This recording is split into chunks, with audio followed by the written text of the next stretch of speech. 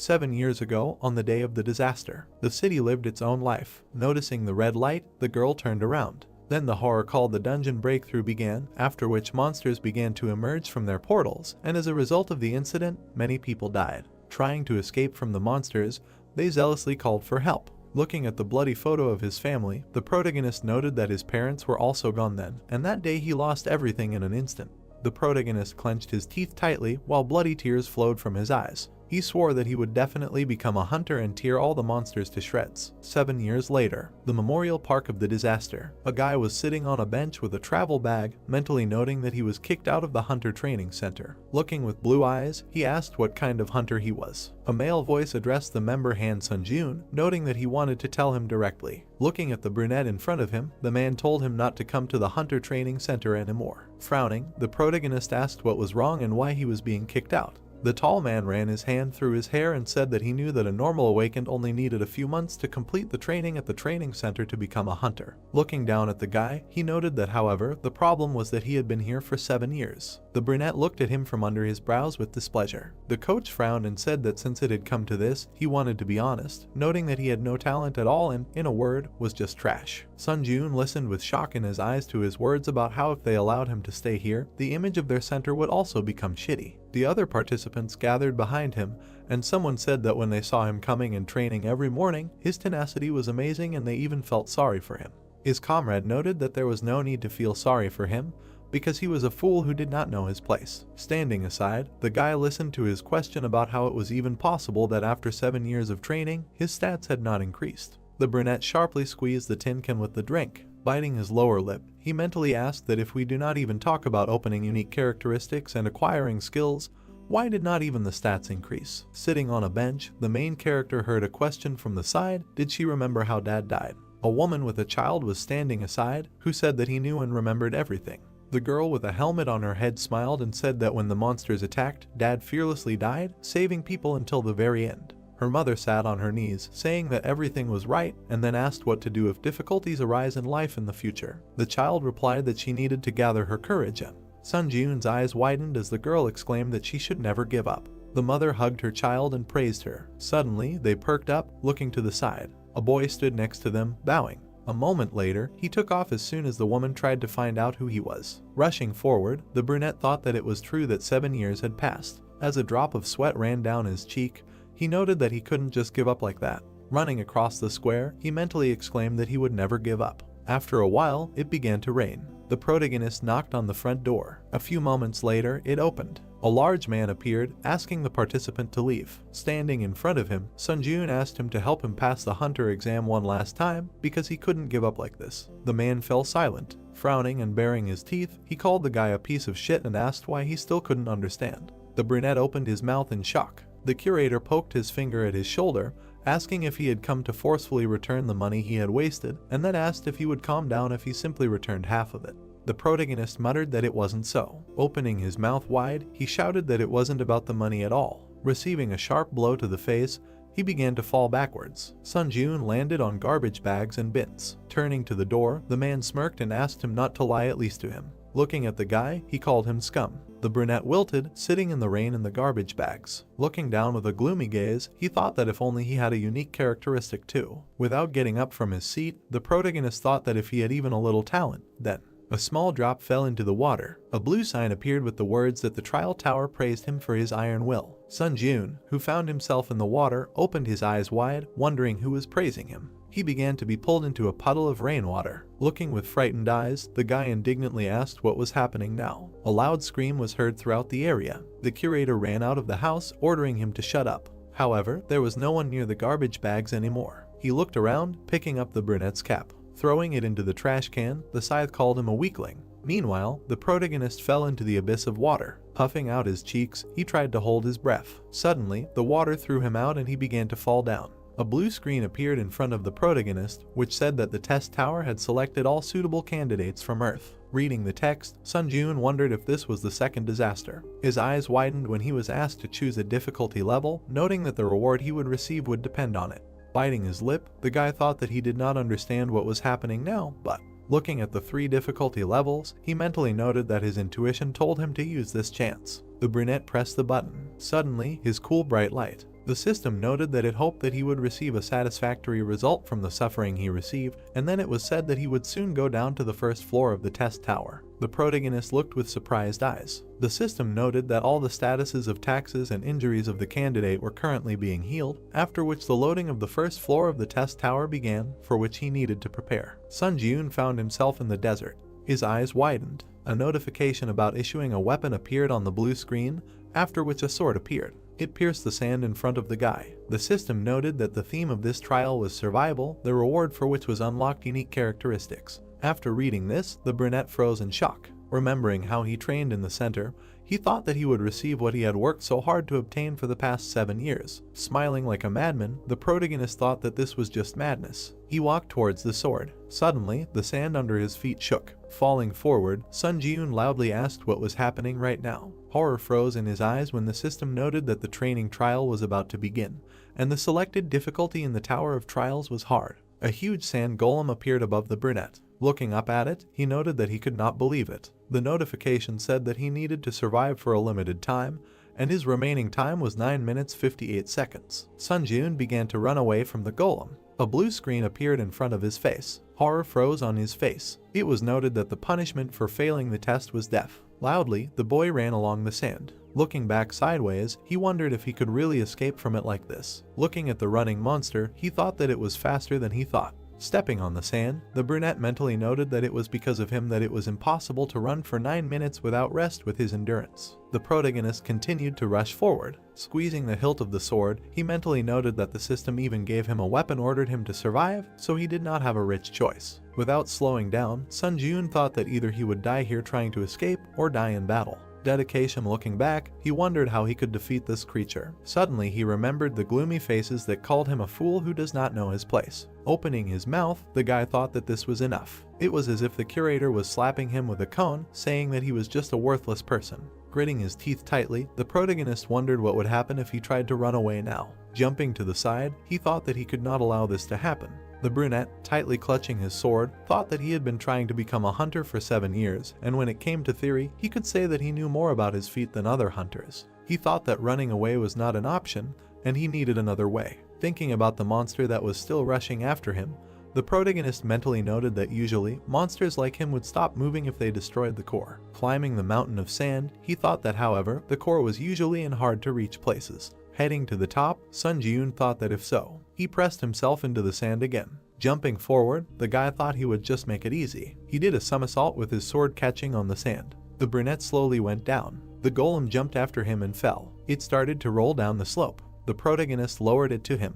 Jumping up, he realized that now was the time. Finding himself on the golem, Sun Ji-yoon spun that he could reach it. He smiled smugly. After that, he hit the core on his chest. The sword slightly cut the stone. The guy's mouth opened in shock as the sword was thrown back in his hands. There was a small crack on the core. When the monster smiled, he thought that this core was much stronger than it looked. Gritting his teeth tightly, the brunette cursed with a frightened face. He swung again, thinking that if he could hit again. A huge hand grabbed him. Opening his mouth, the protagonist screamed loudly, thinking that he knew it. The golem brought it close to his face and he began to hear words about how he was worthless, pathetic, and just a fool who did not understand his place. Sun Ji-yoon tightly gripped the hilt of his sword with a bloody hand. Fury flashed in his eyes as he ordered all the voices to be silent.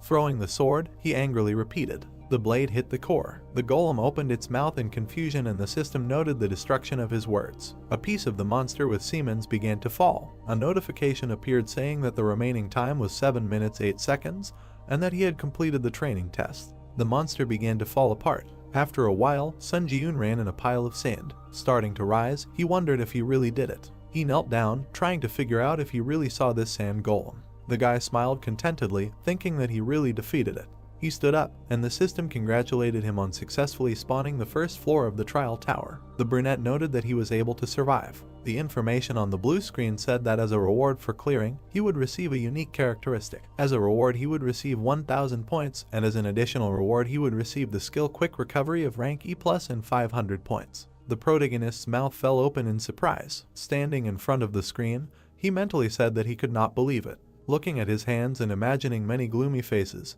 he thought that he had put in a lot of effort over the past 7 years, and the only thing he received in return was disdain and ridicule. he was notified of the unlocking of the unique characteristic necromancy rank F. Sun Ji-eun froze, mentally noting that now he could become a hunter. However, sadly lowering his eyes, he thought that all this would only happen if he survived. Suddenly, his eyes widened. Seeing the red and black clot of energy in front of him, the brunette wondered what it was. Holding his injured shoulder, he asked if it was true that a black fog had appeared where the golem had died. He touched it. Tablets appeared with words stating that his unique characteristic had been activated, and then he was asked if he wanted to absorb the soul of the sealed golem. Looking with shocked eyes, Sun Ji-eun wondered if this black fog was his unique characteristic. He pressed the button with a positive answer. Shreds of energy began to emerge from the core, heading towards the guy. His eyes widened in surprise. A blue tablet appeared with words stating that he had absorbed the soul of the sand golem, and that his skill had increased by 7%.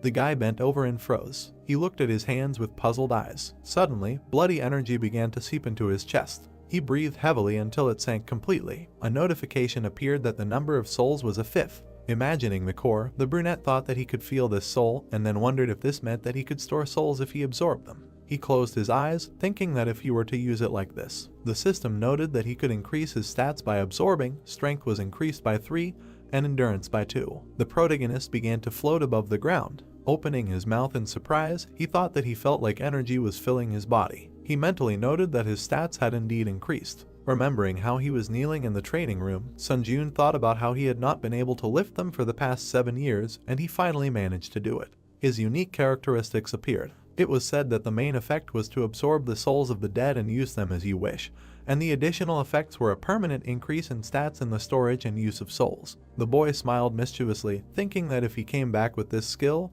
he could become a hunter. A portal appeared in front of him, and the system asked him to go to the waiting room. The brunette looked at the portal. Heading towards it, he said that he thought he had no choice but to go there. The portal began to open in a different place. A moment later, the protagonist fell out of it. Lying on the cold floor, he muttered that his wounds were worse than he thought. Suddenly, a green light appeared, and his eyes widened. Standing up, Sun Ji-eun looked at his hands and Sagami, where all his wounds healed, and did the body heal after the test. Starting to walk forward, he noticed that in such a spacious room there was only one bed. He lay down on it. Looking at the ceiling, the brunette wondered what he should do now, and was he really able to get out of this tower? He tried to understand why she called him here. Suddenly his eyes widened in surprise. A screen appeared in front of him with the words that the following 5 commands are now available to him: information, smear, community, inventory, trial. The guy stood up, reading that, saying the command will lead to its activation. He began to slap himself on the cheeks, saying that for now he was focused on survival. The brunette activated the trial. The system noted that the time until the trial of the second floor is 23 hours 21 minutes. Sitting on the bed, he noted that he still had many trials ahead of him.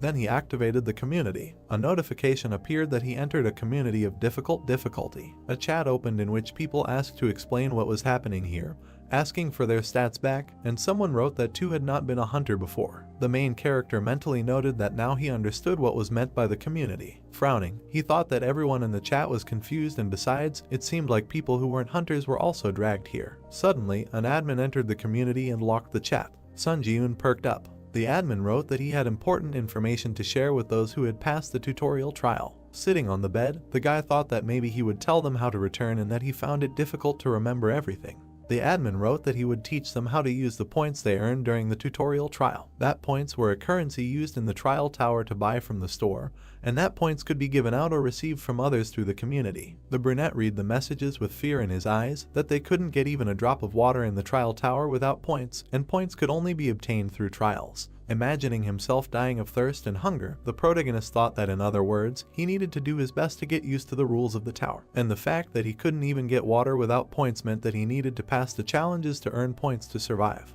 The admin wrote that that was all and exited the chat, unblocking it. The protagonist touched his face, saying that he thought he could become a hunter if he just came back. He looked away. Looking at the sword on the wall, Sun Ji-eun said that he couldn't do much with just a sword, and then activated the store. After a while, he covered himself with a shield. The guy swung his sword, thinking that all the hunters had lost all their stats when they entered the tower. He kicked off the floor with his foot, mentally noting that, however, it should be easier for them to master the skills they had previously mastered. The brunette with the sword jumped to the side, thinking that this is why he can't forget that he is not on the same starting line with them, and if he does not train, he will not be able to catch up with them. After a while, he was lying on the floor exhausted. A soft light appeared around his body. The protagonist stood up and stretched his body, saying that thanks to the healing effect of the waiting room, he can train without problems and prepare for the next trial. He froze when his stomach growled loudly. Sunjun opened his inventory, asking what to do with his hunger. He looked at the contents of his inventory. Clenching a piece of dried meat between his teeth,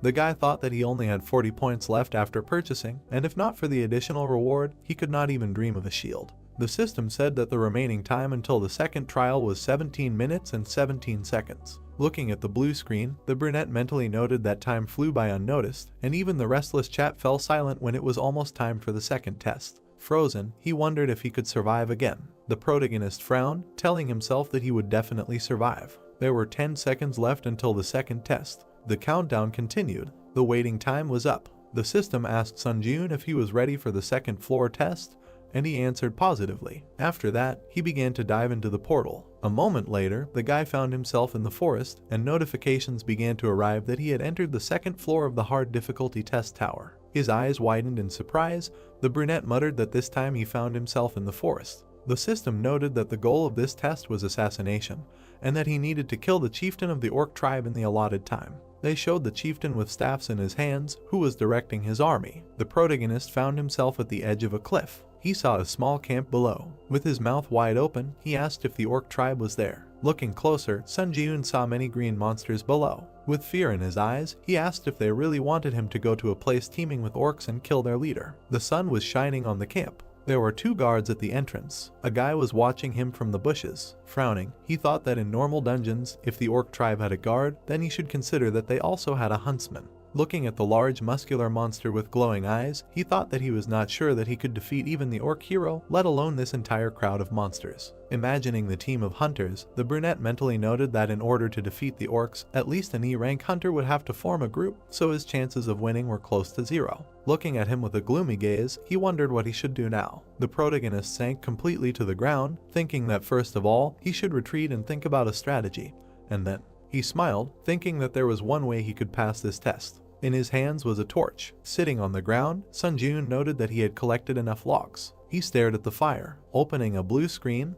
the guy stuck the torch in it. It appeared in his inventory. Smiling contentedly, the brunette noted that it really worked. Birds flew over the green forest. Watching the orcs, the protagonist noted that they looked like lazy pigs, but in fact, they were a very conscientious race. Hiding behind a tree trunk, he thought that the huntsman should go hunting in the morning and return by sunset, so there was plenty of time. Imagining the crowd of green warriors, Sunjun thought that he had only one means to break through the numerical superiority, which was the biggest obstacle to the goal of this trial, and that was fire. He furrowed his brows confidently. The boy watched the entrance to the camp. Sitting by the trunk of a tree, he mentally noted that according to the Hunter Association, the orc sentry did not stand guard all the time, but returned to the village during meals or rest breaks. Rushing forward, he threw the torch. Running through the forest, he threw fire into the trees. After a while, the forest along with the camp began to burst into flames. The orcs began to run with buckets of water, trying to put it out. Looking at the thick smoke rising from the camp, the protagonist thought that when the fire completely engulfed the village, he would no longer have to worry about running into the orc rangers returning from hunting.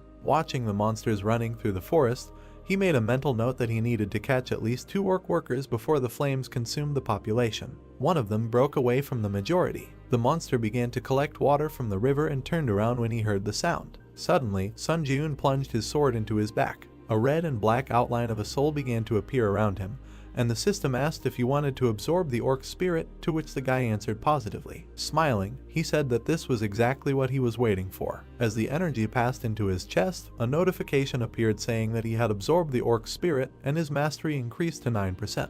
Then another tall orc approached him from behind. The brunette, gritting his teeth, began to turn around, recognizing the sentry in him. A moment later, he blocked his blow with his sword. Frowning his dark brows, he activated absorption. A blue light appeared, and the system noted that he could increase his stats using the spirits he owned, and his strength was increased by 4 and his agility by 2. The protagonist swung his sword furiously. Meanwhile, the fire was spreading. After a while, Sunjun absorbed the orc's soul, activating the accelerated regeneration skill, and that he could again increase his stats using the spirits he owned. The guy clenched his fist, seeing that his stamina was increased by 4, strength by 2, and agility by 3. He thought that now he did not risk dying when meeting another sentry. After a while, the sick man came out of the fire. Some orcs looked at him with frightened eyes. Frowning, he mentally noted that there were 3 orc hunters and 1 sentry in front of him. Looking inside the camp, the protagonist thought that he needed to add the barely old chieftain, a total of 5. Looking towards the chieftain, he thought that if he carefully went around the sentry,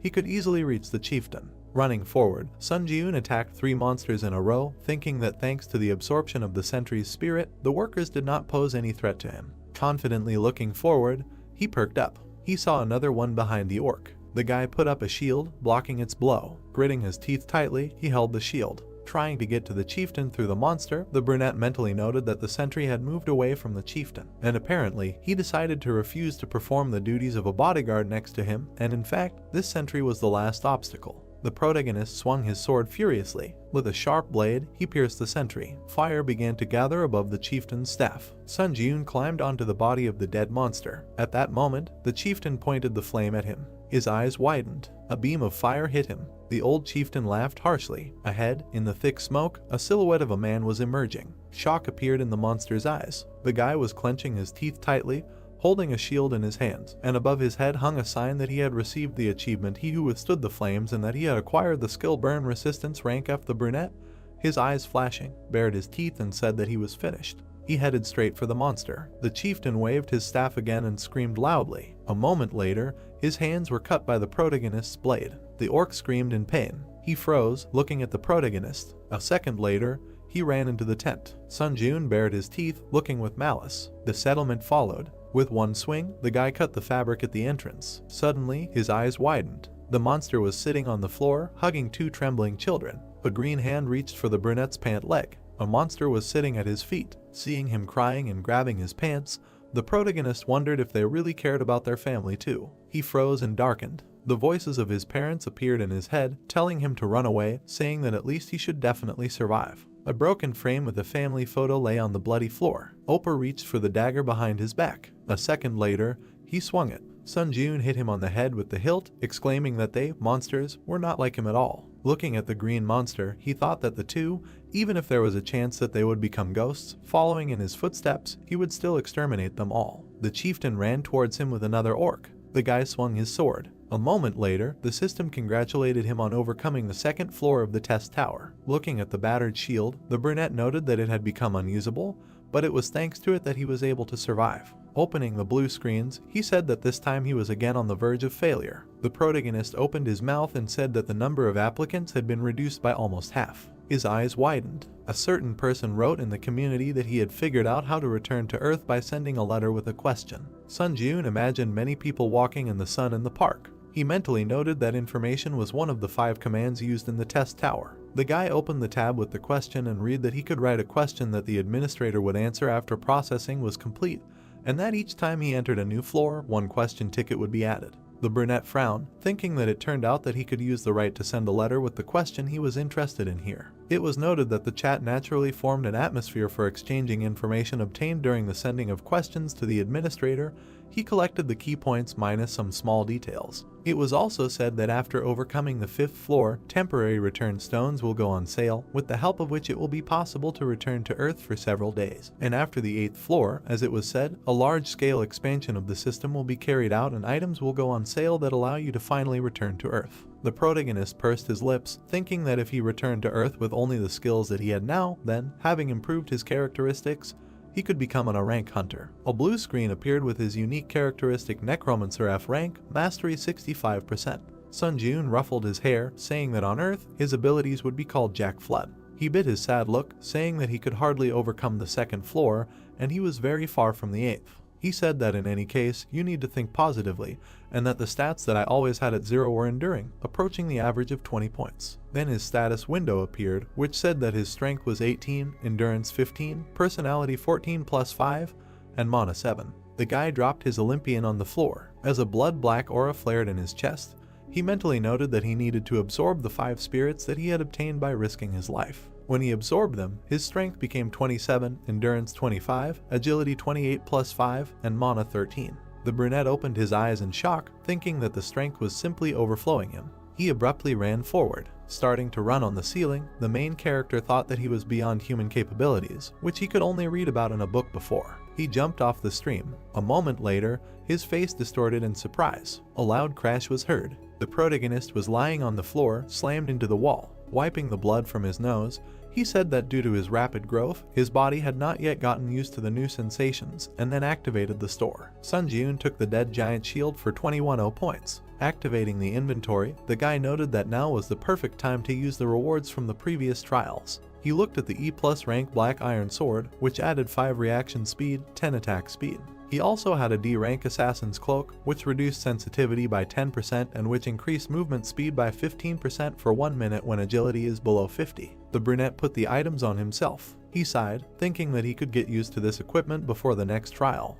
The protagonist rushed forward. He grabbed the hilt of the sword. Sun Ji-eun swung it, mentally noting that he would become so strong that no one would be able to catch up with him. Water flowed down the stalagmites in the cave. Inside it, a guy appeared through a portal. The system noted that the 3rd floor of the high difficulty trial tower had been entered, and the theme of this trial was a duel. The brunette opened his mouth in surprise, asking if he was in the cave. He raised his head, looking into the crevice above. The protagonist perked up when he was notified that a dark guardian would appear in 10 seconds. He got into a fighting stance, thinking that like the sand golem, it could appear from anywhere, so he had to be on guard. There were 5 seconds left until the dark guardian appeared, 3 seconds, 1 second.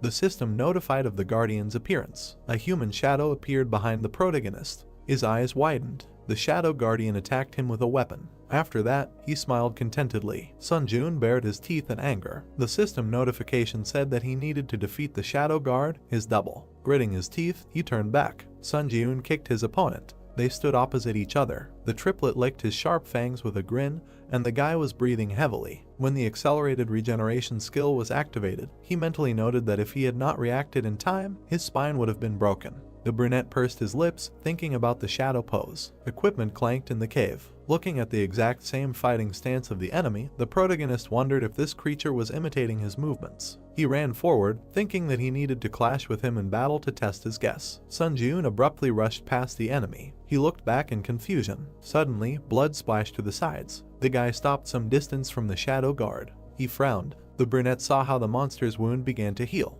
He angrily clenched his teeth. The protagonist grinned, noting that he also had a recovery skill. The enemy ran at him. The monster just as unexpectedly rushed past. Sun Ji-eun put his foot forward, thinking that he was right that this monster was repeating all his attacks. He hit the guard, not allowing himself to be attacked. The guy ran forward, mentally noting that in this case, he could use the weaknesses of his swordsmanship to crush this creature. A fierce fight began between them. The protagonist swung his sword. Suddenly, the tip of the sword appeared in front of his face. The sound of a blow was heard. The opponents jumped in different directions. The brunette opened his mouth in surprise, mentally asking what just happened. The sword flew up in the air. The monster began to powerfully attack him. Sun Ji-eun clenched his teeth, wondering if he was imagining things, and then wondered if this one had really managed to become so strong in such a short period of time. The monster and the guy jumped back. The monster perplexedly shook itself. Black and blue energy began to blaze from the brunette's body, and the system noted the activation of the exclusive effect of the killer's cloak, which increased movement speed by 15%. The protagonist frowned, thinking that if this fight dragged on, he would be in danger, so he needed to deal with it within 1 minute while the timer was active. The guard bared his teeth and growled. Sun Ji-eun rushed forward at great speed. He rushed straight at his opponent. A second later, he dodged the blow. Grouping himself, the guy hit the monster again. Then he put his sword to its throat. Then the enemy pierced it. The brunette smiled contentedly, thinking that he had succeeded. The guardian screamed in pain and began to fall backwards. Extending his arm, he cut off the protagonist's arm that held the sword. Sun Ji-eun looked at the splashes of blood in shock. A moment later, he screamed loudly. Squinting his eyes, the guy told himself to pull himself together since this was not the end. Looking at the monster, a question arose in his mind. The brunette frowned, wondering why he was not moving. He mentally noted that even though that creature had a good healing skill, it still took some time to recover. While his bloody hand with the sword lay to the side, the protagonist thought that he should kill the Dark Guardian right now, but it was unclear how he could do it without a sword. He breathed heavily, seeing that the remaining time of the skill was 11 seconds. Sun Ji-eun put a shield in front of himself, mentally noting that perhaps he was going to real madness now. Putting his leg back, he rested his foot on the ground, thinking that it would be better to pull off such a crazy trick than to die. The guy rushed forward. His opponent perplexedly shook himself. The brunette approached him. The monster bared his teeth and swung his shoulder. Meanwhile, the protagonist ran at him with a sword. A moment later, he hit him. The monster flew away from him a huge distance. Dust rose in the air. The wounded monster, twisted, lay on the ground. Blood flowed down his face. Sun Jun stood next to him with a shield and swung. Baring his teeth, he wished death to his opponent. A moment later, he hit the monster. His head flew to the side. The system congratulated him on passing the 3rd floor of the testing tower. Then he entered the waiting room of the 4th floor, and all of the guy's wounds were healed. He looked at his hand, which was previously cut off. He touched the wall with it and looked at it. Then the brunette punched him. The wall was covered with huge cracks from the impact. The protagonist smiled widely, noting that this was a flawless healing. A notification appeared saying that the number of souls in his possession was a 5th. Remembering how he sucked in the Dark Guardian, Sun Jun mentally noted that this was the spirit of the double that he had lost his mind in the cave after passing the trial of the 3rd floor. Looking with surprised eyes at the bright light from his chest, the guy thought that the consistency of the spirit was so dense that it could not be compared with the monsters that he had absorbed earlier. A notification appeared saying that the mastery of the unique characteristic necromancy had reached 100%, and the rank of the unique characteristic necromancy was raised by 1 level to E rank. A 3rd additional effect appeared, which, when absorbing the spirit of a skillful person, gave a certain probability that one of the skills imprinted in the soul could be given. After reading about it, the brunette's mouth dropped open in shock, wondering if he could really absorb skills. Thinking back to himself in the orc camp, he mentally noted that just like how he was able to obtain accelerated regeneration only after being on the brink of death several times, skills could never be obtained with a snap of a finger. The protagonist smiled widely, saying that in his entire life, the thought of being given such a mind-blowing unique characteristic had never crossed his mind. And of course, it shouldn't be overlooked that the description said likelihood of acquisition. He said that he thought he just needed to check how lucky he was, that's all. Blue screens appeared in front of him, indicating the entrance to the high-difficulty 4th floor community. Sun Jun said that this was his 3rd time returning to the waiting room, so the environment already seemed so familiar to him, as if he was at home. He perplexedly perked up. The chat was bursting with messages that apparently the 4th floor test would not be individual, but a group one. Looking at the screen, the guy wondered if it meant that there would be a joint test and a team of players would be formed. A certain player wrote that he might be exaggerating, but he was sent a response saying that the theme of the next test would be a competition. He asked if this would mean that the players would have to kill each other. The brunette froze in horror. Remembering the pools of blood, he wondered if it meant that in the next test there was a chance that he would have to kill a person. The system noted that the selection of candidates was complete, and that the 4th floor test was beginning, which would last 24 hours, and the condition for successfully passing the joint test was to defeat the Goblin King within the allotted time. The fortress wall of the castle appeared in front of the players. It was noted that the condition for failing the test was the destruction of all the candidates selected for the team or the passage of a certain amount of time, and that the penalty for failure was death. The protagonist moved to the floor. Other players appeared in front of him. They were standing on the ground, on which a pentagram was drawn. Sun Jun pursed his lips, thinking that he was embarrassed, since recently he only crossed paths with monsters. He looked away when a player suggested introducing themselves to each other, since they were now a team. The brunette with a staff in her hand said that her name was Lee Heian. She smiled and added that she specializes in providing support to the team and was also an E-rank hunter on the outside. The girl turned around when another player noted that in that case, he thought that their team was not a complete bunch of scum. Lee Sung-hoon threw a large two-handed sword over his shoulder and introduced himself, saying that he specializes in close combat and was a D-rank hunter on the outside. Sun Jun frowned, thinking that unlike this, hunters of this rank always behave politely on Earth. Looking at them, he said his name and that he also specialized in close combat, but was not a hunter on the outside and was only undergoing training. The brown-haired man gritted his teeth and asked if that meant he was just a cadet. The guy perked up and darkened when he was ordered not to get underfoot. He looked up. Looking at the man, the brunette said that he nevertheless believed that he was a good fighter and could handle the role assigned to him. Sung-hoon frowned and replied that if he decided that he was only causing harm, he would immediately eliminate him. Imagining the dark, mocking silhouettes, the brunette thought that he had long been accustomed to such looks. Frowning, he handed over his weapon, thinking that for a moment he had managed to forget about his past. The brown-haired man turned around and looked back, calling out to the cadet and telling him to stay behind and take care of the small mobs. The protagonist mentally noted that not only was he annoying him, but he could also confidently say that his abilities were more than enough to return his words in kind. Looking at the large gates of the fortress, he concluded that the Tower of Trials was all about skills. System notifications began to appear with words about how to cooperate with his team members and complete the trial before the other team, and then they noted the opening of the main gate of the Citadel. The gates began to lower. Goblins immediately burst out of them. Sung-hoon took the blow of 3 of them. Covering himself with his sword, he loudly asked how the goblins could move in such a battle formation, and then began to demand Sun-joon to fight. The guy looked at him with a gloomy look. Standing by the corpse of the slain goblin, he noticed that the 2 mulattoes did not look in his direction. Heian exclaimed behind him that her spell would be completed any minute. The brown-haired man holding back the monsters shouted, telling her to stop chatting and make some kind of buff as soon as possible. The girl replied that she had already used all her support spells. The brunette approached her and addressed her, saying that it seemed that he needed help, and he left her for a while.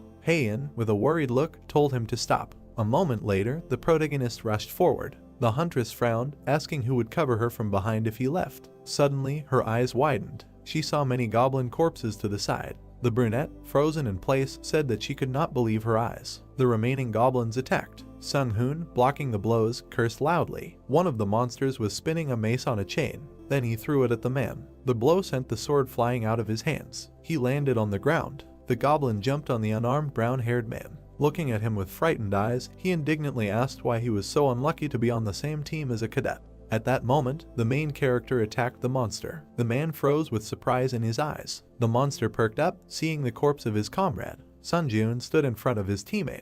Without turning his head, he told Sung-hoon to stand aside. The hunter opened his mouth in confusion. Flashing an evil look, the guy told him not to get under his feet. With lightning-fast movements, he began to kill his opponents. When the corpses flew in different directions, a notification appeared that he had received the title of Goblin Hunter. Watching, the man opened his mouth wide in horror. The hero walked between the goblin corpses, absorbing dark energy. He frowned and noticed that the black haze of his unique characteristic remained invisible to their gaze, so he could absorb souls as much as he wanted without any problems. Notification: increased stats using spirits you have. Strength increased by 3, agility increased by 4, endurance increased by 2, toughness increased by 7. Absorbed one of the Goblin Guardian skills. The brunette shuddered in surprise and read about the new skill. Skill: Guardian Sensitivity F Mastery 0%.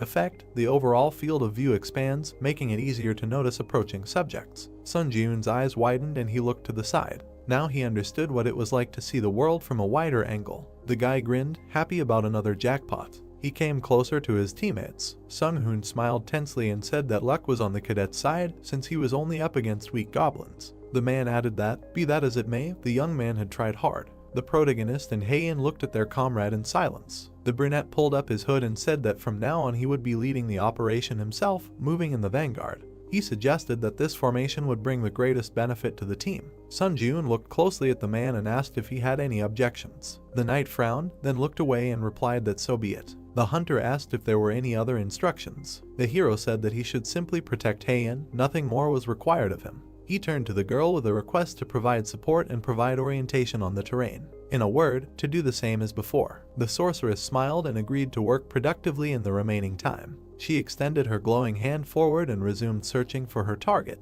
The hero continued attacking the goblin squads, absorbing their souls and increasing his skill level to 12% for now. Time remaining, 14 hours 37 minutes. Night had fallen. The trio walked between the debris. The girl noted that although the goblins had been attacking with varying frequency, everything was too quiet now. The brunette stopped and looked ahead, then suddenly rushed forward without explaining anything. His teammates hurried after him in surprise, asking what had happened. Heian looked ahead. In front of them was a square with a fountain strewn with dead goblins. Sun-joon assumed that the other contenders had already been here. The man looked around in amazement and asked if the rivals really had rocket turbines instead of legs. The hero touched the monster's blood and noticed that it was still warm, which meant they could catch up with their competitors if they hurried. If the other team won, they, who failed the test, would die. The brunette raised his head and said that they had better hurry. The goblins were running to attack. Someone stood and hit his shield with a sword, attracting the monsters. One of the monsters looked back, feeling someone step on him. The guy with the blades was sitting on the goblin's shoulders. He grimaced and muttered that he was already sick of hunting goblins. The hunter expressed hope that this was the last fight before going to the boss. The monsters rushed at him. The player jumped up, dodging the attacks. He bared his teeth and his eyes lit up. A few moments later, the guy was already standing among the corpses. The knight and the wizard looked at Lee Seon and praised him for a job well done. The assassin grimaced and complained that he had to do everything alone. He turned to a knight named Lee Jin-hoo and asked if he liked skimming off all the cream. The other man smiled awkwardly and asked him not to say that. Seon snorted and demanded that he go and open the boss room. In front of them was a tall gate with an eye. The assassin looked at his retreating teammate and said that he wanted to finish everything quickly and have a good rest. The guy turned around and promised that he would open the door immediately. The knight turned away and grimaced, thinking that the hunter treated him like a little dog. Notification: condition fulfilled. All members of the challenger team have entered the Goblin King's Spire. The boss battle will not begin until only one of the two teams remains. Jinwoo shuddered when a red wall appeared in front of him. Notification: it will be impossible to escape from the current location at this point. All team members raised their heads. An energy cube covered the entire space around them. Sion frowned and asked what kind of nonsense this was. The wizard twitched and drew the assassin's attention to look away. The protagonist's team was approaching them. Sun Jiun looked at his opponents grimly. The opponents looked at each other, and Sion cursed and muttered that he wanted to end it as soon as possible. The protagonist frowned and said that he would fight alone, and asked Heian to provide him with a buff that increased agility, and all the other buffs could be provided to the gladiator. The girl looked closely at her companion and said that she had seen with her own eyes how strong he was, but perhaps humans would be scarier than all of these monsters combined. The opponents looked at them menacingly. Sun Jiun turned to his partner and replied that if he felt that he was in danger, he would immediately give a signal. Until then, he would count on her support. The sorceress held her staff out in front of her and said that she would do her best. Agility increased by 2. The agility boost effect lasts for 10 minutes. The hero moved forward, his body surrounded by a glow. The guy thought that he was convinced that he had already surpassed the skill level of the average hunter. In addition, he had just killed more than 30 goblins. Sion took a fighting stance and ordered the team to prepare for battle. Sun Jiun rushed to attack, deciding that his current self was strong enough to cope with this test. The guy quickly approached the opponents. The assassin frowned and sweated. He suddenly jumped behind the knight and ordered him to immediately use his shield at full power. Jinwoo frowned and activated his defense. A golden energy field appeared in front of the three. The protagonist swung and hit the shield, cutting it into pieces. The enemy team shielded themselves with their hands from the gust of wind. Sun Jiun immediately rushed forward, attacking each of the opponents. Heian and Sung Hoon looked at him in shock. The brunette exchanged glances with the enraged assassin. The guys entered the fight, exchanging blows. Sion gritted his teeth, parrying the blows. The brunette thought that his opponent's skills were clearly inferior to his, but, surprisingly, he easily repelled all the attacks. His eyes flashed and decided that he should act more decisively. The warrior appeared behind the enemy and cut the air with his sword, confident that now the opponent was finished. The assassin parried the attack with his blade. Sun Jiun was stunned by his skills. The enemy gritted his teeth, and his eyes burned. The hero guessed that the assassin was able to see the trace of the blade aimed at him. Sion jumped back, but then a shield appeared in front of his face. The guy frowned, realizing that this limited his field of vision. The brunette appeared from under the shield and pierced the enemy in the chest. Sion coughed and was indignant. What bad luck. Notification: congratulations, you have completed the special task. Bonuses will be added to the reward for completing the 4th floor. The teammates approached the hero. The girl noticed that his hands were shaking. She looked at him worriedly and asked if everything was okay. The guy's face looked detached, but he answered that everything was fine. Heian looked closely at her comrade, guessing that he was in shock because of the murder he had just committed. It seemed to her that the hero was a strong and cold-blooded person. Sun Jiun turned to them and asked if they were ready to go to the boss right now. The partners confidently agreed. Blood spurted from the Goblin King's mouth. The brunette pierced him with his sword, jumping from behind. Notification: the test target, the Goblin King, has been destroyed. The boy jumped to the floor and the body of a monster fell behind him. Sung Hoon looked at the hero in shock and thought that he must be a monster. Notification: congratulations, you have passed the 4th floor of the trial tower. As a reward for breaking through, all stats have been increased by 4. As a bonus reward, the skill instant acceleration was received. Teleported to the waiting room. The gladiator turned around and said that he would leave them first. The hero stood in front of the sorceress. He said that he hoped that she would return safely. The girl looked at him carefully and said that her words may have been out of place, but the boy only did what he had to do. The bodies of the defeated players lay behind them. Heian added that someone had to kill the enemy team anyway. If the hero had refused, she would have joined the fight. The brunette looked at his interlocutor in surprise. He smirked and replied that after her words, his soul felt better. The guy looked questioningly at his partner, who pointed her finger into the air. A notification window appeared in front of him. The challenger Heian sent you a friend request. The girl turned around and said that, one could say, the test of the 4th floor was completely passed due to his power, so she had a feeling as if she was indebted to him and this made her a little uneasy. The sorceress blushed slightly and asked to find Heian from the White Guild in the future when he returned to Earth. The hero watched her in surprise until she disappeared into the portal. Sun Jiun turned around to look at the dark energy swirling nearby. Left alone, he had to make a decision. Glowing cores hung over the bodies of the dead. Would the guy decide to absorb a human soul or not? When he made sure that he was capable of something like this, he postponed the absorption process for later as he felt that he was about to cross an irreversible line. Now the hero has made up his mind. He jerked his hand, and energy began to emanate from the dead man's body. Sun Ji-eun stretched out his hand, absorbing the power, and thought that although he had no intention of killing people to become stronger, in a situation where he had no choice, he would have to resort to murder. In addition to his original desire to become a hunter, new ambitions were already beginning to sprout in his soul. The trial tower had given him a chance, and he would take full advantage of it. The hero wants to continue climbing to the top of the trial tower. The brunette passed through the portal and entered the waiting room of the 5th floor. Notification: system expansion begins. A ranking system for applicants has been created, and the results of the trials are being summarized. The guy looked at the system window in surprise. The window required entering a nickname. Sun Ji-eun thoughtfully touched his chin and then entered the word. Your nickname has been changed from Sun Ji-eun to Hunter. The results of the 4th floor trial are being summarized. 1 Kim Seung-hoon, 2 Lee In-hoon, 3 What's an alias change, 4 Hee Sun-ah, 5 Artisan of the Brain, 6 Overpowered Sword. Everything was in plain sight. The guy tapped the screen to check if he was somewhere on this list. The hero's eyes widened, finding himself in 16th place. His 4th floor challenge breakthrough time: 11 hours, 14 minutes and 51 seconds. 4th floor challenge breakthrough process: SS+. 4th floor challenge clearance result: B+. 4th floor challenge overall summary: A. The brunette looked at the notification and noted that his ranking was much higher than he thought.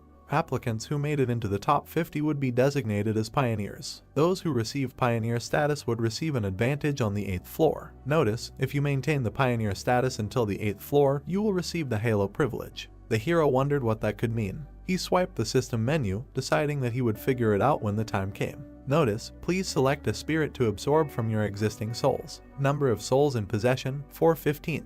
Dark energy swirled in the hero's chest. Increase stats using the spirits you have. Now he felt that he had finally crossed the boundaries of human capabilities. The boy clenched his fist, feeling a new strength. Purchase of the Homecoming Stone. You can now leave the trial tower for 3 days and return to your original location. Sun Ji-eun took the weapon and squeezed the artifact to see if it could move along with his equipment.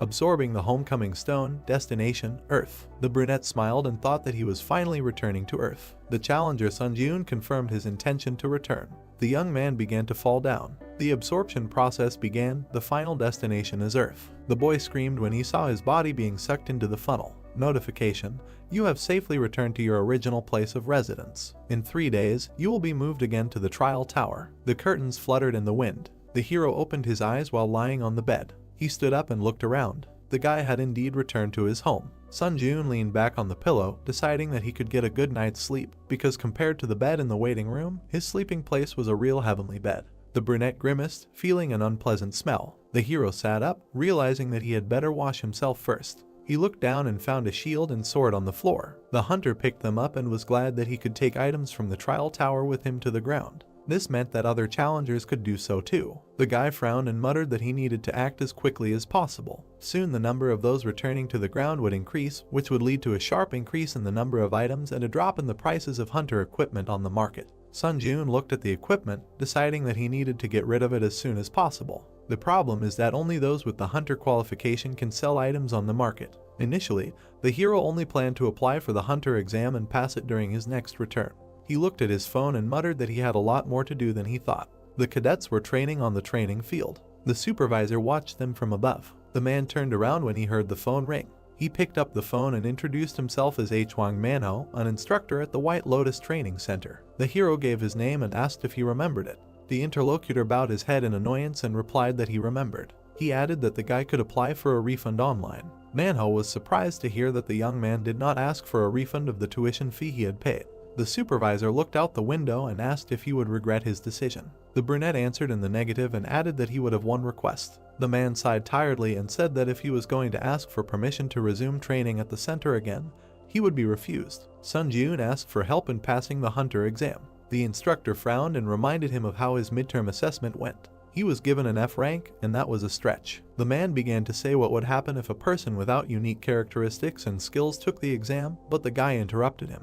He asked if the supervisor couldn't help him, even though the young man refused to return the money. Manhwa shuddered and replied that he could calmly change his mind because money is never superfluous. The hero smirked when he heard such an answer. He looked forward decisively and offered the instructor to make a deal. All he had to do was arrange for the guy to pass the hunter qualification exam today. Sun Ji-yoon got out of the shower and dried his hair with a towel. He looked in the mirror at his body, his pumped up muscles. The brunette examined himself and concluded that, proportionally to his progress, his body had changed a lot too. The hero got dressed and muttered that now was not the time to admire his beloved self. He needed to hurry to take the exam. The guy went out into the hallway and met his neighbor. Sun Ji-yoon looked at her and thought that he really missed such a normal everyday life. He bowed and greeted the girl. She turned and greeted him back, thinking that this was the same neighbor who had been trying to become a hunter for 1,000 years. The brunette passed by, smiling and wishing her a good day. The woman blushed slightly and muttered if this guy had always been so tall. The hero waved his hand near the road, but no taxi stopped. He thoughtfully looked away. A few minutes later, the guy was already racing forward, jumping between the roofs of houses. Sun Ji-yoon grinned and muttered that running to the destination was also a good option. The guy pushed off and thought he would soon be there. Hunters Association. The brunette entered a tall building and stood in front of two men. The young man smiled and said that he had not seen the instructor for a long time. Manhwa chuckled and replied that not much time had passed since their last meeting.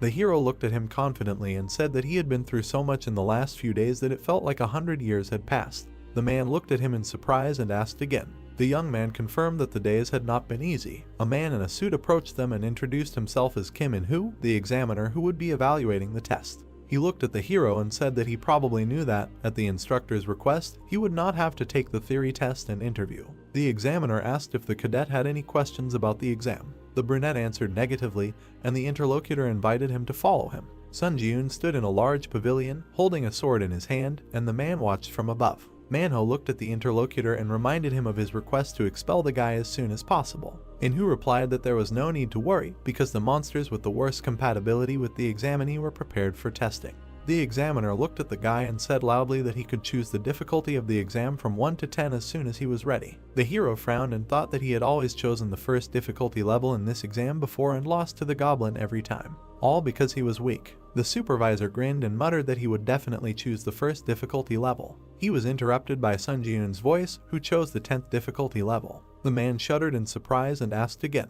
The brunette looked at him with a smirk. The instructor grimaced and said that he was a sick bastard. Notification, exam begins. Firebird hunt. A flaming monster appeared in front of the guy and screamed. The hero twitched. The notification said that the movement was slowed down by 25% due to the skill predator's roar. The blade of the sword cracked. The instructor grinned and thought that the boy would never pass the exam because he had slightly adjusted his weapon. Manhwa looked down at the hero, expecting his humiliation. The firebird flew up, blowing heat on the boy. Sun Ji-yoon's eyes sparkled, looking at the approaching enemy. The instructor remembered the day he passed his exam. Having finally become a hunter, he thought that he was the best. However, gradually the gap with his peers began to widen, and in the end, the man gave up trying to fill this gap. The world of hunters is based on innate talent. He accepted this fact and stopped trying to change anything. People are forced to give up when they feel a wall in front of them that they cannot overcome. The man was sure that everyone did this, not just him. Therefore, the instructor believed that it was time for the main character to give up too. Sun Ji-yoon put out his sword to parry the blow, but suddenly the blade cracked. The brunette looked at the blade in surprise and jumped back. The boy thought that even if it was a low-level weapon, there was no way it could crack so easily. The hero frowned and glanced sideways at Manhwa, guessing his plan. The curator smiled ominously and wondered what the boy would do with the broken sword now. The monster rose higher with a scream and attacked with a fireball. Sun Ji-yoon frowned and decided that he was even glad that things turned out this way. The perfect situation to test the skills he managed to get on the 4th floor of the test tower. Instant acceleration. The brunette crouched, then pushed off and landed on the ceiling above the bird. The hero smiled slyly and thought that this was much better than the increase in movement speed when using the buff of the assassin's cloak. The monster growled and began to prepare for another attack. Sun Ji-yoon pushed off and plunged the broken blade into the enemy's eye. The bird howled in pain. The guy landed on the floor and muttered that the sword was, as expected, too short. He picked up one of the slabs from the floor and swung it at the guy, managing to slice his head in half. The slab smashed into the wall, breaking through the crossbars of the balcony where the men were standing. The curator turned around, dumbfounded, and asked what the hell this bastard was doing. The exam was over. Congratulations. The monster fell down. Sunjun waved his hand and asked if the audience was okay because he didn't expect the tile to fly to them. The brunette smiled decisively. The woman smiled widely and handed the hero a hunter's card, congratulating him on successfully passing the exam. The guy accepted it with gratitude. The interlocutor said that since he was registered with the Hunters Association, he could now officially engage in hunting activities. He looked at her and clarified whether she meant entering the dungeon and selling items. The woman answered in the affirmative. Manhwa slammed the table and asked the man sitting opposite how this could even happen. The examiner promised that the guy would fail within 10 seconds, but in the end, he passed the test in that time. Manhwa straightened his tie and muttered that the interlocutor really knew how to joke. The man looked at the instructor and declared that he had done everything in his power. Based on the stated data, Cadet Sunjun would never be able to pass this test. Manhwa frowned and asked if it was possible to assign the youth a lower rank. The examiner was surprised. Where else could it be lower? He killed a monster in 10 seconds, which is aimed at cadets who received rank D at the midterm assessment. If the hero was assigned rank D, he could appeal. Sunjun entered the conference room and said that he received a hunter's certificate. Manhwa coughed and congratulated him. The guy came closer and looked at the curator, noticing that he did not look very well. Manhwa smiled tensely and congratulated the interlocutor on his status as a hunter. The hero looked at him and said that, if his memory serves him correctly, the man reached rank C before retiring. The man tensely asked him what he meant. The brunette tilted his head and said that the instructor said that he considered him scum, but perhaps he really was that scum. Manhwa's face was distorted with hatred. The instructor swung at the young man, shouting that he had completely lost his fear. The examiner tried to calm him down. The hero smiled and thought that, contrary to expectations, the man had easily fallen for his provocation. He deftly dodged the fist and hit his opponent in the stomach. The brunette frowned and said that he had just acted in self-defense. Sunjun slapped the curator and added that this was his response to aggressive actions. The man recoiled, not understanding where such strength came from for a C rank. The guy stood in front of the examiner. He looked at him carefully and asked if he was really offering him a job as a direct employee of the Hunters Association. Manhwa answered in the affirmative and added that his salary would be 1 billion won, and a larger amount could be discussed. The man said that the hero would only benefit if he accepted his offer. Sunjun looked at the card and muttered that such an amount was a good start. Manhwa smiled and said that he had simply seen his potential. The guy said that it seemed that the difficulty level of the exam was adjusted arbitrarily. The interlocutor shuddered and sweated. The brunette turned around and said that he would not make a big deal out of it, but it was not in his rules to make a deal with someone he did not trust at all. The hero threw the examiner's business card and left. 2 days later, on TV, the host reported that there were rumors that a mysterious phenomenon called the Trial Tower had been observed among hunters lately. The hero closed his laptop and muttered that everyone finally knew about the Trial Tower. He took the chest and the stone and held the phone in his other hand. Sunjun said that he got rid of the equipment at a very good price. After all, these 3 days were spent very productively. It seems that your time on Earth is coming to an end. Notification: in a few seconds, you will be transferred to the Trial Tower. The brunette looked at the system window and said that he would do it with pleasure. Time is up. You return to the Trial Tower. Now he is again looking forward to his further progress. The guy found himself in subspace. The hero smiled and said that upon his return, he would again have a lot of things to do. The space around him gradually took on the appearance of a room. The hunter looked down and found himself on a bed, so he returned to the tower. Sunjun sat up and muttered that, as expected, you can freely move items between the tower and the real world. The chest and stone lay on the floor nearby, and the hero hurried to throw them into his inventory. The hero pushed off and jumped to the floor. He began to stretch his arms, deciding to warm up and, without wasting time, challenge the 5th floor. Notification: you have earned the achievement First Return. The skill Eye of Truth has been created. The hero's eyes began to glow purple. Mastery: none. Effect: using mana, you can obtain information about the target you are observing, as well as determine whether the opponent's words are true. The guy looked at the system window and concluded that, in addition to obtaining data about the object of observation, he was even able to distinguish between lies and truth. The brunette smiled and exclaimed that this was a real jackpot. Thunder Sword purchased, 55 0 points will be deducted. Hunter Scout Shield purchased, 38 0 points will be deducted.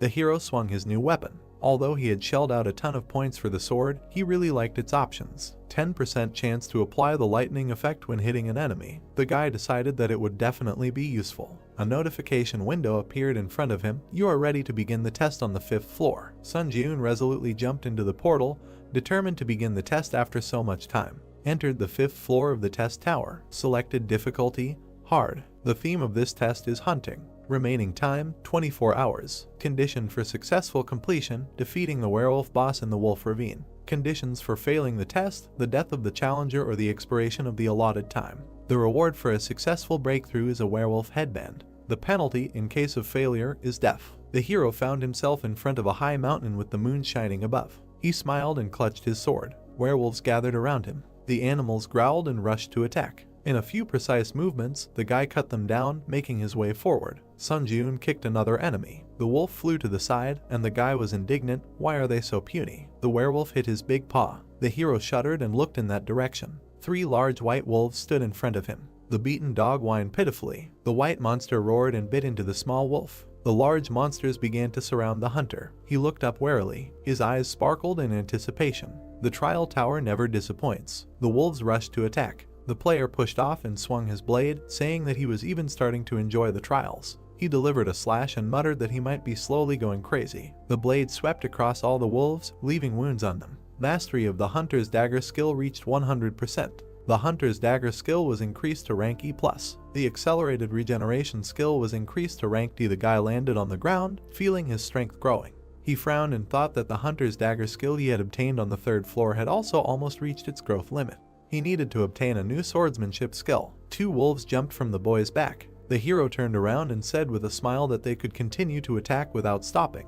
His back was to the scattered corpses that emanated dark energy. The boy raised his hand, absorbing the power, and noted that he had already managed to hunt 3 times, and it turned out that the sword lightning effect appeared even less often than he thought. You have absorbed several spirits of the crazed wolf. Mastery has increased by 16%. The brunette looked at the system window and noticed that the mastery of the unique characteristic was also steadily increasing. If he gave it his all, he would be able to achieve an increase in the rank of his unique characteristic. He moved on, reaching almost the middle of the wolf ravine. Sun Jun stopped. There were corpses of wolves lying around. The hero assumed that there was a conflict in the pack. The boy crouched down to the body and realized that the cut was too clear, which meant it was made by a sword. He looked at the rock and thought that the marks left nearby only confirmed his assumption. Hunters used the eye of truth, and his eyes turned purple. He looked at the wall. A trace of aura, rank D. A trace left after a rather skillful aura neatly split the wall. The boy stood among the defeated monsters, wondering if aura was also one of the skills. Sun Jun frowned and thought that there were too many nuances that did not fit in his head. He felt somehow uneasy. Suddenly, a howl was heard. The hero jerked forward, realizing that it was somewhere nearby. He rushed along the gorge until he noticed something in front of him. Ahead was the entrance to a cave from which a roar was heard. A werewolf flew out of it. He hit the ground several times. The brunette looked at him in surprise, not understanding what was happening. Notification: the boss werewolf required to pass the trial has died. Investigating the cause. Loading. The hero looked at the monster lying at his feet and could not believe that the trial target was dead. Analysis complete. The brunette jerked and looked at the system window. An intrusion was detected in the Sun Jun challenger's trial. The trial target has been changed. Kill the challenger from another dimension who has intruded into your trial. A man in armor came out of the cave. The hero looked at him, processing the information. He realized that the trial tower existed in several dimensions at once, other than Earth. The hunter squinted, trying to understand how the enemy had ended up here at all. The knight looked at him and said that he did not expect the challenger from the underdeveloped world to still be alive. He clarified that the hero was the master of this trial. The man pointed his sword at the boy and decided that he was silent because he was paralyzed by fear of his impending death. The brunette smiled nervously and thought that this bastard was also cuckoo. They stood opposite each other. The hero looked ahead and thought that he did not expect a situation where the target of his test would be killed by an intruder from another dimension. However, he was very lucky that the test did not fail. The brunette frowned. The enemy assumed a fighting stance, and his sword began to shine. He asked if the boy was so scared that he could not utter a word. In that case, the knight decided to end his suffering right then. Sun Jun frowned, noticing that the enemy was advancing. The enemy quickly ran forward. The hero kicked the werewolf's corpse, throwing it towards the intruder. The wolf flew at the knight, but he cut it with his sword. He looked away. The brunette ran around him and swung his sword, saying that he was caught.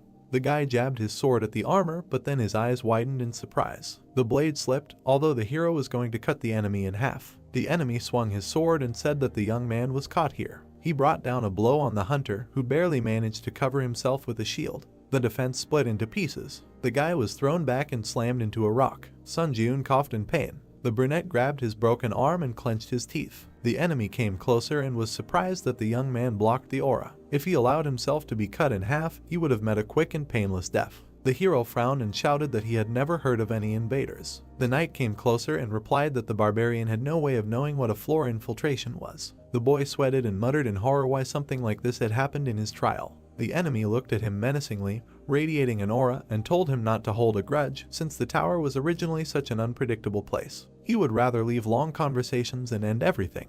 The brunette put out his hand and asked the enemy to stop. The hero frowned and asked him to tell about the floor invasion. The knight silently looked at the boy, but still decided to tell since the boy was dead anyway. Sun Jun looked closely at his interlocutor. The man said that among the options of the system, the expansion of which occurs from the 8th floor, there is the so-called floor invasion. If you buy a ticket for it in the store, you get the opportunity to interfere with other people's trials. The hero sat opposite the enemy, asking if he really came from another dimension. The knight clarified whether the boy thought that he came from some other world. Sun Jun stood up and muttered something like that. His eyes lit up from using the Eye of Truth. The man shuddered as he looked at the hunter. Notification: your opponent's words are true. He did not lie. The knight extended his sword and exclaimed that the brunette had just committed an extremely unpleasant act. He dared to judge his words and actions. The hero smiled and replied that he could not do anything about it. The opponent swung his sword and asked how the barbarian brat dared to be insolent to him. The brunette straightened up and said that he had obtained information, so he could also share one funny fact. The interlocutor stopped and looked at him questioningly. The young man was holding his injured hand and said that due to his pain tolerance, the injured limb was practically in his way. In other words, he was holding it not because it was unbearably painful. The hero let go of his hand and the accelerated regeneration skill was immediately activated. The boy healed himself and said that he thought the enemy would only share information if the boy looked pathetic. The knight's eyes widened in surprise. He swung his sword and asked if the hunter was testing his healing skills. The man added that if his strength was only what he had demonstrated earlier, then he would not escape death. Sun Jun threw the sword from the ground and smiled. The boy grabbed the handle and said that his strength continued to grow rapidly. Notification: increase stats using the spirits you have. Strength increased by 2, agility increased by 3, endurance increased by 3, mana increased by 5, durability increased by 7. Blue energy emanated from the hero. The enemy shuddered and was surprised that the boy had a unique characteristic in addition to the healing skill. The exclusive effect of the assassin's cloak is activated. Movement speed plus 15%. Remaining time, 59 seconds. The brunette crouched, pushing off the ground and, with a flash of his eyes, used instant acceleration. The man stared in shock at the challenger from the 5th floor, who for some reason had so many skills. The hero rushed to attack. The opponents began to exchange blows. The knight recoiled and muttered that it was only the 5th floor, so why did the hunter have such outrageous stats? He touched the sword, accumulating aura, and called the young man a damn barbarian. The brunette frowned, noticing the attack. He dodged, and the sword pierced the rock. The opponent turned and swung the blade towards the young man, cutting the stone. The hero was surprised and jumped. Aura is a high-level skill, so such a blow can cause serious damage. However, the guy was definitely ahead of his opponent in terms of stats, so he easily manages to avoid critical hits. Sun Jun frowned and thought that the real problem was that armor. The man grabbed the sword with both hands. His equipment was high level, and it couldn't be destroyed by the protagonist's current abilities. The youth jumped up, continuing to strike from different directions. If he continued to strike again and again, there would be a chance. With another swing, the blade of the sword sparked. An electric discharge pierced the enemy. He grunted in pain, trying to understand what it was. Notice: Thunder Sword. 10th chance to apply the lightning effect when hitting the enemy. The brunette smiled and muttered that this was what he needed. The knight fell on his back. The hero approached the enemy. He looked at him carefully and thought that if the armor had a lightning rod function, it would have been more troublesome, but fortunately, his risk was worth it. The man grunted and his body trembled. He looked at the boy and said that he should have won in the first place. The intruder muttered that he was just a challenger from the 5th floor, so how could that be possible? Where did he get so many skills? Sun Jun squeezed the handle of his blade and said that the other man was very stupid if he relied entirely on his one high-level skill and armor. He swung his sword and said that it was time to meet his end. The man extended his hand and exclaimed that he could give him answers to all his questions. The brunette frowned and said that there was no need for that. The hero pierced the enemy with his sword. Blood spurted. The knight's hand trembled and went limp. The hunter straightened up and thought that it was getting easier and easier to kill each time. He stepped back and swung the blade. If the boy felt awkward piercing someone else's flesh, it would have been a much more serious problem. Notification: congratulations, you have passed the 5th floor of the testing tower. A purple aura emanated from the invader's body. The brunette shuddered and extended his hand, hastening to use absorption. You have absorbed the spirit of the challenger Kata Drax. Mastery increased to 15%. The boy looked tensely at the energy in his hand and noticed that he almost missed the opportunity to absorb his soul. It turns out that if you die in another dimension, you simply dissipate like a mirage. The hero stood in the ravine, not understanding why the reward message did not arrive. Notification: the difficulty level and the reward do not match. The reward content has been completely revised. The young man turned his head in surprise. As a reward for breaking through, the skill 3 absolutes was received. As a bonus reward, you received 75 points. As an additional bonus reward, you received 35 points. The hero was happy that instead of the promised C rank reward, he received an A rank. The invading knight must have been strong enough for the system to consider the difficulty of the completed trial to be much higher than originally stated. Sun Jun smiled and said that he still couldn't believe that he had managed to hit such a jackpot. Entered the waiting room of the 6th floor. You have been healed of all debuffs and injuries. Information about the challenger Sun Jun will be displayed on the trial summary board. The guy walked through the portal and, taking off his equipment, put it in his inventory. One way or another, he encountered an invasion from another dimension. The hero sat down on the floor and thought that the trial tower really could catch you off guard. The hunter tried to save as many tickets as possible for sending questions to the 8th floor. The guy frowned. The system window indicated that the current number of tickets was 5. The hero began to type, deciding that it was time to ask about the floor invasion and whether it was possible to find out about it in advance. Your question has been sent. The brunette winced when he received the reply. He looked at the email in surprise, which had arrived so quickly. It read as follows: Floor infiltration is a system that allows you to enter the trials of a challenger with whom you have a gap of no more than 10 floors. However, you can only invade personal trials, and special and combined trials cannot be invaded. It is a system that expands from the 8th floor and is currently unavailable. The guy frowned and concluded that it was like breaking a ladder for someone climbing. He wanted to scroll down, but a notification appeared that this information was not available on the current floor. Since the request was only half fulfilled, the ticket to send a question would not be used. Sun Jun stared at the system window in shock and realized that the ticket to send a question was not all powerful either. He swiped the screen and thought that he was glad he had saved the ticket.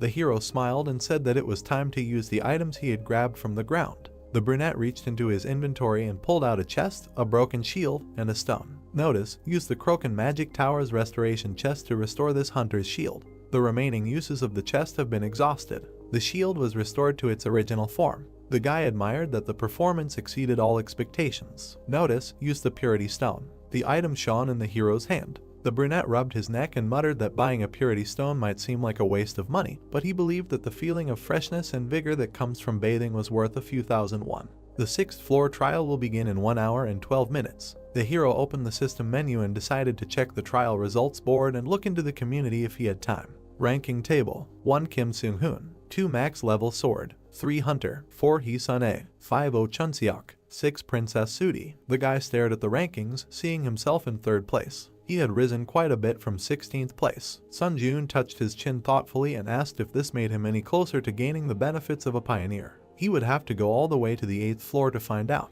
Entering the community. Difficulty: high. Players were trading skills that were useful for killing and robbing each other. Someone was indignant that they were animals, not people, since they only thought about someone's death. An argument broke out over this. The chat turned into a field of chaotic madness. The hero stared at the messages, trying to understand what had happened. The mental resistance skills that were being actively traded now have the attractive effect of reducing some mental shock, but at the same time they are a double-edged sword. Even if you use the skill to let go of your heartache every time, it won't change the essence of the problem. Sun Jun frowned when he saw the message. Dear all, did you know that the bastard who suddenly leaked the information about the 4th floor trials changed his name to Princess Sudi? It was the same challenger who spoiled the atmosphere in the 4th floor community chat. The hero remembered that he felt like he was deliberately inciting everyone to fight each other. Sun Jun frowned and asked if it would be the same this time. The guy swiped the screen and muttered that he should remember this person's nickname well. The system asked if he was ready to begin the trial on the 6th floor. The portal opened. The trial of the 6th floor begins. Difficulty: high. The theme of this trial is occupation. Remaining time: 50 minutes. Condition for successful completion of the trial: within the allotted time, capture one of the strongholds in any direction. Condition for failing the trial: the death of the challenger or the expiration of the allotted time. The reward for a successful breakthrough is a random chest. The penalty in case of failure: death. The hero looked ahead, passing through the portal. In front of him was a sea with small platforms fixed to it. The selection of challengers is complete. Work together with your teammates to pass the trial. Sun Ji-eun looked at the portal and, frowning, asked why his teammates were taking so long to appear. A spear flew out of the passage. The guy grabbed it with his hand and pulled it forward. Holding the weapon, the guy appeared. He looked at the brunette with fear and fell to the floor. The hero approached him and said that attacking his own team is unacceptable. The player frowned and said that if the guy entered the community, he should already know what's what. Murder is the easiest way to get achievements. The brunette looked at him in surprise. He squeezed his weapon and asked if the main thing for them was to earn as many achievements as possible, no matter at whose expense. The interlocutor bared his teeth and exclaimed that the hero's hypocrisy was beyond all bounds. He suggested looking around before playing the role of a conscientious and honest person. Screams were heard everywhere. Players were killing team members, shouting that only the tower should be blamed, not them. Someone did not even hide their greed in an effort to earn a new achievement. Sun Ji-eun stood and listened to the cries for help. The interlocutor asked if he now understood what was what, calling him a hypocritical bastard. Someone swung a sword and pierced his comrade. Many were fighting to the death. Someone shook hands, deciding to join forces in such a difficult situation. The girl and the plump guy looked around at those around them. He smiled, glad that he met a person who thought the same as him. She noted that many were committing disgusting betrayal. The interlocutor nodded and said that they should come to their senses. The girl, smiling, plunged the blade into his chest and agreed that they needed to assess the situation with a sober mind. She grinned ominously and smirked that the guy, without really understanding, was shaking his opponent's hand without a drop of doubt. Notification: you have earned the Vile Killer achievement. Durability increased by 1. The young man fell backwards in front of her. The protagonist looked in her direction, and his supposed partner, smirking, said that he, too, was eager to get achievements. He suggested that the brunette stop acting like a saint. The hero silently looked away. The interlocutor grabbed the blade, deciding that his opponent was distracted. He cursed and rushed into the attack, aiming for the eye. Sun Ji-eun did not even flinch. The guy quickly appeared behind the player and pierced him with that very spear. The enemy coughed and desperately wondered what kind of lightning-fast movement that was. Notification: you have earned the traitor achievement. Strength increased by 1. The hero frowned and thought that this was weak. Special and combined trials are just big words. Sun Ji-eun turned around and thought that this trial could safely be called a kind of event especially for him. Here he would be able to improve the mastery of his unique characteristic, and, if he was lucky, maybe even add a couple of new skills to his piggy bank. However, the guy was not going to specifically attack to kill other challengers. The brunette resolutely looked ahead, deciding to simply fulfill the conditions of the trial and fight those who decided to attack him first. The man raised his hand and used Iron Dome, protecting himself with a shield. The sphere expanded. The man smiled and said that this was the perfect trial for him, who had learned water magic. He turned around at the sound and saw the main character running towards him.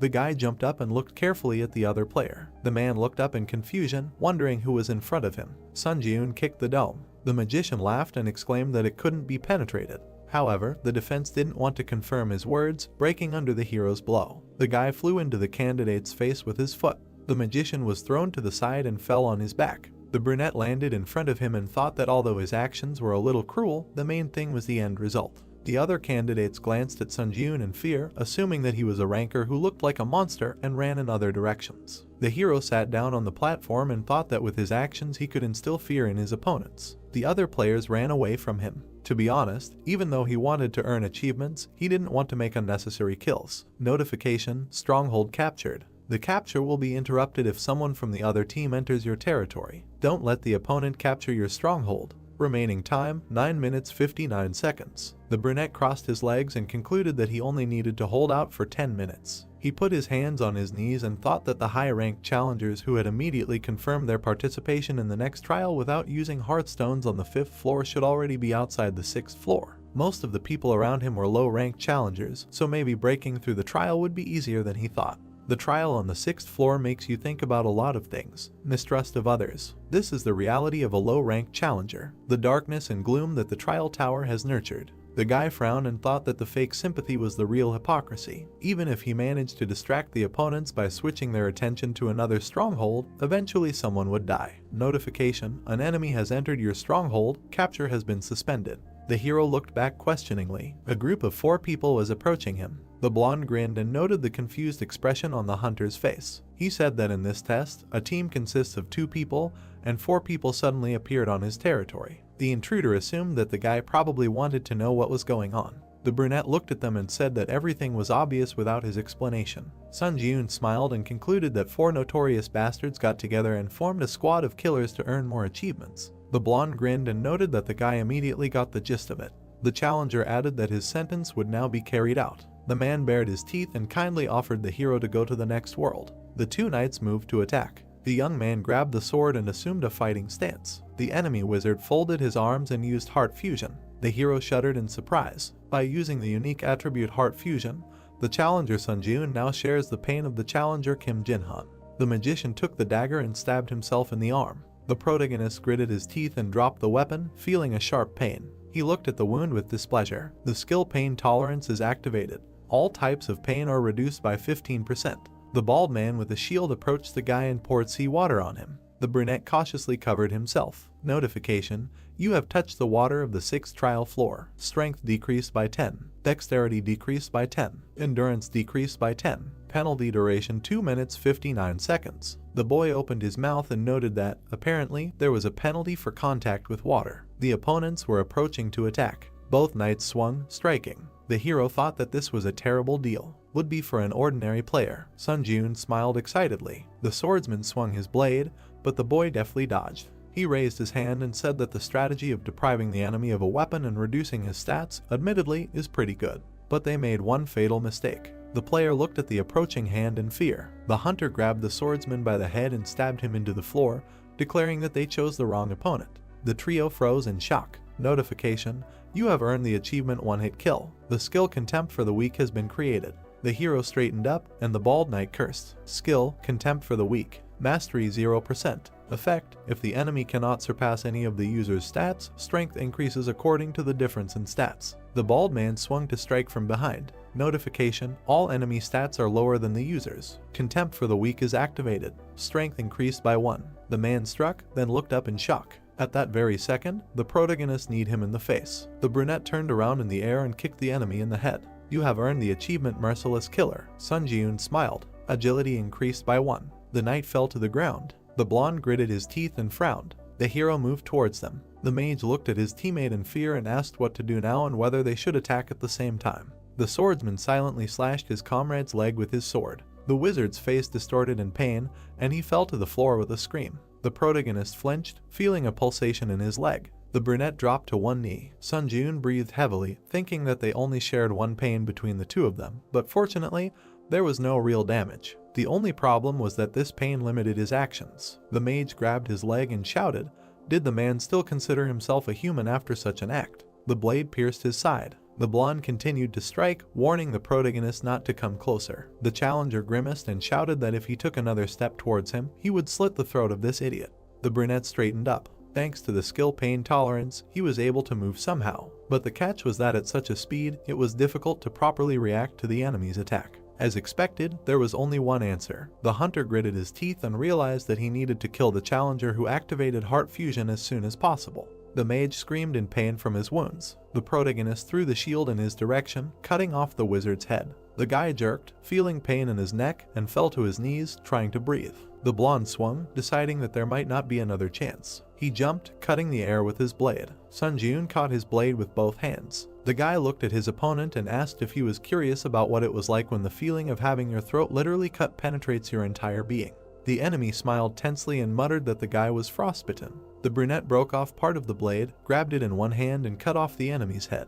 The blonde, or rather the flying upper part of it, whispered that the hero was crazy. Sun Ji-yoon frowned, and drops of blood flew nearby. You have received the Cold-Blooded Slasher achievement. You earned 15 points. Time is up. The stronghold has been captured. The other users began to shout joyfully that they survived. Someone who managed to maintain camaraderie hugged each other. Was it someone's instigation that many people were delighted with the murder at the beginning of the challenge? But in the end, the final winners were those who kept the team together. The hero turned around and noted that there were exceptions. He looked at the guy who was standing there covered in blood and muttering that he did nothing wrong, and that the bastard who couldn't dodge his blow was to blame. The brunette looked at his hand and wondered if he looked like such a monster in the eyes of others. Notification: congratulations, you have passed the 6th floor of the challenge tower. A random draw box will be sent to your inventory as a breakthrough reward. You have received 8,000 points as a reward. Moving to the waiting room. Dark energy emanated from the bodies of the challengers. You have absorbed the spirit of players Lee Sung-joon, Kim Jin-han, Song Jin-ok, Han Sik-joon.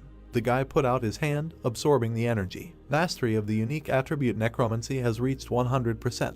The rank increases by 1 level. Necromancy, rank D, entered the waiting room of the 7th floor. The hero exited the portal and noticed that the achievement viewing function was activated. List of achievements: Class S First Return, Class A None, Class B None, Class C One Hit Kill, Class D Cold-Blooded Slasher, Rank E the One Who Endured the Flames, Ruthless Killer, Goblin Hunter, Traitor, Class F None. The guy carefully looked at the system window and said that, as he thought, the first return was not a simple achievement.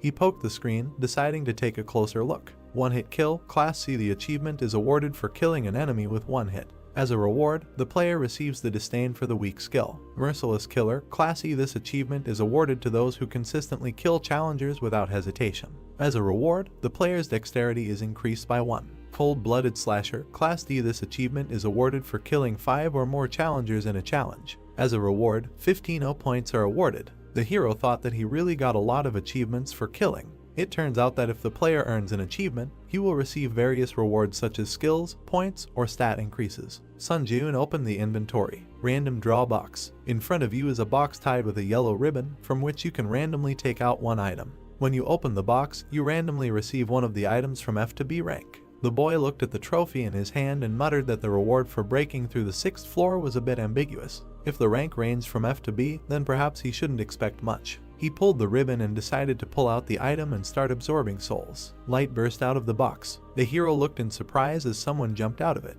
The small green goblin did a somersault and landed on the floor. The boy looked at it in shock. Sun-joon smiled and muttered what kind of Pokemon this was and whether it needed to be caught. The creature frowned, looking at the hero. Sun-joon dashed forward, stretching his hand out in front of him. The little animal dodged his palm at the last moment. The boy continued running forward, trying to catch his target. He pushed off the floor with explosive force. In his last attempt, he managed to grab the little animal. The hero smiled and shouted happily. The captured beast opened its mouth wide and screamed. Then it forcefully squeezed the boy's forearm with its teeth. Pain struck the boy's body, causing tears to appear in his eyes. The little beast jumped to the side. It frowned angrily and bared its fangs. The boy went into a furious frenzy and said that the enemy was quite cute, so he tried to be gentle with him. Jumping up, he said that now the little beast could expect no mercy. The boy made several dashes, but his target jumped very high. The hero looked up and thought. A moment later, the beast noticed that the boy had risen to his height. After somersaulting in the air, the boy looked at his target.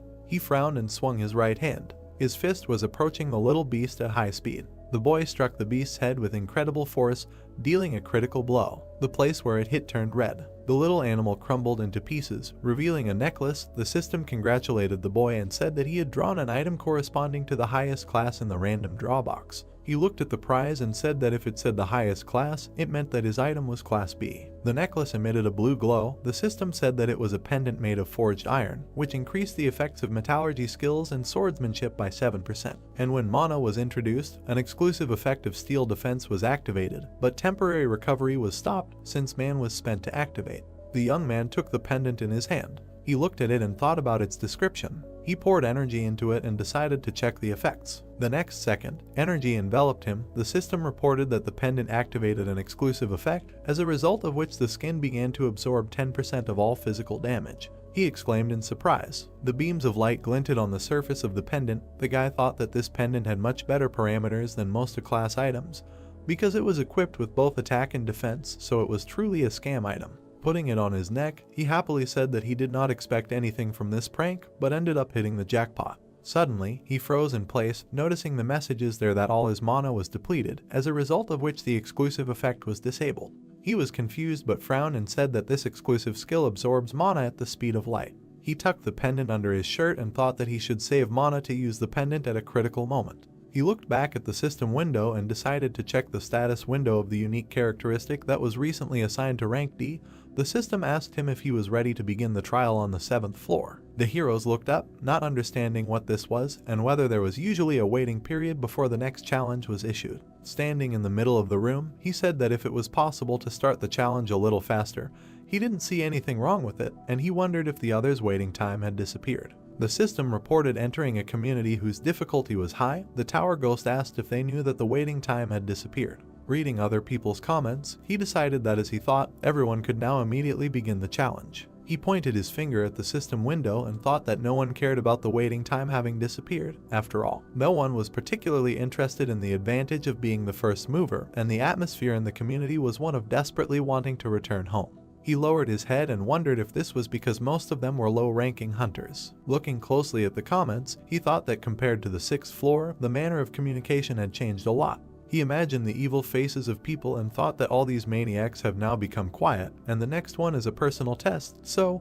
by entering into a dialogue, no one will gain anything. With a calm expression on his face, he decided that he should also be wary of the murderous maniacs who use the lives of their comrades as simple tools for gaining profit, and most importantly, he hit his fist into his palm and said that he needed to develop skills that would not be shaken by any variables. Opening the system window, he looked at the description of the unique characteristic and looked at it in surprise. Raising his eyebrows, he noticed that even more specifics were added to the description of the basic effect. Schematically imagining how souls turn into enhancement, magical power, and a protective shell, he thought that before, the main emphasis was on enhancing skills, but now souls can be used both as magical power and as a protective shell. He waved his hand, opening another window, and said that he hoped that something like an increase in the probability of obtaining a skill would appear, because anything can happen, so the ability to protect the body will never be superfluous. He pulled the sword out of the inventory. Throwing it into the air, he decided to check how effective the spiritual shield was. The hero put his hand to the side and said that he should risk it, because even if he cut off his hand, the waiting room was equipped with a healing buff anyway. The sword quickly spun, approaching him. At high speed, it approached the guy's wrist. The next second, a bright red flash lit up the space. The system reported that the spirit absorbed the damage inflicted on the user. The sword rose into the air again, energy swirled around it. The system also added that the player's soul had disappeared, and the number of souls in possession was 3 out of 30 positions. The young man looked at the hit site in surprise. Smiling, he decided that the effectiveness exceeded all his expectations. Heroes looked at the number of souls in his possession and said that it was better for him not to absorb all the souls, but to always have a couple in reserve to ensure his own protection. Heroes opened the board summing up the results of the trial. The system opened the player ranking table, on which Sunjun was in 4th place. Frowning slightly, he said that he had slipped to 4th place, and but it was a bit of a pity, but it was not so critical, because in order to receive the title of Pioneer, he only needed to enter the top 50. He warmed up and said that he was already tired while checking this and that, but he did not have time to delay further advancement.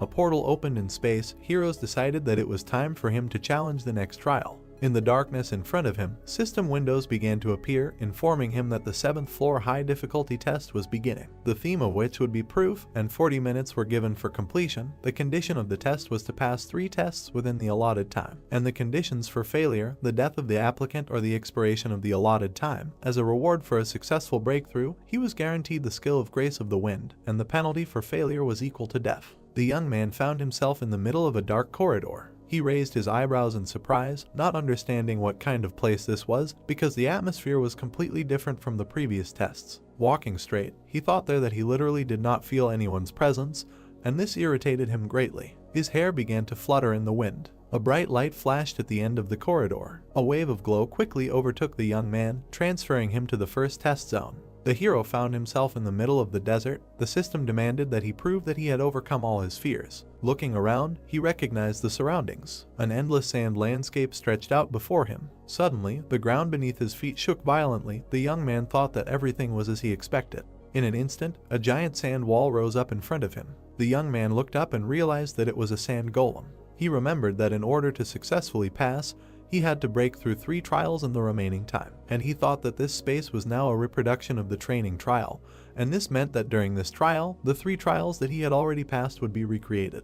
He frowned angrily, thinking that he could defeat the sand golem with his eyes closed, and wondered if that meant he would be on the 8th floor very soon. He noticed that a large amount of sand was falling down from the golem's shoulders. The monster was getting taller and taller, leaving the boy at the bottom. The boy looked up, noticing the giant monster, and said that he didn't remember the golem being this big to begin with. A bright light was shining in the monster's eye sockets. The boy smirked and thought that he felt like he had been enlarged 3 times. The golem raised its arm. It swung its right hand, slightly leaning towards the boy. The boy took out the sword and shield from his inventory, deciding to try and hit the empty head of the opponent. He rushed straight towards the golem's strike. Deviating from the trajectory, it ran up the arm. The hero frowned confidently. He quickly climbed up the sand, straight towards the monster's head. Finally, he made a dash and jumped away from the enemy's head. He thought that this was all very strange while he was upside down. Nu looked down at the golem and thought that the sand golem's weak point was the core, but he couldn't find it anywhere, and perhaps the more massive the golem, the deeper the core was hidden in its body. Shin quickly turned around and looked at him. The hero frowned tensely. The next second, the monster's hand was quickly approaching him. The golem grabbed him in mid-air. Sand continued to fall from his hand. Suddenly, a blue light appeared from his palm. The sand exploded, freeing the youth. The boy looked up and said that since he couldn't deal with the enemy in one blow, he should just cut him into pieces. He rushed into battle, delivering sweeping blows to the golem's body. He landed and slid across the sand. Sun Jiun looked at the wounds inflicted. He smirked slightly and thought that as expected, he was just cutting him over and over again, and he needed that you did not find and destroy the core. The monster raised his hands and screamed loudly. The boy said that with his tactics he only attracted his anger. The monster sank to the ground, resting his feet on it. His ankles sank into the sand. The hero opened his mouth in surprise, looking ahead. Quickly straightening up, the monster raised his foot to trample the hero. The boy rushed from the spot, surprised at what was happening. He looked back in fear and said that dodging the blow is not a problem, but if that sand wave falls. The monster's foot quickly approached the sand. The boy quickly ran away from the resulting sand wave. He lost his balance when the shock wave caught up with him. A huge sand explosion thundered in the middle of the desert.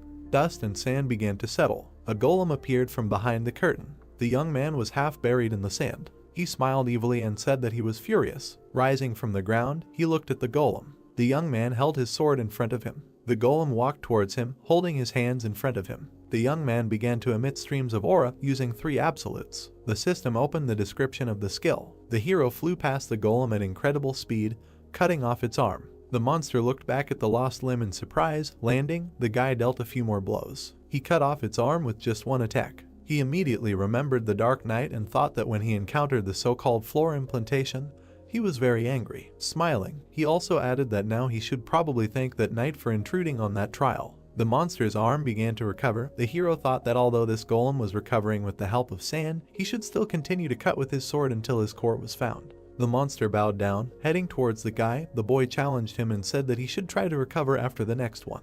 With a deft movement, he cut the sand body. A moment later, another cut appeared. The boy ran past the golem, cutting off all of its limbs. The monster began to recover again.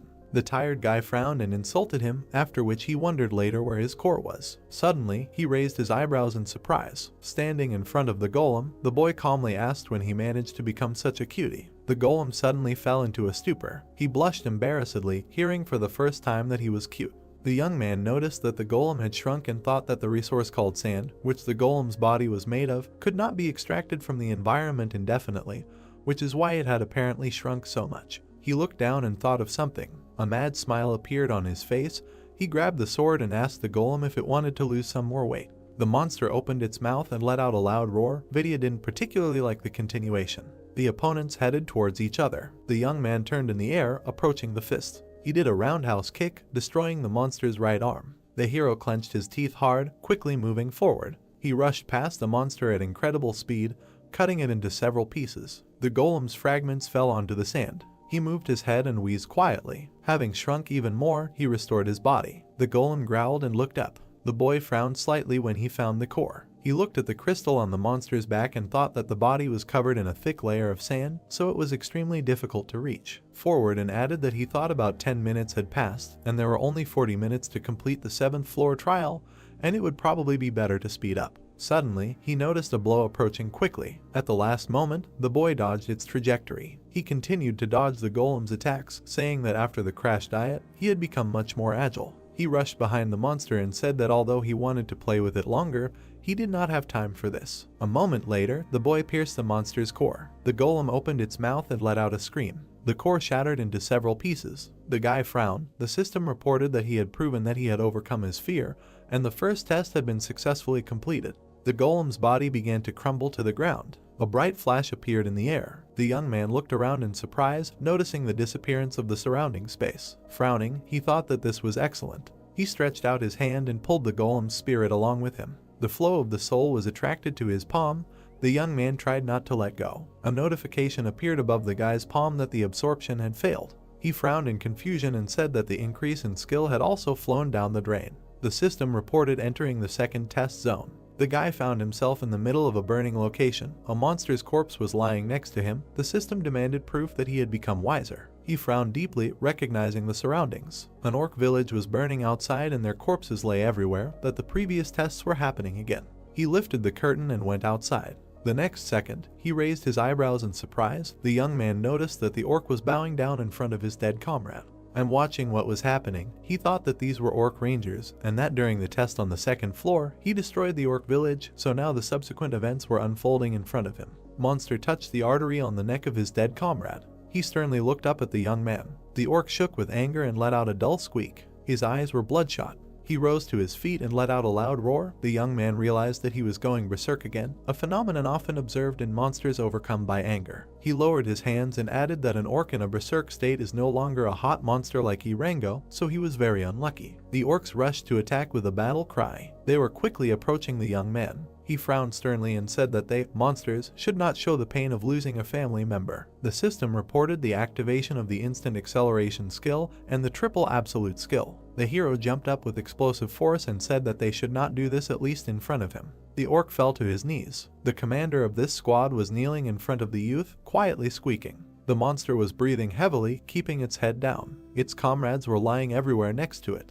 The boy looked at him with disdain and asked the monster there if it felt disgusting, because he was standing there and just watching his family die, unable to do anything. The monster went berserk again. He rose to his feet and swung his right hand. The hero dodged his attack. Energy flashed in his pupils. With a quick dash, the boy decapitated his opponent. He exhaled heavily. The system reported that he had proven that he had become wiser, thus completing the second test. Looking back, the boy thought that this time he could not hesitate. He extended his hand and began to collect souls. He was pulled into the portal again. The system reported the successful absorption of all the orc spirits, as a result of which the mastery was increased by 6% and the number of souls rose to 19 units. The hero clenched his fist with a smile. The system issued a notification that the mastery of the hunter's dagger skill had reached 100%, so the skill had increased to the next rank. Also, the instant acceleration skill had risen one sub-rank higher. The system notified him of entering the third test zone, where he must prove that he had overcome his doubts. The guy looked ahead and said that this time his brain would definitely be blown away. He found himself on a long path in the middle of the water. Greatly surprised, he realized that this was the battle platform of the 6th floor. She looked back and said that since the previous zones were reconstructions of the 1st and 2nd floors, he thought there would be a double from the 3rd floor. He remembered the previous test and said that he was not surprised if such an ignorant test was labeled as wisdom, and he was really going if he hoped to see at least some common sense in the test tower. The young man opened his inventory and took a life potion from there. With a slight movement, he opened the bottle. The guy tipped the bottle over and drank the contents. The potion worked instantly, healing him. He looked at the bottle in his hand. Throwing it into the ocean, he said that he was littering a little in the test tower. A moment later, a giant wave rose behind him. Powerful splashes of water threw up the concrete slabs of the path. The heroes frowned in surprise and said that he only threw a tiny bottle. The system reported the activation of the killer's cloak, increasing movement speed by 15 points. He rushed away from the approaching danger. The boy frowned and thought that the tests that had been played so far were repeating the existing rules, which meant that in order to pass this test, he needed to find and occupy the red tile of the stronghold. The water waves rose up, creating different shapes. The boy also added that until he found the tile, he should not touch this water under any circumstances. Running further and further, he decided that his speed was higher because the wave could not catch up with him. Frowning in surprise, he decided that this was great, because he had to move in the same direction. A powerful splash of water threw the tile under the boy's feet. Falling down, he touched the water, as a result of which his strength, agility, endurance were reduced by 10 points, and the duration of the penalty was equal to 2 minutes and 59 seconds. The water continued to throw up concrete slabs. The guy thought that he even had an idea that the tiles would remain in the same order. Being in the air, he added that it was a kind of hope that there was at least some common sense in the testing tower. He gritted his teeth and used instant acceleration. Leaning against the slab, he made a powerful jerk. With quick movements, he bounced off the next 2 slabs. The guy gritted his teeth and said that he never expected that he could die in such a place. He continued to push off the slabs on his way, running further and further. Noticing a red pad, he headed towards it. Looking at his target, he thought it was the red slab of the stronghold. The guy gritted his teeth and thought that soon, finally, this annoying test would end. The introductory surface swirled into a whirlpool. Several streams of liquid rose into the air at once in order to hinder him. The water spun like a corkscrew and flew over him, The boy said that now the testing tower decided to go completely crazy. He made 2 jerks and headed towards the red plate. Smiling slightly, he realized that there was very little left. The spinning liquid was quickly heading after him. The hero noticed the danger from behind. A powerful blow of the liquid hit him right on the back. The boy's vision clouded over as the water absorbed him. Scarlet energy flared behind him. Streams of dark aura spread through the air. The system reported that the spirit absorbed the damage done to the user, as a result of which one of the orc souls disappeared. More and more energy was growing. It stopped the flow of water. Another orc soul disappeared. The boy looked back and thought that he clearly felt the shockwave, but right before the blow could cause him any damage, the shield blocked it. The hero did a somersault in the air and flew to the side. Having landed, he quickly ran away. The streams of water went after him, when suddenly the remaining time was over. The water froze. The exclusive effect of the killer cloak was turned off. The guy frowned in confusion and thought that now he already had no mana, and if the instant acceleration failed, then it would be the end for him. He gathered scarlet energy in his palm. The hero threw the ball into his mouth. Having pushed it into his mouth, he frowned slightly. An aura began to emanate from his chest into the dark. The system reported that he needed to replenish his mana using the spirit of the orc. The guy thought that this was great, and that his strength had returned. The streams of water, swirling, continued to move. The guy quickly ran away from them. He looked at the red tile and thought that there was very little left. Suddenly, a column of water appeared in front of his face. He opened his mouth in surprise and cursed. The streams of water quickly caught up with him. While he stood in a stupor with his arms crossed, he made a dash forward, wanting to take a risk. The guy entered the liquid. His silhouette began to blur under the streams of water. He broke free from the other side, exhaling heavily. The system reported that the orc spirit had disappeared. The guy was in the air right above the waves of water. Flying down upside down, he bent down heavily. The guy tried to group himself and screamed loudly. He looked at the floor in fear, screaming shrilly. The floor was quickly approaching him. After a little while, the guy hit the concrete with incredible force. 2 orc souls disappeared. He had 12 units left. A large amount of dust rose in the air. The dust cleared. The young man lay in a mark on the surface. He opened his eyes in surprise, noticing something. Swirling waves hung right above him. Their tips twitched, confusing the guy. The system reported that he had proven that he had overcome his doubts. As a result of something, these tests were successfully completed. The water appendage began to lose its shape. A huge amount of water fell on the guy. Being wet, he squinted his eyes and thought that this was a damn test and that it was completed, but for some reason he had to suffer until the last second. Suddenly, system notifications appeared, reporting that he had overcome the 7th floor of the test tower, and as a reward for breaking through, the skill of the Grace of the Wind was received. 15,000 points were awarded and speed boots were sent to his inventory, after which the system reported that he was going to the waiting room. The hero headed into the portal. The spatial gate emitted a light blue light. The young man went to the waiting room. He threw off his coat. Slightly lowering his head, he remembered the past test. The young man frowned deeply and realized that he was close to failure. He bit his lip and thought that in the current situation, he was a little anxious to go to the 8th floor right away, because he did not think that he would continue to be so lucky in the future. Suddenly, he raised his head, feeling a shaking. The system windows opened in front of him. Notifications reported that the number of applicants who passed the tests on the 7th floor exceeded 1,000 people. So the expansion of the system began, the skill store was opened, and an intersection was created in the test, as a result of which a permanent return was possible, and the floor implementation system was activated. Looking at these messages, he thought that this was all what was expected with great impatience, but Cherry Prepare is different. He frowned, noticing the messages that he was the president, who was called the pioneer on all the previous floors, as a result of which he was entitled to choose the halo. The boy imagined a silhouette of a man with bright rays of light coming from him, and thought that the eagle was an advantage that could only be obtained if the applicant had the title of pioneer on all previous floors. He raised his eyebrows in surprise when he saw the system notification that the halo affected the unique characteristics and skills of the applicant, so he had to choose wisely. The young man wondered later, had he ever given the tower such advice, because it must mean that the halo was something important. The system gave him a choice of 3 halos: ruler, hunter, and monk. The hero crossed his arms, looking at this, and said that he needed to read the description first. He opened the description of the ruler's halo, which said no, that this is a halo that has different performance depending on the person, and, in fact, it is closer to the universal type than the specialized type, and is closely related to the unique characteristics of the applicant. The potential is greatly increased for abilities such as combat, growth, support, and production, and the unique strength of skills is the synthesis of skills, so this is the most suitable halo for the current applicant. The youth raised his eyebrows in surprise and said that it affects all skills and even the unique characteristic. Looking closely at the last lines, he thought that the tower was openly saying that this is the most suitable halo for him. He poked his finger at the system window and said that he needed to look at other options. The system opened the description of the hunter's halo, which said that anyone can easily adapt to this halo. It is closely related to improving characteristics and skills, and the effect of the halo greatly increases the level of skill and stats. The unique power is to increase the level, and this halo is also perfect for the current challenger. The hero looked at the writing with distrust and was surprised that this choice was also not bad. He opened the description of the monk's halo. The system said that this is a halo that is strongly influenced by talent and perseverance, and the longer a person invests, the stronger he will become. But this takes time and talent, and if a person does not have talent, all efforts may be useless.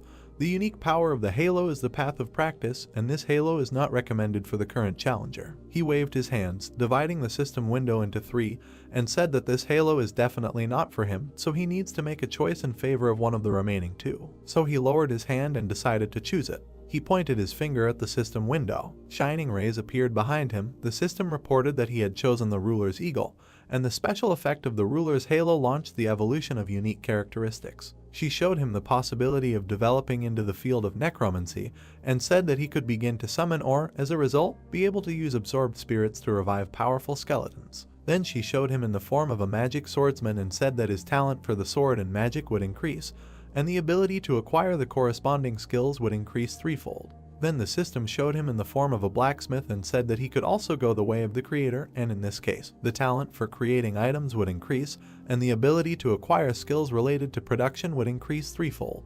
The young man looked at these options in surprise. He touched his finger to the system window. They say that he has nothing to even think about. He looked closely at the system windows, reporting that the summoner attribute had been added to the unique characteristics of necromancy. Due to this, some effects were modified, and new detailed effects were added. Then the unique ability of skill synthesis was created. The dark energy swirled and began to gather into the youth. The system opened the status window. The hero stepped onto the floor, happy with the end. He looked down as the energy continued to gather in his chest, and thought that the eagle was finally created. The hero poked his finger at the system window, opening the description of the unique ability, skill synthesis, the effect of which allows you to select 2 desired skills and combine them. And if the skill levels differ during the use of the effect, the skill of the higher rank becomes the center of the synthesis. Sun Jun opened his mouth in surprise and thought that by combining useless skills, you can create something new. The thought flashed through his mind that this was really a jackpot. The system asked him to look at the list of skills and select the material to create the synthesis from the skills currently available. The hero looked at the list of his abilities and thought about what to combine. He touched his chin and began to search for skills that he does not use. The hero chose the skill of contempt for the weak and continue the battle. The system asked him if he wanted to continue. The young man pressed the button and decided to continue. The synthesis window of the bright lit up. The system reported the completion of the synthesis of skills. A bright light illuminated the boy's face. The skill of forced breakthrough was created. The young man looked at the description of the skill in surprise. The system reported that the skill allows you to break through unknown forms of restraint, such as skills and unique characteristics, but the user's magic must be higher than the level of magic used for restraint. The hero could not understand how this happened. He thought that he combined 2 lower skills, and that he expected to get an E rank skill, but got a D rank. He smiled happily and decided that this was a really mind-blowing skill. He pointed his finger at the system window. I live to try again. The system asked him to select the material for synthesis again. The hero chose Ranger Training and Burn Resistance. The next second, he again agreed to continue the synthesis. The system window lit up brightly again. The guy smiled impatiently, expecting a new result. A strong eye skill of rank E was created, which allowed one to provide oneself with some visibility even in bad conditions. The guy fell into a stupor and said that, it turns out, the skill created now was only 1 step higher than those chosen for synthesis. He looked up and thought about what the reason for this was. He mentally imagined the 2 previous skills and thought that they went well together. Then he imagined the 2 skills crossed with each other this time and thought that their combination was not the best. From a first glance it was clear that they were completely incompatible with each other. He fell heavily onto the bed. Looking at the ceiling, he said that he had come a long way from holding the status of a pioneer to receiving the reward of the areola, but for some reason he felt a little strange. Lying on the bed, he wondered if he had really achieved everything through his own efforts, or if he had just been lucky with a unique characteristic. The hero was silent for a second. He jumped to his place and decided that he couldn't lie around doing nothing, thinking about all sorts of nonsense, because it would be much better if he checked the reward he had received. He looked at the description of the skill of the Grace of the Wind. the effect of which allowed him to increase all speeds by 10%. The system reported that this skill could be stacked, reproducing up to 7 times. However, when the limit was reached, a 24-hour cooldown would automatically be activated. Looking at the description, he said that increasing all speeds, this is amazing, and he will also be able to stack this skill 7 times, which means, lost in his thoughts, he thought that he would be able to increase any speed by 70%.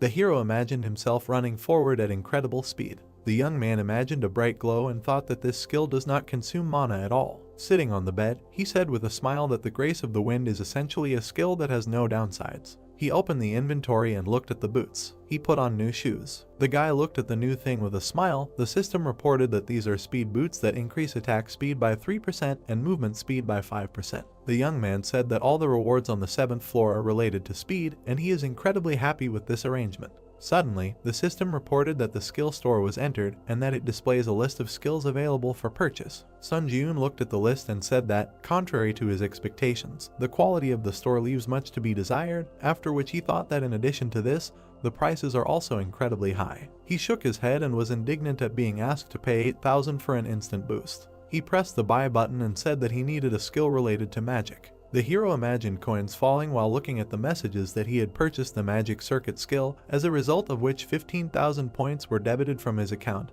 and he also bought magic resistance for 12,000 points. The system reported that the magic resistance skill grants an effect due to which resistance to magic is created throughout the body. Resistance to other people's magic is increased, but if he does not have the magic circuit skill, the effect is significantly reduced. He recalled the past battle and thought that now that he has the resilience skill, he will not be caught off guard by something like the unique characteristic of heart fusion, which had caused him a hard time in the past. He opened the description of the magic chain skill.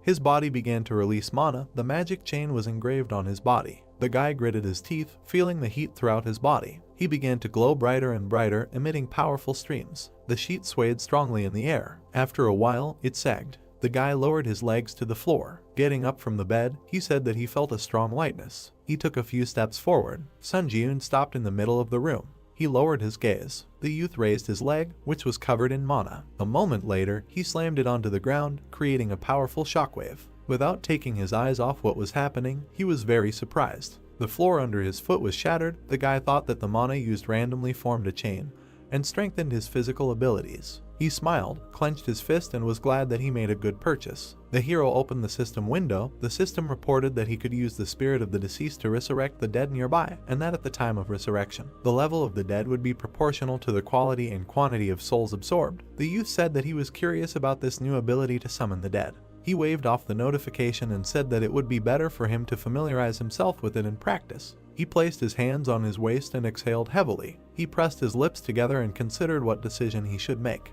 The hero frowned sternly and said that he should think about whether to challenge the next floor right now or return to the ground. The dark-haired man was looking at his phone, nervously shaking his leg, and was indignant at the fact that there was no response. Suddenly, he noticed that someone had approached him. A plump man with his team approached him and asked the guy if he was able to gather a team. They were sitting next to a giant gate. The man also said that he should hand over the permission to enter the portal to them. He smiled evilly and added that if the raid in the dungeon did not begin after the specified time, the right to enter would be automatically revoked, so he could just take the appropriate fee and hand the pass over to them. The guy frowned tensely, recognizing the guys who had approached him. He raised his head excitedly and said that he had no intention of handing over his pass to anyone. The men immediately insulted him. The interlocutor grabbed his head and said with a smile that there were a lot of hunters in the park, but no one was eager to join his team. Smiling widely, he mockingly said that he was only an E-rank hunter. The young man was stunned when he heard the question of whether he thought anyone would want to be on the same team with trash like him.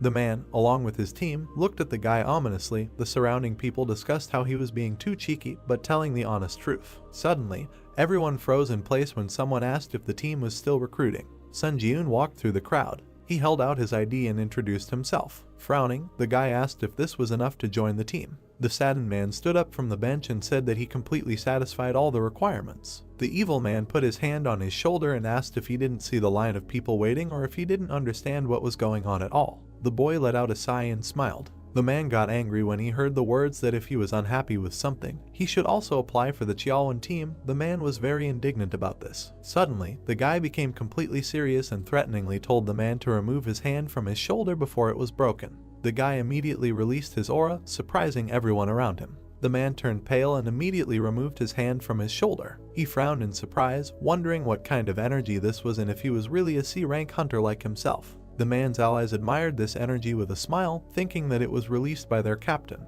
The man smiled nervously and thought that this was not his doing. He put his hand to his mouth, awkwardly saying that since there were representatives from the Hunters Association around, he would tolerate such a prank this time. As he walked away, he said that the boy was just lucky. Xiaolin grabbed his head and wondered why everything was going wrong from the start.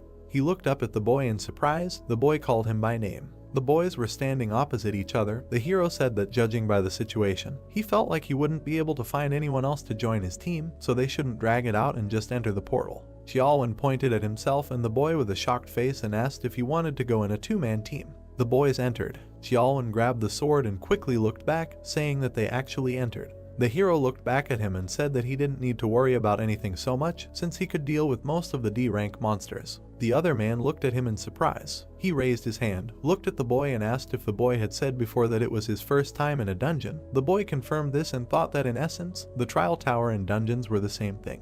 The man frowned and said that at first glance his words might seem tactless to him, but their lives were at stake, so he should listen to him carefully. The boy looked at him silently while the man asked him who he thought had the highest mortality rate in the dungeon, an E-rank hunter or a C-rank hunter. The man frowned and said that at first glance it might seem like the E-rank hunter would be the one most likely to die, but in reality, C-rank hunters had a higher mortality rate. He imagined two fighters and said that E-rank hunters were extremely cautious because they knew they were weak, while hunters of a higher rank were overconfident in their strength. He then imagined the spears killing the second hunter and said that the fatality rate was extremely high for that rank. The man then imagined them getting into an accident in a car and said that the same could be said about driving, since the more confident the driver was, the higher the chance of getting into an accident. He lowered his head and said that a place called a dungeon was much more dangerous than the boy thought. He raised his hand and added that since the boy had risked entering the dungeon without a tank and a healer, he became even more worried about this overconfidence. The hero replied that there was logic in those words. The man looked at his face and added that although he was an E-rank hunter, he had a lot of experience visiting dungeons, so he could take on the role of leader of this group. Sun Jun frowned slightly and thought that he also wanted to be the leader. The man bowed after hearing the agreement and thanked the boy for understanding, then said that he was doing this for everyone's safety, so he hoped his offer did not spoil anyone's mood. Words echoed throughout the cave that they needed to continue on their way. The young man decided to trust him. Suddenly, a lizardman appeared in front of them.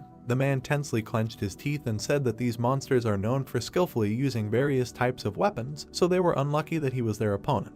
He took the lizardman with both hands and said that for starters, he would draw all the attention of this creature to himself, and the hero would attack him immediately on signal as soon as the lizard opened its back. He watched what was happening, thinking that he needed to see how an experienced hunter would deal with such a situation. He opened his mouth and rushed into battle. The man frowned tensely and ran towards him. Suddenly, they stopped a few meters away from each other. The man began to swing the blade in different directions. He continued to strike the air. The guy suddenly realized what was happening. Watching the captain, he thought that they were now measuring strength. He frowned and added that a temporary return to Earth takes only 3 days, and now he has to lose precious time because of some insignificant lizard. The man suddenly looked back at him. The guy stepped forward and apologized. Because he was forced to intervene, the man tried to stop him, saying that it could be dangerous. The hero jumped up, using instant acceleration. A moment later, he cut the lizard into many pieces. Xiao and Balshok, seeing what happened. The young man looked at the parts of the monster and said that he intervened because he was in a hurry. The man looked down at the corpse and said that he understood everything perfectly, because he could have his own reasons for this. The hero also said that he would like to make one suggestion, after which he asked if he could voice his thought. The man immediately nodded and asked to tell everything as it is. The boy pointed at himself and asked him to take the lead. The crowd of lizardmen rushed forward, shouting loudly. The boy rushed past them, cutting down several. The monsters looked back, noticing this. They rushed to attack, but the boy rose into the air, dodging it. Sun Jiun pierced one of them from behind. The man watched in surprise. He looked at the concentrated face of the boy and thought that this was just a one-sided massacre. The lizardman struck again, but missed and cut off the head of his comrade. The hero struck again. With a deft movement of his hand, he decapitated the lizard. The man watched everything with his mouth open, thinking that he probably got to witness the battle of a super rookie who would shake up the hunting industry in the future. The hero plunged his blade into the body of one of the lizards. He took out a green D-rank mana crystal. He threw it into the man's bag with the others. Xiaolin looked back and said that other than acting as a porter, he was of no use and then apologized for that. One of the lizards approached the guy from behind at incredible speed while he was discussing with the man how much profit each would get. The hero slightly tilted his head, letting the sword pass by. He turned around and swung his left hand. With a single blow, he threw the beast up. He smashed its head against the ceiling of the cave. Rock fragments fell next to the guy. The man grabbed his head, watching in horror. The entire cave was covered in blood. The young man said that they needed to discuss this outside, because if they let their guard down, they could end up in a dangerous situation. He brushed the blood away. The man apologized to him. He began to absorb the souls of the lizards, and thought that he needed to pretend to yawn and absorb all the souls at this time. There was an increase of 0.07%, and that with D-class monsters, he would be increasing the mastery of his unique characteristic for a very long time. Suddenly, a scarlet portal opened. The guys looked back at it. The man thought that being only the two of them, they were able to reach the portal leading to the boss room. He smiled and thought that he did not even have a thought about completing the raid on the boss, or to be more precise, from the very beginning he thought that it would be a great success if they overcome at least half of the dungeon. He looked at the guy from behind and added that he thought the man in front of him was quite capable of clearing the dungeon completely. The hero looked back and asked if the man was okay with this arrangement if they were to invade the boss's room now. The man answered in the affirmative and said that the guy should take a break for a while. The young man reassured him, saying that there was no need for that because he was perfectly fine. A man's voice was heard near the portal and he agreed to enter the portal. They found themselves in front of a giant lizard sitting on a throne. The monster rested his hands on the throne. The young man said that as he had predicted, the king of the lizards was waiting for them in this place. The ally looked at him and asked what he was going to do. The hero asked for some time to think. The man frowned anxiously and asked if the guy wanted to say that he had no clear plan of action. The monster immediately jumped up from his place. The guy smiled and said that it happened just in time. The lizard was approaching them at an incredible speed. The guy frowned in surprise. He made a few dashes back, dodging the spear strikes. Dodging another blow, he thought that the monster was very fast and, surprisingly, considering his size. He frowned and looked up at his opponent. The next second the young man found himself behind the lizard. The guy swung his blade and thought that it was not fast enough for him to match the pace of the fight. The monster immediately attacked him with its tail on the body. The lizard threw the guy to the end of the cave. The man grabbed his head and screamed the guy's name in fear. The young man kicked away a block of stone. Dark energy swirled around his body. The system reported that the spirit had absorbed the damage inflicted on the user. The hero smiled and said that this is a good way to test new skills. The man said with tears in his eyes that he thought the guy was dead. The lizard looked at the enemy with an angry expression. Sun Ji-un climbed onto the boulder and asked the enemy what had happened and if he cared that not a single stone was left of his throne. The lizard's throne was heavily damaged. The youth asked if he thought it was an ominous omen. The monster threw a copy into the ground and released an aura. Raising its head, it released a powerful beam from its mouth. The youth's limbs were immediately shackled by chains. He was affected by the skill of a slow wave, as a result of which his speed was reduced by 25%. A green sphere cut off the chain. The youth activated a force breakthrough. A pleasant colored energy swirled around his body. The system announced the removal of the slow. The lizard opened its mouth in surprise, noticing this. The guy exhaled heavily and thought that the skill was the result of synthesis, so he had some doubts about it, but the effectiveness was high. Suddenly, the monster turned his gaze to the side. A quiet groan was heard in the cave. The man, bound with chains, fell to the ground and said that his body did not obey. He was scared, but looked at his ally and asked for help. The monster looked at him and growled. The guy frowned in surprise, realizing what was about to happen. The monster turned around and ran towards the man. The hero gritted his teeth, rushed after him and shouted that he was the lizard's rival. Moving at high speed, he tried to catch up with the lizard. Looking at the monster from behind, he thought that the distance was too great. The guy raised his eyebrows in surprise. His pupils turned scarlet, and he used the summoning of the dead. Two skeletons appeared right in front of the monster. They opened their mouths and rushed to attack. The lizard defeated them without much trouble. The guy watched the bones fall and thought that they were not strong enough to stop such a giant, but nevertheless, he was able to win a second with their help. Having summed up the skill of the Grace of the Wind by 60%, he chopped the monster into several pieces and thought that this second saved a human life. The lizard's face froze with an open mouth. The system announced his death. Streams of dark energy gathered in one point. The system reported that the guy used the absorption of the spirit of the Lizard King to permanently increase stats, as a result of which his strength, agility, endurance, mana and durability were increased by different amounts of points. The hero looked at his chest in surprise. The system also reported the absorption of one of the Lizard King's skills, the Spiritual Eye. The man yawned widely. He looked in front of him and said that except for the fact that all three portals appeared at the same time for power, nothing special happened. He looked back at his subordinate and asked if they noticed anything unusual. The interlocutor answered negatively. The leader, looking at the portal, thought that everything was as usual, because after the hunters of the first squad made a partial raid in the open portal and went outside, the attacking team of the Hunter Association would have to break into the dungeon and finish off the boss. He sat down on the back of the bench and said that it seemed like everyone was in the same Hunter Association, but he did not understand why only their team did not have a commission fee, after which he insulted the members of the attacking team and said that he was very jealous. Suddenly his eyes sparkled with anticipation of monetary payment.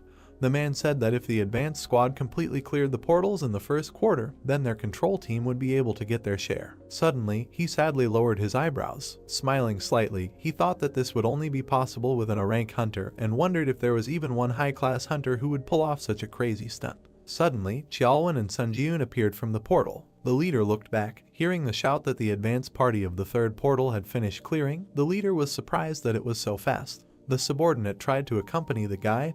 The leader was surprised that they went to raid the dungeon with only the two of them, meaning that this group couldn't even get halfway there. Suddenly, he raised his eyebrows in surprise, noticing something. The portal behind them began to disappear. He opened his mouth in shock, thinking that the portal that had become colorless meant that. The man smiled widely and finished his thought by saying that the boss's room had been completely cleared. Stumbling, he ran towards the guy. The man, breathing heavily, asked the young man if they had really cleared the dungeon completely. The hero asked him who he was to ask such questions. The interlocutor adjusted his suit and said with a smile that he forgot to introduce himself, after which he gave his name and said that he was the leader of the portal control group from the Hunters Association, who had arrived in this place to monitor the portals that had suddenly appeared in this park. Xiaolwen intervened in the conversation and asked if they had arrived later, that they wanted to buy the rights to occupy the portal. The man confirmed this and said that he wanted to make an offer to the two of them to sell. He raised his eyebrows in surprise when he heard the words that Xiaolwen was not the one who had the right to make decisions in this matter. The leader was very surprised when he was told that the young man had captured this dungeon alone. He recoiled and asked in shock if he really did the cleanup alone, since that meant he was a rank hunter. The guy interrupted him and said that he was a C rank hunter, and that he thought that was not the most important thing right now, after which he asked him to get closer to the point. He frowned and asked how much he wanted to buy the right to occupy the portal for, after which he thought that if it became known that he came from the test tower, then it would add unnecessary problems. The leader coughed and said that if we return to the main thread of the conversation, then their team wants to propose something. The hero frowned in surprise. Hearing the words, he said that they wanted to buy the right to occupy the portal from them for 1,200,000,000 won. A huge stack of papers fell on the table. The girl sat down heavily on them and said that it was very hard for her, because after returning from the tower, all she did was work like a horse. Suddenly, she noticed something. She picked up the phone and wondered who was calling her at such a late hour. The girl looked at the phone screen in surprise. A little earlier, she looked over her left shoulder. The girl looked at the nameplate with the manager's name. She remembered standing in front of three men who said that without a doubt, this incident would lead to revolutionary changes, and then she thought that everyone at the top was really worried. She held her head and said that even if the applicants were hiding their identities, she still didn't think it would be so difficult to win them over. She looked down sadly. She added that she hadn't even managed to recruit 10 people, and all of these applicants were low level, so it was not enough to satisfy the top management. She looked out the window and said that if she thought about it, she had no idea what that person was doing. She remembered how the boy cut down the goblins one by one and thought that the boy was so strong that it would not be an exaggeration to say that he cleared the 4th floor alone. She touched the glass and regretted that she did not propose to him right away. Suddenly, she was distracted by a notification on her phone. She picked it up and wondered who was calling her at such a late hour. The girl raised her eyebrows in surprise, looking at the phone screen. Sunjun had texted her and asked if they could meet up if she had already returned. The boy's balance was 1,291,600,000 won. The boy carefully looked at the phone screen and said that he had earned almost 1,300,000,000 won, and he still could not believe that it was true. He was sitting in a cafe, saying that he felt amazing, when suddenly a golden bell rang. The tired girl flew inside. She noticed her hours waving his hand at her. The girl grabbed her head, approaching the table. The guy thought that she ran with all her might and said that she did not have to hurry so much. Sitting opposite him, she said that he did not even answer her message. The guy blushed, hearing the words that she waited for his answer for a very long time. He sweated nervously and apologized, after which he said that he never read it because he was in a hurry. Smiling, she pointed at him with her fingers and said that then he should treat her to a cup of coffee and cheesecake. The hero replied that she could order whatever she wanted. A little while later, a cup of coffee appeared on the table. The guys sat opposite each other. The girl asked if the guy was going to climb to the top floors of the test tower. The hero replied that he was going to continue his climb in the tower. To be honest, he contacted her because he had a request. He looked her in the eye and said that he needed to join a guild so that he could attack a dungeon during his short return from the trial tower, but he had some conditions. He imagined various hunters and said that the first condition was the right to refuse a summons to the guild. He then imagined the trial tower and added that the second condition was not to interfere with his personal affairs related to the tower, and the third was permission to use the guild's dungeons at any time. The young man also asked if there was a guild that would be willing to satisfy all of these conditions. The young man frowned slightly and wondered if the atmosphere was strange and if he had overdone it. He suddenly flinched when he heard his name. The girl tilted her head and said that the conditions he proposed were absolutely impossible to fulfill, since from the guild's point of view, they did not get anything. She touched his hand, interrupting his words about how he had probably asked for too much. She stood up at her place and looked him in the eyes. Their fingers intertwined. The girl said that he could join her guild. He raised his eyebrows in surprise, hearing the words that she would make these impossible conditions feasible. The young man was lying on the roof of the bus, recalling the past conversation. His hair was fluttering in the wind. The young man said that from raiding the dungeon to selling the right to occupy, and plus joining the guild, yesterday he lived an extremely productive day. Looking up at the sky, he said that anyway, to join the ranks of the guild, there was one task left to complete. He suddenly plunged into the memories of the past conversation. The girl said that he should clear a C-rank dungeon alone, because he should demonstrate his abilities, so that it would be easier for her to convince the higher management, because the privilege of free use of the guild dungeons is not available to everyone. The boy looked into her eyes and thought that her words meant that not everyone could bathe in cream using the White Guild dungeon. It had to be at least a rising star or a hunter who had high hopes. He frowned and said that they could prepare everything necessary for the cleanup. They shook hands. The girl added that she would make sure that he would never regret his decision. Standing up, he said that as a warm-up, he thought it would be worthwhile to start jogging from this place. He rested his hand on the roof of the bus. Rising to his feet, he bowed his head. The boy looked up and made a powerful dash forward. People noticed something flying above them at high speed. The girl came to the open gate. She smiled and said that she came to confirm the reservation for the assault on the portal, which would take place in an hour. The interlocutor looked at the tablet and glanced at the girl's ID, after which he said that the attendance was confirmed. He pointed to the resting place and said that there was still a lot of time, so she could sit under this canopy. The girl thanked him. A moment later, she looked back, noticing the guy running up, and in our surprise that she was already there. He looked around. After a little while, the lagging airflow caught up with him. A strong wind began to blow away people and standing furniture. The guy awkwardly adjusted the fallen chairs and apologized, saying that he ran too fast, so it seemed like a shockwave arose. The girl smiled awkwardly and thought about whether he wanted to say that the wind rose simply because of fast running, after which he said that he came quite early. The young man looked at the gate, while the girl wondered what kind of person he was there. She pointed to the portal and said that she had already passed all the checks, so he could let her know when he was ready. The boy replied that he could start the raid right now,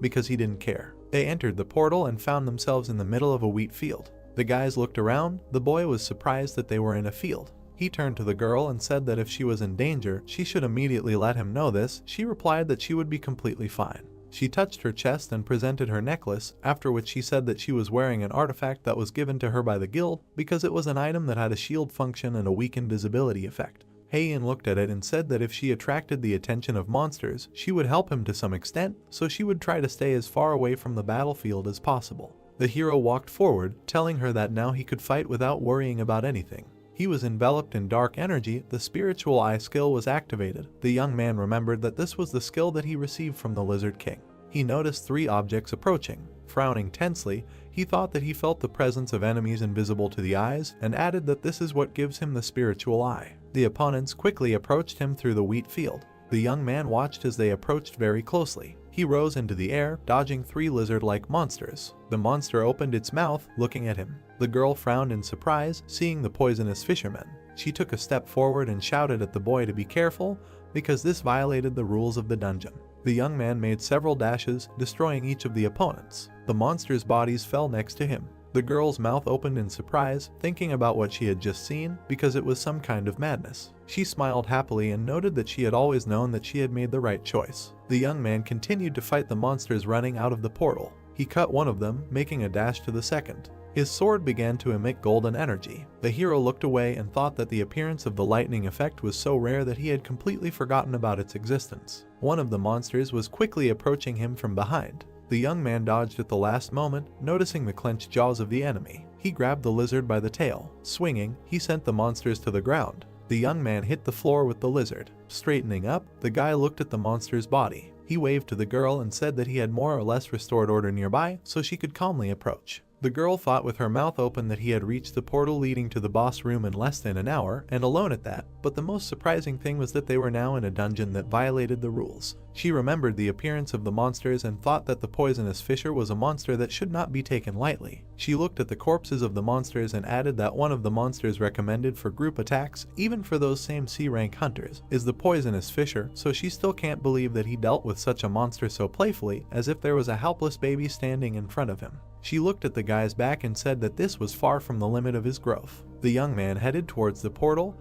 The girl added that it was impossible to even imagine what he would show in the future. The hero began to collect the souls of the killed opponents, increasing his stats. He raised his head and thought that with this level, even the boss would not pose much of a threat to him. He looked at the portal and said that they would go to the boss's room. After going inside, they found themselves in a dark and foggy place. A slight light was breaking through the gap between the rocks. The woman called it a little strange. A magic projectile was approaching them from above at high speed, while she was talking about how they had already gone far, but the presence of the monster was still not felt. Suddenly, they raised their heads, noticing the danger. The guy frowned nervously. The monster struck. The guy thought that it was very dangerous. He pulled the girl out from under the monster's attack and ran away. Heian looked at his face in surprise. The beast opened its mouth and began to collect mana. He released a powerful beam of energy. Heian pointed her hand at the danger and told the boy about it. Suddenly, a powerful explosion thundered. The hero, along with the girl, jumped out of the smoke. The boy stepped onto the stone floor. He crouched down and said that he had moved her there without her consent because the monster looked extremely dangerous,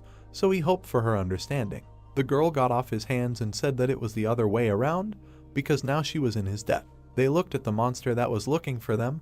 The boy said that he would leave her to deal with the beast. The girl turned around worriedly and asked him to stop so that she could use the enhancement skill on him because they could test his personal skills later. He stepped into the abyss and said that he would not agree to that. Frowning slightly, he also added that he would be back soon. The boy fell down like a soldier. He landed right in front of the monster, breaking through the stone floor. The monster opened its mouth and bared its teeth. Sun Jiun ducked, frowned, and activated instant acceleration. The beast planted its foot on the floor. The hero also used the exclusive effect of the speed boots. The opponents prepared for battle.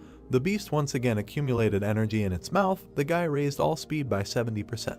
He jumped up from his place and went on the attack. Having run past the monster's face, he did not even look back. The beast turned its head after him. The young man used 3 absolutes and began to strike, cutting the flesh of the beast. Severed body parts began to fall to the ground next to it. The girl watched what was happening from the root of a tree. The system announced the victory over the dungeon boss and said that in 3 hours the dungeon would collapse. The girl smiled and laughed nervously. Looking at the guy, she said that now she was completely confused about who was the monster in this place. They headed towards the Scarlet Portal. The guys went out into the field. The girl said that she never expected that he, being a C-rank hunter, would clear the dungeon so quickly. She folded her hands behind her back and added that he had passed the tests and could now use the White Guild's dungeon, because their guild was not so stupid as to miss out on a talent like him. The hero replied that he was pleased to hear that. The woman turned around and said that she would digress a little from the main topic of the conversation. She presented 3 levels of difficulty and said that when he was summoned to the tower in a trial, the difficulty he initially chose did not matter much, because even at low difficulty, those who showed good progress in passing the trials would face increasingly difficult tasks as the number of trials increased. She schematically presented the exchange of difficulty between high and low levels, after which she added that there was also a reverse process, because even at high difficulty, if the result was lame, the applicant could gradually slide down to low difficulty. She looked to the side and said that based on this principle, the fact that he had achieved such an impressive growth could only mean one thing: his difficulty level in climbing to the top of the tower. The 3 past trials flashed through the boy's memories. The girl finished the sentence by saying that his level was deadly among the top 50 participants on the summary board. She lowered her head and said that therefore she hoped that he would try to be a little more careful. The hero was very surprised to hear her say that she would like to accompany him for as long as possible or to mature his amazing growth with her own eyes. Sun Jiun was sitting on the roof of a building in the middle of the night. He took a bite of an apple. Smiling widely, He said that for the past 3 days, he had really been spinning like a squirrel in a wheel. In 5 minutes he would be transferred to the trial tower. He raised his head and thought with a smile that thanks to this, both his stats and his self-confidence had grown. After his reflection, time and glass, a spatial tunnel opened in the sky. The young man began to return to the tower. He smiled widely and thought that he was returning again. Having appeared in his room, he decided to begin his test. The guy poked his finger at the system window, confirming the start. The system opened a dialog box and asked which test intersection point he wanted to choose: tactics, combat, or capture. The young man raised his eyebrows in surprise and thought that if he thought about it, he had seen a mention of creating an intersection point. He chose combat and added that if he wanted to increase the effectiveness of necromancy, then he should go into battle. The system reported that all personal tests of the applicant were focused on combat, and after choosing a point, it could not be changed. Standing in the middle of the room, he noted that he had not intended to change it, and now he no longer needed to choose anything. The system reported that the applicant had the qualification of a pioneer. The young man raised his eyebrows in surprise. He silently looked at the message that the administrator's private chat was about to open, and the search for an administrator specializing in combat introduction was currently in progress. After a short while, the system completed the search. The boy's body was engulfed in system energy. It reported that a consultation with the Steel Blood Lord, the manager of the combat intersection point, had begun. The hero was transported to a snowy field full of lonely swords. Looking up, he wondered where he was. The system reported that he had entered the Steel Blood world. The system message notified that the search was complete. Consultation with the Steel Blood Lord, the manager of the combat intersection point, is beginning. Sun Jiun looked surprised, after which he landed on the field among the swords. Raising his head, the hero wondered where he was. The message notified that he had entered the Steel Blood world. Many blades were stuck in front of him. The pupil changed after using the Eye of Truth. The system message notified that the skill was activated. The Iron Blood world. Ranking unknown. A space created specifically for her, the administrator of the Iron Blood Lord, a place where uninvited guests cannot look in. The hero smiled and thought, such a place also exists. Sun Jiun began to walk forward, reading that the administrator of the Iron Blood Lord was unhappy with someone making inquiries. Looking closely at this message, he thought, does this mean that administrators can communicate their intentions through direct messages? One of the swords nearby burst into flames, after which he went forward. The system message notified that the administrator Lord Ironblood said to stop wasting time and asked to follow the sword. Sun Jiun looked at this in surprise, so he continued to follow the blade, after which he left this field. Steam came out of his mouth when he breathed. He found himself at the entrance of the house. Coming closer, he opened the door slightly. Looking inside, the hero saw something in front of him. Administrator Lord Ironblood was looking at him. Inside, there was a girl who told him that he had finally come, and she greeted the pioneer. She looked at the hero with a smile, saying that she was the administrator who was assigned to conduct a consultation with him. That same Lord Ironblood. She sat with her legs crossed. Sun Jiun looked at her carefully, thinking that in appearance she looked like a foreign beauty. But he saw her bright aura, realizing that in fact, in front of him was the creature that controls the trial tower. Suddenly, the girl appeared in front of his face, after which she reached for the bottle on the shelf, saying that she was curious about what this monster looked like, and she would say that it was pretty good. The hero thought in surprise, when did she manage to get here? He was staring at her non-stop. The hostess of the house went to the fireplace. Sun Jiun asked if she knew him, and she answered of course. The trial on the 4th floor was quite impressive. The drink was filling the glass when the guy asked if she had been watching his trials all this time, to which the girl said that she only knew about what happened from the data of the final report, because it is impossible to watch the trials of candidates below the 8th floor. Sun Jiun's eyes grew bigger from surprise. He thought about the fact that she is an administrator but cannot watch the trial. While stirring the contents of the glass, the girl also said that judging by his expression, she thought he had misunderstood something. Administrators are not omnipotent beings like the gods, and they do not control the tower at all. The blonde took a sip from the glass, saying that he should not be too nervous in her presence. Sun Jiun silently looked at the interlocutor, who also said that as long as she obeyed the tower, she could not harm him. But, glancing at him, the girl decided to close this topic and said that this personal consultation was an advantage he had earned. If he had any questions, he should not hesitate to ask. Sun Jiun frowned. He thought that he definitely did not feel any hostility. There was a blizzard outside. The hero asked if she could explain what this personal consultation was, and the interlocutor said that, as mentioned earlier, a personal consultation was an advantage that a pioneer would receive. Sun Jiun recalled the armored enemy, saying that on the 5th floor, he almost died at the hands of a challenger from another dimension. Why did he come to him? Looking at her glass, the girl said with a smile that there was no special reason. Looking at the interlocutor again, she also said that it was because when entering a certain floor in another world, an intruder could not only steal the reward for the challenge of that floor, but also gain more favorable advantages. The fireplace was burning brightly in the room. The interlocutor also said that challengers from other worlds come from where the tower had existed for decades. They are well aware that the reward for harming a challenger from another world is incredibly large. The hero was surprised to hear that they also knew that the tower of this world would one day be united with the towers of other worlds, and asked her again what she meant. But she only said that everything is as it is. She presented a scale where the progress of the Earth dimension trials rose, while the invasions of other dimensions remained below. The fair-haired girl explained that starting from the 20th floor, the main focus was on combined trials, not personal ones, and then he would have to meet with candidates from other worlds. Looking at his interlocutor, the hero thought why this looked like an attempt to eliminate and advance a competitor whom he would have to meet one day. But, putting down the glass, she asked if she had satisfied his curiosity. Opening his mouth, the hero noted that if you do not take into account the last question, then you can say so. Then he lowered his head and asked about the trial tower, what kind of structure it was. Then the girl lowered her head and remained silent. Walking away from the table, she nevertheless answered that she herself would like to know the answer to this question. She looked thoughtful, hearing that she was the administrator of the tower, but did not know the answer to this question.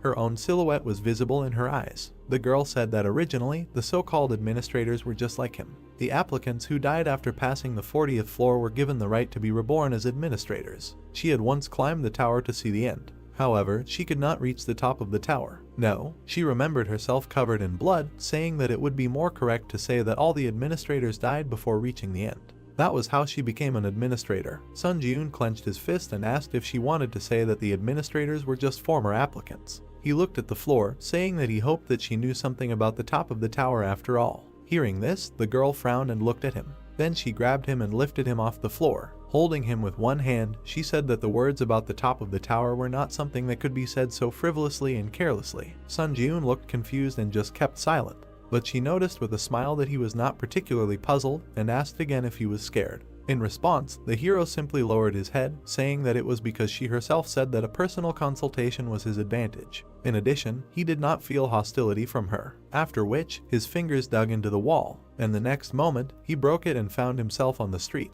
At that moment, a blade appeared in his hand, and he said that he did not intend to let her harm him so easily. The girl was very surprised. Meanwhile, snow was falling on the roof of the house. She began to go outside with a smile, saying that she had been living for many years, and for the first time she saw the one who destroyed the administrator's residence. But his actions convinced her. The hero only looked at the interlocutor with incomprehension. Then the girl looked closely at Sun Ji-eun, calling his name. But he was confused when he heard that she was offering him a patronage contract. A new system message appeared about entering the waiting room on the 8th floor, after which the hero found himself on the bed. He was still surprised, after which he stood up and opened the window of the exclusive store. A screen appeared in front of him, which wrote the skill category, strength category, item category, contracts Lord of Iron Blood. He was surprised, telling himself that he really made a contract with the administrator. The girl with blonde hair held a scroll in her hand, saying that she could not pass up a candidate who was both talented and brave. The system message asked if he wanted to sign a patronage contract.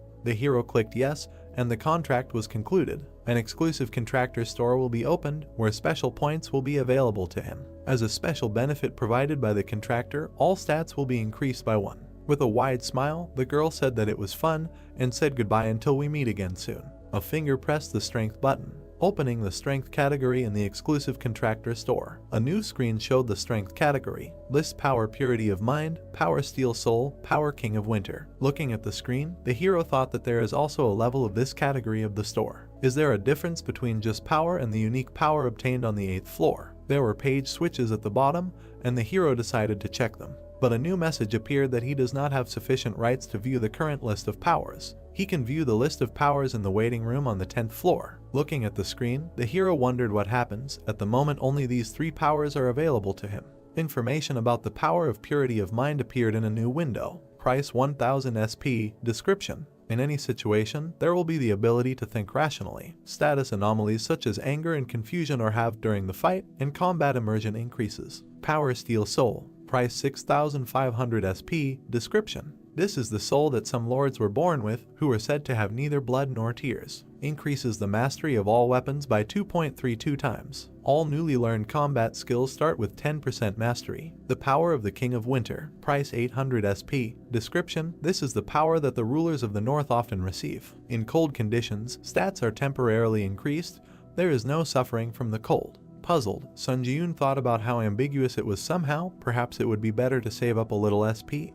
But he still pressed the button, deciding no. New notifications appeared, saying that he had purchased the power of purity of mind. 1000 SP written off. Description: in any situation there will be the ability to think rationally. Status anomalies such as anger and confusion are halved during combat, and combat immersion increases. Sun Ji-yoon remembered climbing a cliff, thinking about the power that allows you to reason sensibly in any situation.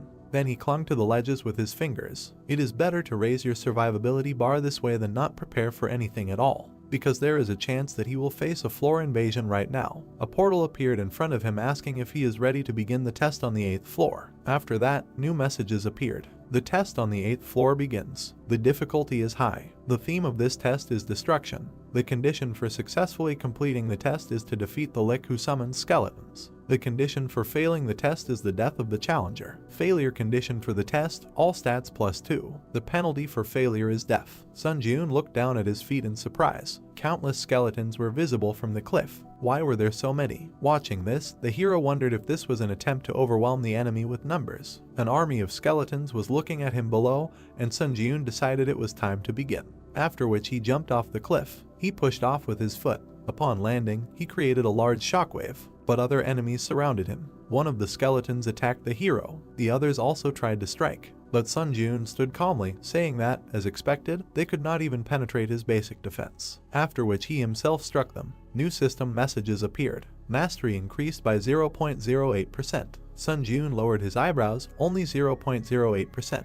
How annoying. Each swing hit multiple skeletons, increasing his proficiency. Holding his fists to his face, he decided that there was no point in increasing his proficiency during this trial. Standing on the battlefield, the hero suddenly heard a voice asking who he was. What kind of bastard dared to cause trouble in the shrine? Sun Ji-yoon turned around. Looking into the distance, he wondered if the voice was coming from there, and, raising 2 fingers, he used Summon Dead. The fallen skeletons rose again. He absorbed the souls to summon skeleton soldiers. In possession, 1/30.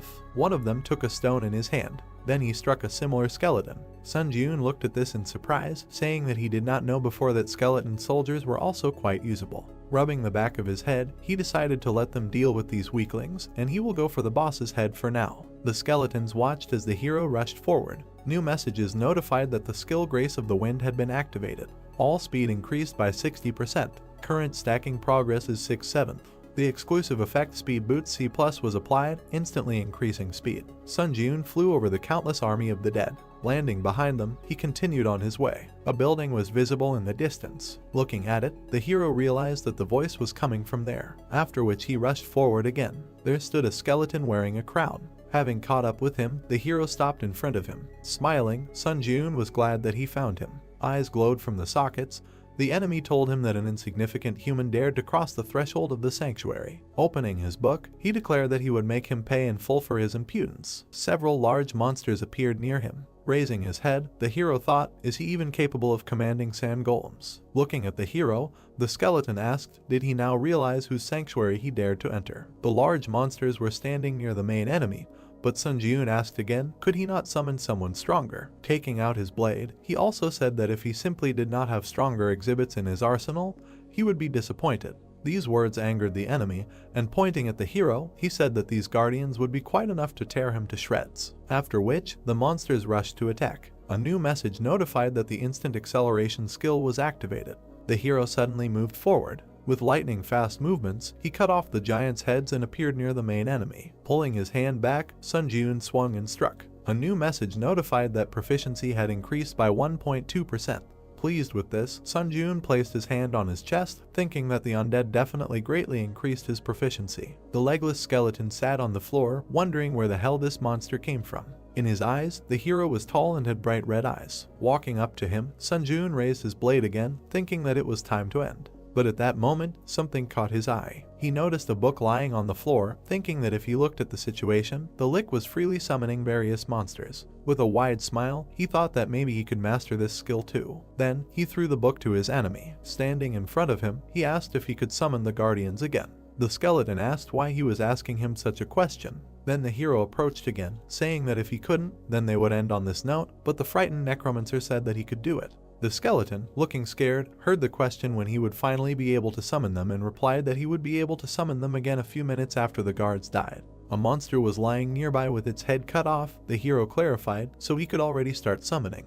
The skeleton answered yes and asked again why he needed it. They were no obstacle for him. Sun Jiun did not explain and simply raised his blade, saying that it had already tired him out, to which the skeleton opened his book, saying that he would start summoning right away. Raising his hand, the skeleton began to summon the guards. Two monsters rushed to attack again, and with a swing of his weapon, the hero quickly dealt with them. Sitting in front of the hero, the skeleton asked if he was satisfied. Placing his blade on his shoulder, Sun Jiun only replied that they had just begun. Kicking him with his foot, he demanded that he summon all the skeletons that had not yet died here and put all their strength into these guards. After which the monsters lost their heads again. Bright traces split them. Another one cut them into pieces. The skeleton looked scared, asking how long he had to do all this. Sun Jiun continued to kill the summoned creatures. He answered with an evil smile that he would do it until he told him to stop. The guard pointed his fist at Sun Jiun. The hero simply held his finger out in front of him. He easily managed to stop the large monster's hand, after which it quickly ran up his arm. A few swings and the head was cut off. Mastery increased by 1.2%. The giant's body fell to the ground. The system reported that the mastery of the unique attribute necromancy had reached 100%. Sun Jiun looked at the glowing light in surprise. The rank of the unique attribute necromancy had increased by 1 level. Smiling, he thought that necromancy was now also C rank. Suddenly, his attention was drawn to the words that he was crazy. The skeleton lay on the floor, saying that the hero was a scumbag who would make even the devil tremble. He would curse him even after death, and then he let out a wheeze. The hero approached his captive, thinking that the fact that he had more and more cracks with each summoning indicated his imminent death. Taking the sword back behind his head, he told him that it was a pity he wanted to use it a little longer. From the swing, the skeleton's head flew off. His last words were that meeting him was the most disgusting thing that happened to him. System messages appeared. The hero received the achievement A Person Who Surpassed the Devil. Dexterity increased by 1. Absorbed the Spirit of the Lick. Mastery increased by 17.4%. At this moment, the hero extended his hand, absorbing the red energy. More messages appeared. O passed the 8th floor of the Tower of Trials. As a breakthrough reward, all stats increased by 2. Receive 30,000 points as a breakthrough reward. Receive 700 SP as a breakthrough reward. Receive 300 SP as an additional breakthrough reward. A blue portal appeared, moving to the waiting room. New messages notified, entering the waiting room of the 9th floor. The system expansion begins. Admins will be able to observe the trials. The restrictions on answering questions have been removed. It becomes possible to purchase C-rank skills in the skill store. The status window opened. Strength 67, Agility 66, Tenacity 63, Endurance 66, Mana 53. Unique characteristic Necromancy C, Unique Power Skill Synthesis, Power Purity of Mind C. The hero stood in front of the screens. One of them had a description of the unique characteristic. Necromancy C Mastery 0%. Basic effect is the ability to absorb the souls of the dead to strengthen and supplement either stats or mana. Additional effects 3. When absorbing the spirit of the deceased, there is a 20% chance that one of the skills imprinted in the soul will be acquired. Additional effect 4 is the ability to use the souls of the dead to protect the body. However, at this time, the amount of energy consumed by the protective shell will be proportional to the strength of the blow. Additional effect 5 Skill absorption of the soul of the dead. The ability to completely inherit its mastery. Sun Jiun smiled and pointed out that skill absorption itself is cheating, so now you don't have to level up the skill mastery from scratch. The screen said that when absorbing the spirit of the dead, there is a 20% chance that one of the skills imprinted in the soul will be acquired, and he realized that the probability of skill absorption was open. Swiping the screens, the hero reasoned that the trial of the 8th floor ended quite smoothly, but there is no guarantee that the trial of the 9th floor will be the same. He should clearly prepare thoroughly for the next trial on the 9th floor. Afterwards, he examined his blade, deciding that he thought the sword could still be used, but the problem was in the shield and skills. The blue screen showed the following description: Skill, Hunter's Dagger O Mastery Max. Description: a practical technique created by hunters for effective hunting. The effect when using a dagger is that the cutting power of the weapon increases by 1.5 times and knowledge of dagger techniques increases. Looking at this, our hero thought that since he had brought the skill to the maximum, he had reached the point where he needed a replacement sword skill. After that, new windows opened and the skill store was entered. Displays a list of skills available for purchase. Sun Jun ran his finger across the screen. Scrolling through the contents, he realized that his hopes were not justified, there was nothing worthwhile here. After which, frowning, he said that if there was no skill, then he would have to create it. Gold coins rained down when he bought the basic fencing e-skill. 25,000 points would be deducted from his account. A new window reported the skill basic swordsmanship e-mastery 0%. Description general swordsmanship, containing the basic techniques of all swordsmanship. Effect, increases basic knowledge of all swordsmanship and increases cutting power by 1.5 times when using swords. However, this increase in cutting power does not overlap with other effects of weapon techniques. A basic swordsmanship skill that increases the ability of swords, he thought. Manipulating the blue screens, the hero thought that if he was going to increase the rank of the hunter's dagger through skill synthesis, he should predict the combination compatibility as best as possible. Among the current skills he has, the most compatible is basic swordsmanship, right. On the screen was an image of the hunter's dagger and basic swordsmanship skills. He selected two skills. New system notifications reported that the ranks of the synthesis materials do not match each other. The synthesis of the new skill will be carried out around the dagger skill. Hunter, there is currently a 75% chance that a higher level skill will be synthesized. As he wished to continue, the hero pressed his finger on the screen. A bright message appeared and a notification that skill synthesis was complete. A new skill was created. A bright light illuminated Sun Jun, and the skill Demon Slayer C was created. The skill icon and description appeared. Skill Demon Slayer C Mastery 0%. Description: a hunting swordsmanship art designed to kill demons. The main effect increases the basic knowledge of all types of fencing and increases the cutting power by 3 times when using swords. However, the increase in cutting power does not stack with the effects of other weapon techniques. An additional effect: when fighting non-humans, your attack speed is doubled. Looking at this, the hero thought that this adds attack speed when fighting non-human creatures. It seems that this skill is simply made for hunting monsters. He smiled, because, as expected, skill synthesis is a good ability. There were several ability cards in his hand, and he thought about trying to synthesize the remaining skills. Continuing to tap the screen, Sun Jun said that he checked the skill compatibility and the probability of synthesis. Several new windows appeared. Accelerated regeneration plus resistance to the laws of nature gave iron blood regeneration. Iron blood regeneration and pain tolerance gave ash blood. At this moment, the glow became brighter. The hero looked in surprise. A new description of the ash blood skill appeared on the screen. Description: the main racial trait with which a mutant vampire is born. The user's recovery effect increases proportionally to the user's durability. Regeneration increases threefold when dealing physical damage. Depending on the damage dealt, up to 40% of pain is blocked. His eyes grew bigger in surprise. Sun Jun thought that a threefold acceleration of regeneration is already cheating in itself, and the skill also blocks pain. After which he took the weapon in his hands, saying that since the waiting room was equipped with healing, he would not be able to properly test this skill. Also thinking, however, 120 points were not a burden to him at all now. After which the messages appeared again saying that the waiting room's regeneration effect was removed. 50 points would be deducted from the account. Fatigue would accumulate, and he would not recover from physical damage. The guy raised the sword above his head, thinking that since all the spirits had been absorbed, the shield would not activate in any way.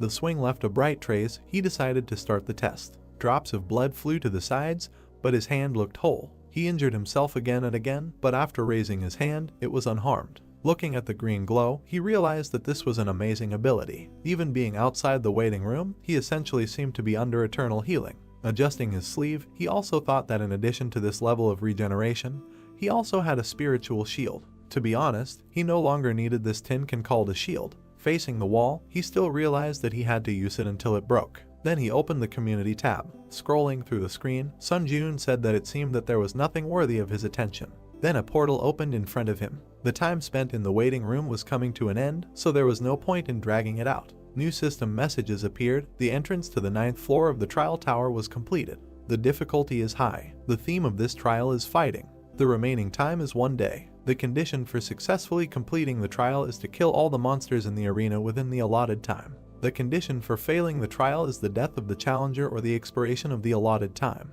The reward for successfully breaking through the skill animal instinct. The penalty in case of failure is death. But then a warning appeared. The window said that the challenger Sunjun's trial on the 9th floor is currently unsafe. Confirmed floor infiltration of the Muram World Challenger. Confirmed theft of the trial target by the Muram World Challenger. The hero appeared in front of another person. He frowned upon seeing him. The person stood on top of the defeated monster, saying that the hero had finally arrived. The trial target was changed. The man in white said that he was the commander of the Muram Union, Sunhak. A new window informed him that he needed to be killed. The gray-haired man stood with his head down. A challenger from another system. The hero silently looked at his opponent when he asked his name. Looking at the man in front of him, Sunjun asked why he was asking his name out of the blue. The man replied that he had already revealed his name and position. Frowning, the hero said that the man had not invaded his floor with good intentions, so what was the point of introducing himself? To which Sunhak, without opening his eyes, replied that there was some etiquette between swordsmen, but his thoughts were clearly limited.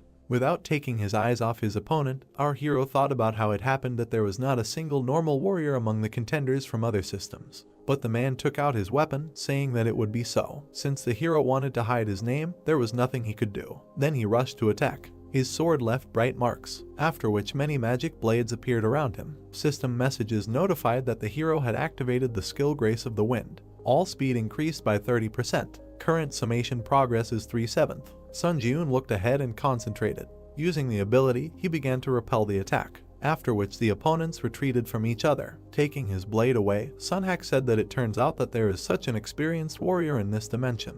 Our hero looked at him and heard an apology for looking down on him, after which Sunjun just exhaled. The old man was surprised when he heard him stop being hypocritical. Thick smoke gathered around them, and Sunjun said that he was here to kill him and steal his reward. He came here with such an intention, after which Sunjun's eyes turned red and he asked why he had to act polite. Sunhak stared at the protagonist, saying that perhaps because they were from different worlds, they could not understand each other, after which the old man raised his weapon and dispersed the smoke around him. His blade glowed, causing a storm. The man only said, "Let the earth rest in peace," a swordsman whose name he does not know. A message appeared, notifying that due to the unique characteristic sword light, he was blinded for 5 seconds. The hero was confused when he saw this, after which he stood in the darkness, thinking that he could not see anything. A new window notified that the magic resistance skill was activated. Sunjun held the sword at arm's length. A sound was heard behind him. The spiritual eye skill was activated. Suddenly, the enemy's blade approached the back of the hero's head. Our guy managed to dodge, but he still received a cut. New windows reported that he received the achievement Avoidance of Blindness. Dexterity increased by 2, after which the swing of his sword left a bright trace. The darkness dissipated and the enemy could be seen. The darkening effect of the unique characteristic sword light ended. Sunhak pulled the blade back. A sweaty Sunjun looked at him, thinking about how his throat was almost cut. Looking closely at his opponent, the old man asked how he calculated the trajectory of the sword. New messages notified that the skill Instant Acceleration was activated. The skill Grace of the Wind was activated. Agility increased by 50%. The current stacking progress is 5/7. Sunjun touched the ground with his hand, then rushed forward. Sunhak prepared to attack. Their blades crossed, causing a release of energy. The touch occurred with the tips of the blades. After that, Sunjun turned his back to the enemy, so he tried to kick, but the old man stepped back. After that, he tried to strike with the sword. At that moment, Sunhak stopped the hero's hand, but the hero kicked the man's hand. It turned out that they blocked each other's weapons. Frowning, Sunhak noted that he saw that he was using some strange techniques. Looking at the enemy, the hero thought that despite his incredible height, their characteristics were essentially on the same level. Suddenly, the ground opened up beneath them. The man's eyes lit up, and he said that he would be serious from now on. The swing of his sword left a bright trace. Due to the unique characteristic of the sword light, Sunjun was blinded for 5 seconds. He found himself in the darkness again. The blue windows reported that the magic resistance skill was activated. The duration of vision loss was reduced to 2.5 seconds. The spiritual eye skill was activated. Bright traces were heading towards him from the darkness. Pulling the sword back, the hero thought that the speed of his strikes had increased. One of the traces passed very close. The system notified that the exclusive effect of the forged iron pendant, Steel Defense, was activated. The protective layer absorbs 10% of all physical damage. He was able to block another blow, but he still lost his arm. The pain resistance skill was activated. Looking at the wound, the hero thought about whether the steel defense was not enough to block his blow. Another notification that the darkening effect of the unique characteristic sword light has ended. Sunhak was opposite, swinging his blade. Rocks flew from under the hero's feet. Retreating, he turned around. Having destroyed one of the rocks, he threw it at the enemy, but the man noticed it. A swing of his blade split it in half. The hero moved, holding the severed limb in his teeth. This is how he managed to get behind the enemy. He turned around and noticed Sun Jiun. Already at this moment, the hero managed to restore the limb. Looking away, Sunhak said that regarding his recent techniques, he had already thought that he was a good martial artist, but all his techniques were simply borrowed from somewhere. Clenching his restored hand into a fist, the guy replied that the unique characteristic he used was also an ability obtained from the tower. Afterwards, new messages appeared. The skill Grace of the Wind has been activated. All speed has increased by 70%. The current stacking progress is 7/7. While using the ability, Sun Jiun asked the enemy with a smile, does he criticize others, but does not notice any sins in himself. He held the blade in front of himself, answering that he was using his tricks again. As a swordsman, relying on borrowed techniques is highly unacceptable, but our hero had already rushed to attack. He tried to strike, but the old man managed to block it. Looking at this with surprise, he wondered, then how about dying from a borrowed ability, and pressed his weapon even harder on his. Sunhak recalled the defeated enemies, thinking that until now he had performed a floor insertion dozens of times. Back then, blood was dripping from his sword. With this sword he cut down opponents from different worlds. He imagined how liquid flowed from the planet into the bowl. In particular, the people of the world called Earth were weak in terms of abilities in all respects. It was so bad that this place was called a honey jar. He stood there with his eyes closed. The challengers from Earth couldn't touch even a hair on his head. In addition, when using the unique attribute sword light that obscured the enemy's vision, a single sword in his hand was enough to deal with any of them.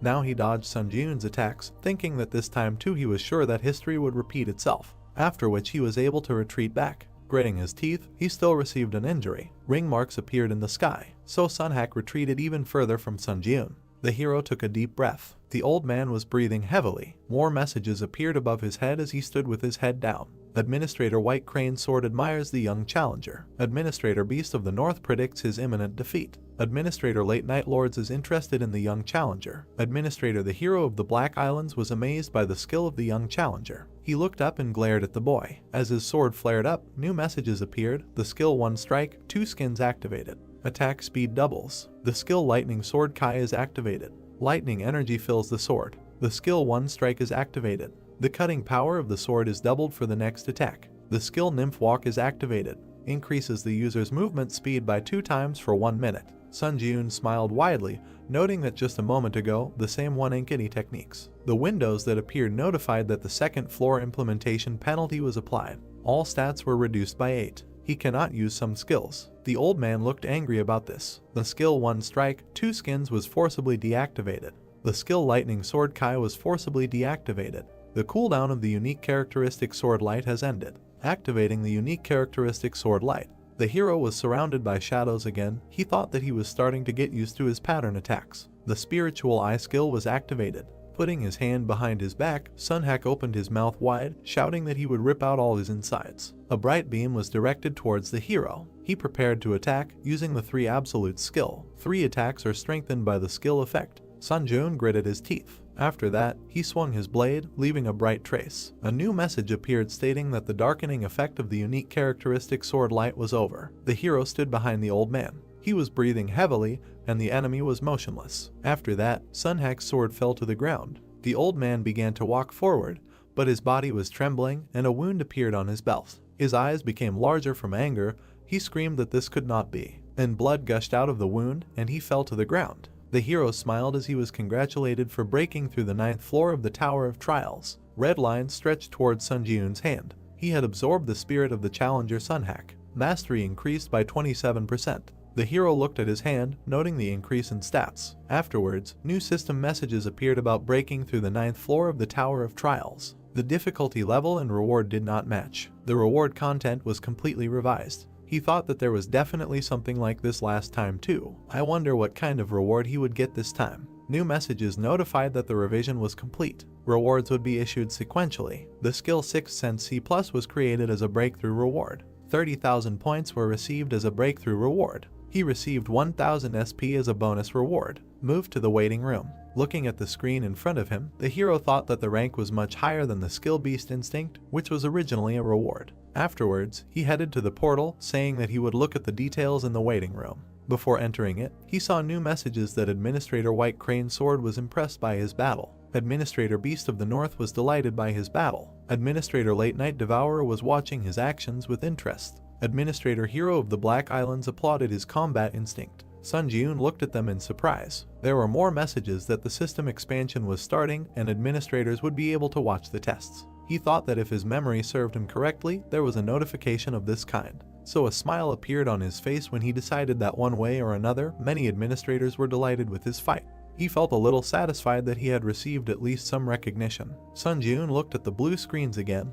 It said that Administrator Lord of Steel Blood condemned the excessive interest in the contractor. Administrator Lord of Steel Blood said that the contractor should not become obsessed with the increased attention. After that, there were more messages that Administrator White Crane's Sword wanted to add power to the contractor's exclusive store and asked if he was willing to accept the offer. Sun Jiun widened his eyes in surprise and wondered what this meant. The administrator was simply giving power. The hero looked at the screen again, and a notification appeared that Administrator Lord of Steel Blood said in a dissatisfied tone that he could accept the power. Then the hero wondered if he could just accept. Then a new message informed that Administrator Lord of Steel Blood said that there are cases where power is sponsored to gain the favor of contractors. Looking at the screen, Sun Jiun wondered if there was any benefit to the favor of a candidate who had already made a contract. He wondered if there would be situations where they would have to face each other. Standing silently, the hero saw a message that Administrator White Crane's Sword laughingly said that there would be many such situations in the future. The sun shone on the rocks. A notification appeared that Administrator Lord of Steel Blood said that the power provided would be so excellent that he would feel a certain burden.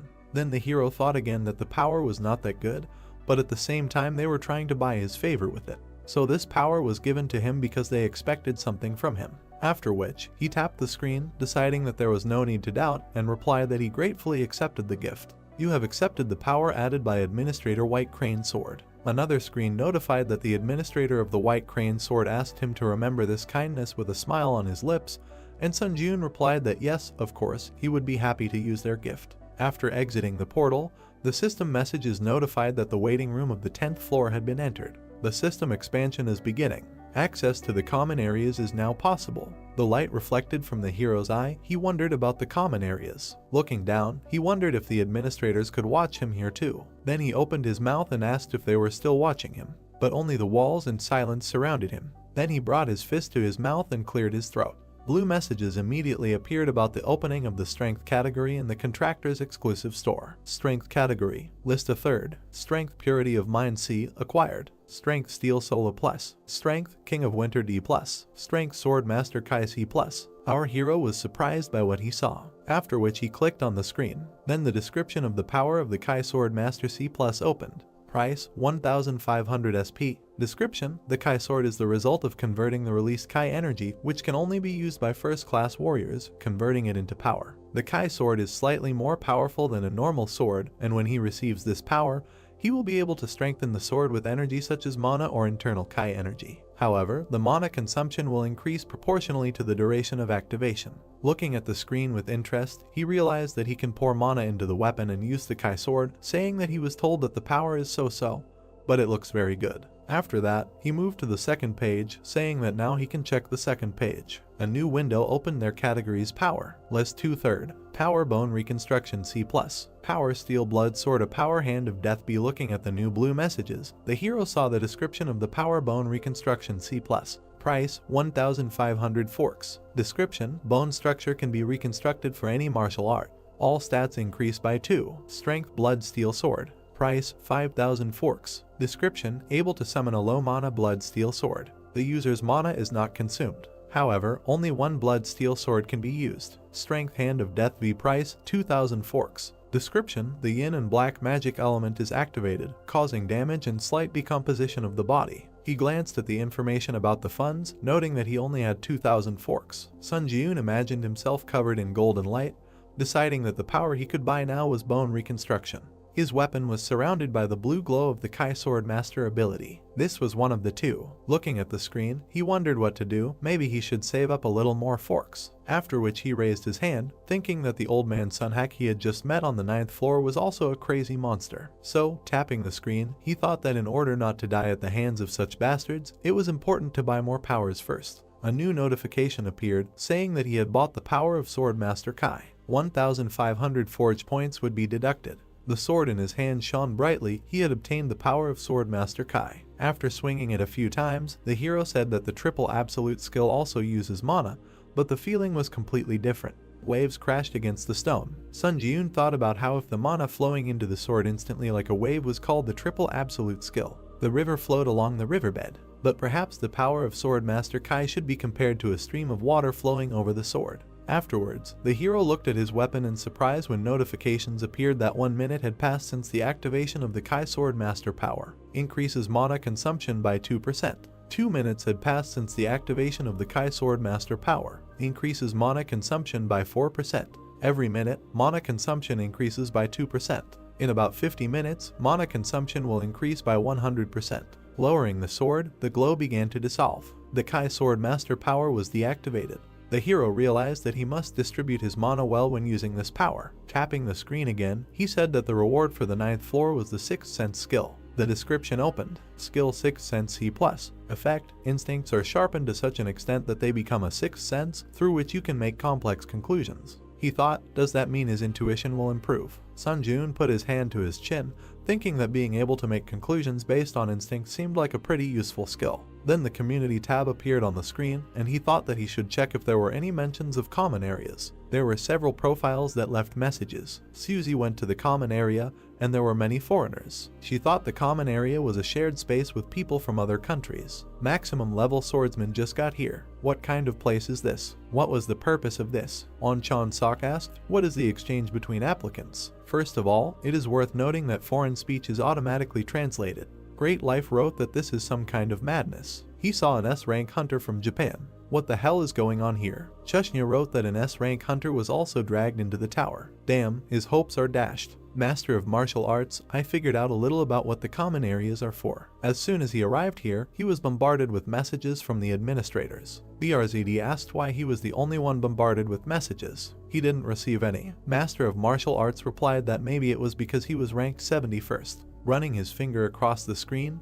the hero realized that there were a lot of comments about the common areas that had been added to the 10th floor. Suddenly, something caught his attention. The hero opened his mouth in surprise. The message said that just now, in the common area, a foreigner asked him if he wanted to exchange the power of his administrator. Is it possible to exchange powers? Looking at the information on the screen again, the hero reasoned that there was an opportunity to personally see many applicants and also exchange powers. A smile appeared on his face when he wondered if he could go on reconnaissance himself then. A new message appeared about moving to the common area on the 10th floor. A view of the open space opened up in front of the guy with green eyes. Delighted by this, he realized that this was the common area. Looking forward with excitement, he thought about how he even used the question ticket to learn as much as he could about this place, so he was going to make the most of it before heading back. Someone was watching him as he walked along the forest path. Several people were standing in the forest. One of them said that the bastard seemed to be a hunter from Korea. His comrade supported him, saying that right, this was a Korean rank hunter. He remembered seeing his profile. A smile appeared on the bandit's face when he said that he was a strong hunter and he was constantly worried about how his behavior always left much to be desired.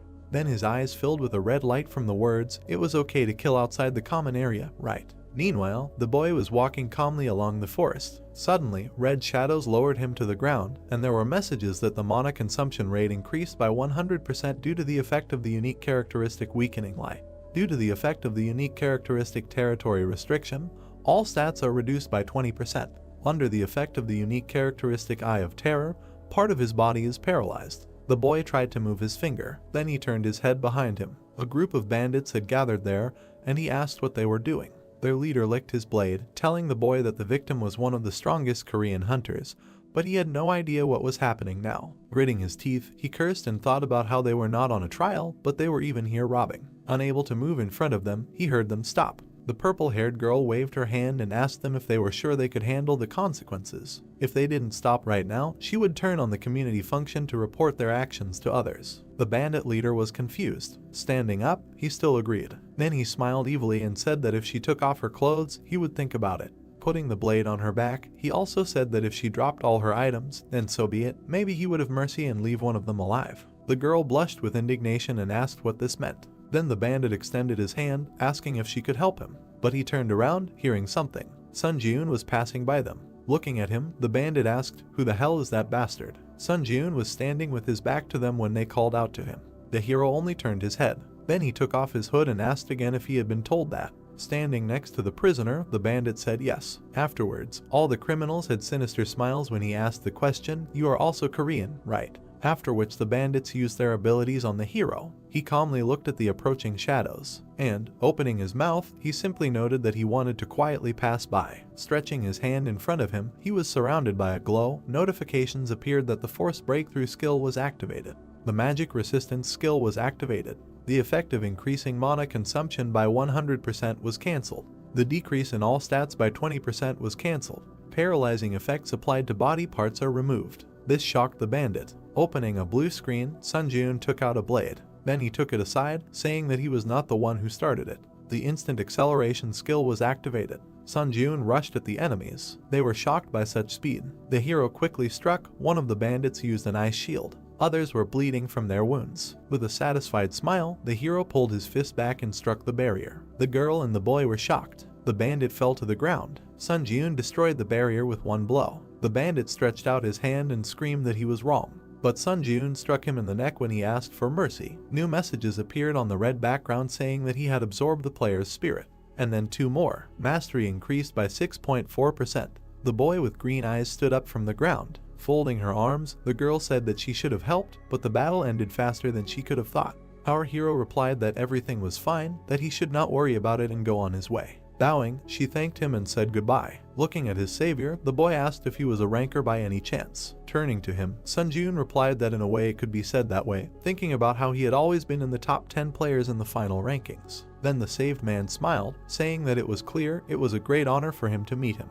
Thanks to him, he survived. Looking at him, the hero thought that it seemed to him that they wanted to kill him, so, getting rid of the problem that had fallen on him, he simply helped him along the way, but he replied that it was nothing special, so now he could go about his business. Sunjun had already turned around and said goodbye to the stranger, but the stranger asked him to wait. The hero looked over his shoulder. The guy pointed at the dead bandits, asking him to leave the corpses of those applicants with him. Sunjun looked at his interlocutor in confusion and asked why. The man happily smiled and replied that if he gave him those corpses, as well as for saving his life, he would pay him by giving him power. Sunjun looked interested. Gluttony, a dark light came out from his hand. The corpses of the bandits were sucked into his hand. Wiping his forehead, the guy said that it was not bad. Smiling again, the interlocutor said that, so, as promised, he would give him power. A new message appeared that the hero accepted the power added by the administrator. Sunjun looked at the monitor with a smile, reading that the Power Steel Wings was added to the power category of the exclusive contractor store,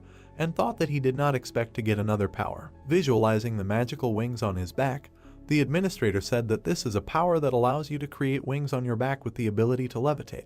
If he buys this power with So, he will be able to use it right away. Sunjun smiled happily and thanked the interlocutor, thinking that as soon as he returns to the waiting room, he will immediately try this power in action. But then several new messages appeared in front of the hero, saying that the administrator of the White Crane Sword was saying not to bother the applicant who had been noticed by him. Administrator Gourmet, is he outraged that business ethics are not observed to such an extent? Administrator Steelblood is unhappy with the one hanging around his contractors. Administrator Black Devil is watching the fight between these three with interest. He did not understand what the administrators had started among themselves. Looking at this, the hero thought that seeing how the competition between the administrators flares up, one can confidently say that they clearly want to get something from the applicants. Well, he will just get to the bottom of the truth step by step. The two guys continued on their way through the forest. Turning to his companion, the administrator said that the common area is divided into an arena, an auction zone, and a game zone. And in addition to these well-known facts, he can share much more interesting information.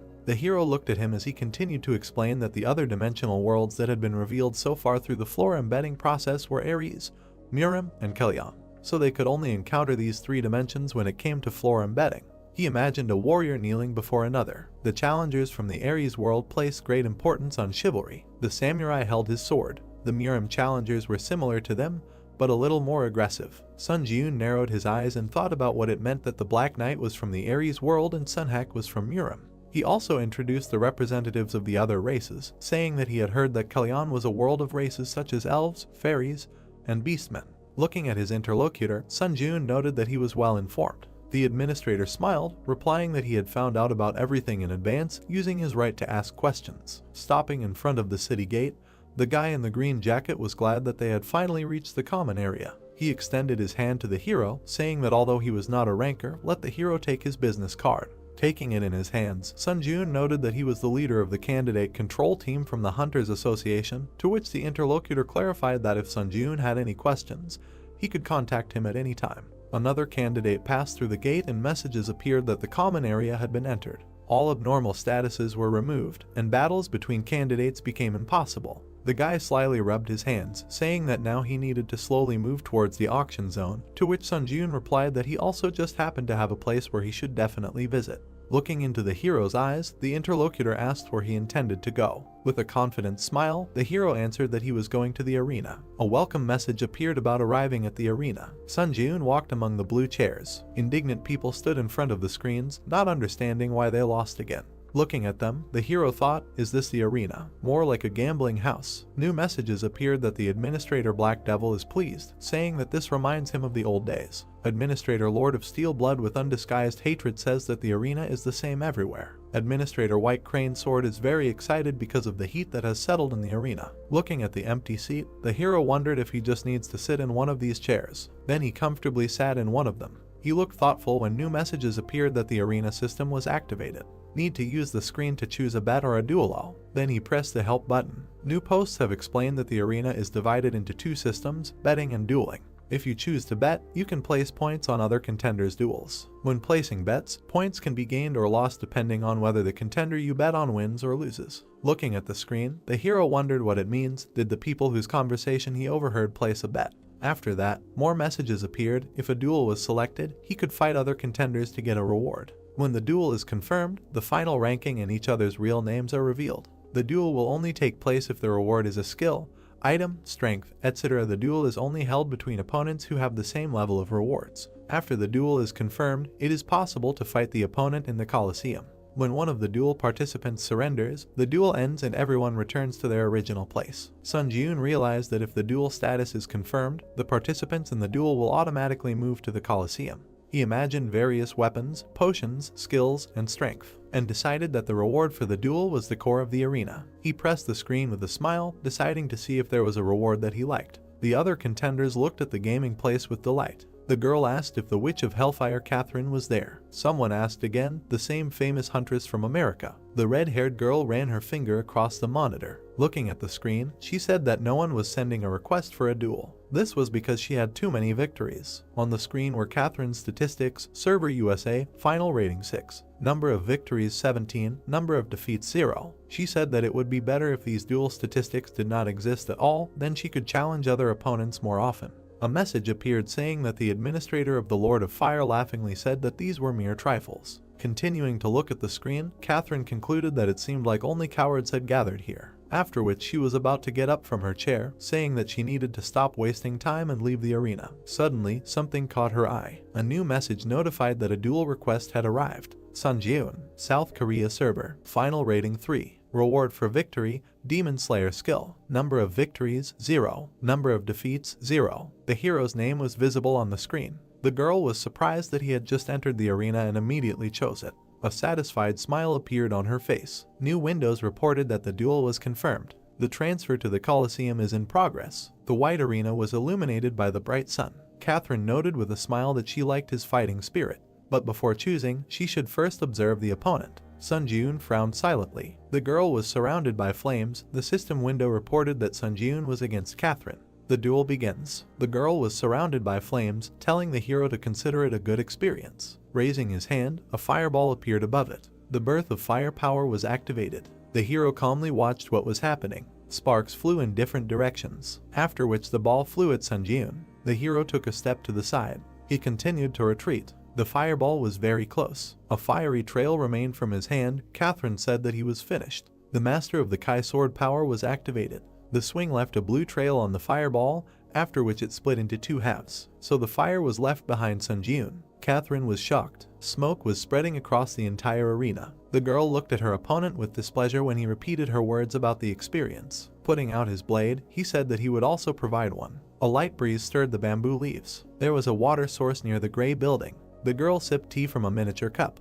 A blue whirlpool appeared in front of the long-haired blonde. An image of Sun Jiun's challenger appeared in its center. The girl sitting in front of the image said that she didn't expect him to already have control over the released Kai energy. She scratched the bird sitting on her shoulder with her finger, saying that she made a great move when she sponsored such a wonderful power. In the future, she would need to gain the favor of this candidate faster than the other administrators. Looking at the bird that took off, she thought that perhaps this candidate could fulfill her long-standing wish that she could not fulfill. The wind blew Sun Jiun's hair. An explosion ball appeared in front of him. The system reported that the instant acceleration skill was activated. The hero jumped up, escaping from the fireballs. The fireballs flew behind him, leaving flaming traces. He moved, cutting the fireballs with sword strikes. With his back to the flames, the guy swung his sword. The fabric of his cloak was burning. Sun Jiun turned around and cursed in his mind upon seeing this. He landed on the arena, raising dust. Looking back, the boy thought that it was a pity to lose the exclusive effect of the plaza due to the inability to use the skill Grace of the Wind. Fireballs were blazing above the girl's outstretched hand.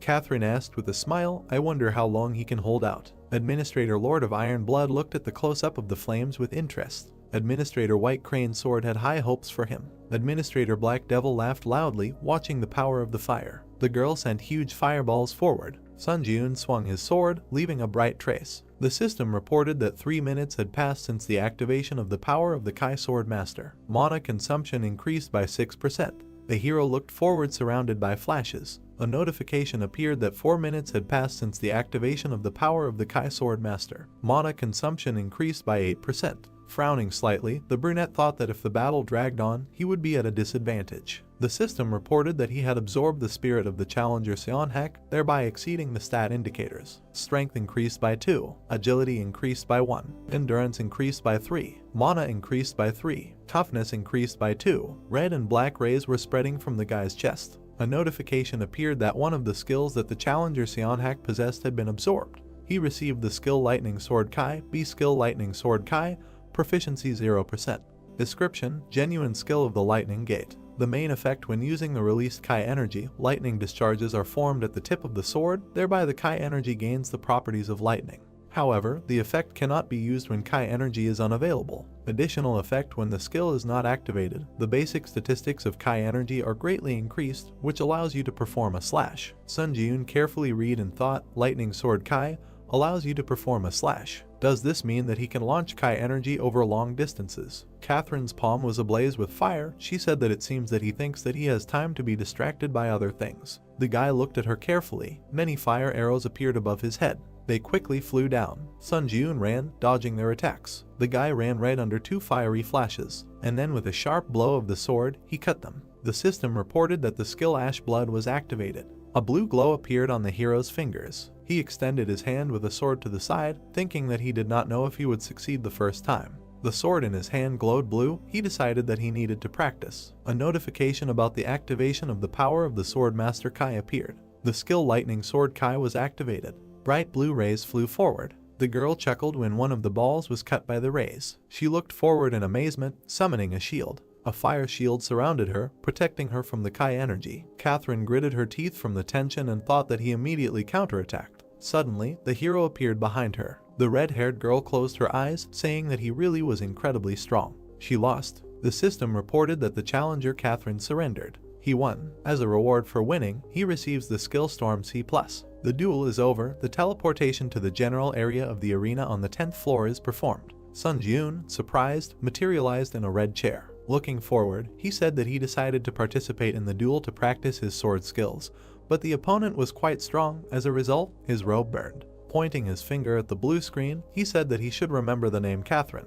The description of the skill Storm appeared on the screen. No mastery. The main effect is activated when attacking with a piercing sword and increases the attack speed by 3 times for piercing strikes. An additional effect when activating the skill is a 30% chance that the wind property will be applied to the piercing blow, and the movement speed will increase significantly. Seeing this, the brunette said in disappointment that he thought it was some kind of fencing art, but it was about the skill of piercing blows. An information window appeared in front of him, which said the server was South Korea, the final rating was 3, the number of victories was 1, the number of losses was 0. He thought, just 1 victory. He needs to start growing actively. The system reported confirmation of the duel. The hero is moving to the Colosseum. The hero saw a semicircular gray structure of the arena. Sunjun versus Owaki Yuji. The duel begins. The opponents stood opposite each other. The hero thought that he was ranked 11th on the Japanese server. The long-haired man with a spear said that he was ranked 3rd on the Korean server, so he was really looking forward to their duel. But the one who appeared before him looked like a beggar, nothing to even look at.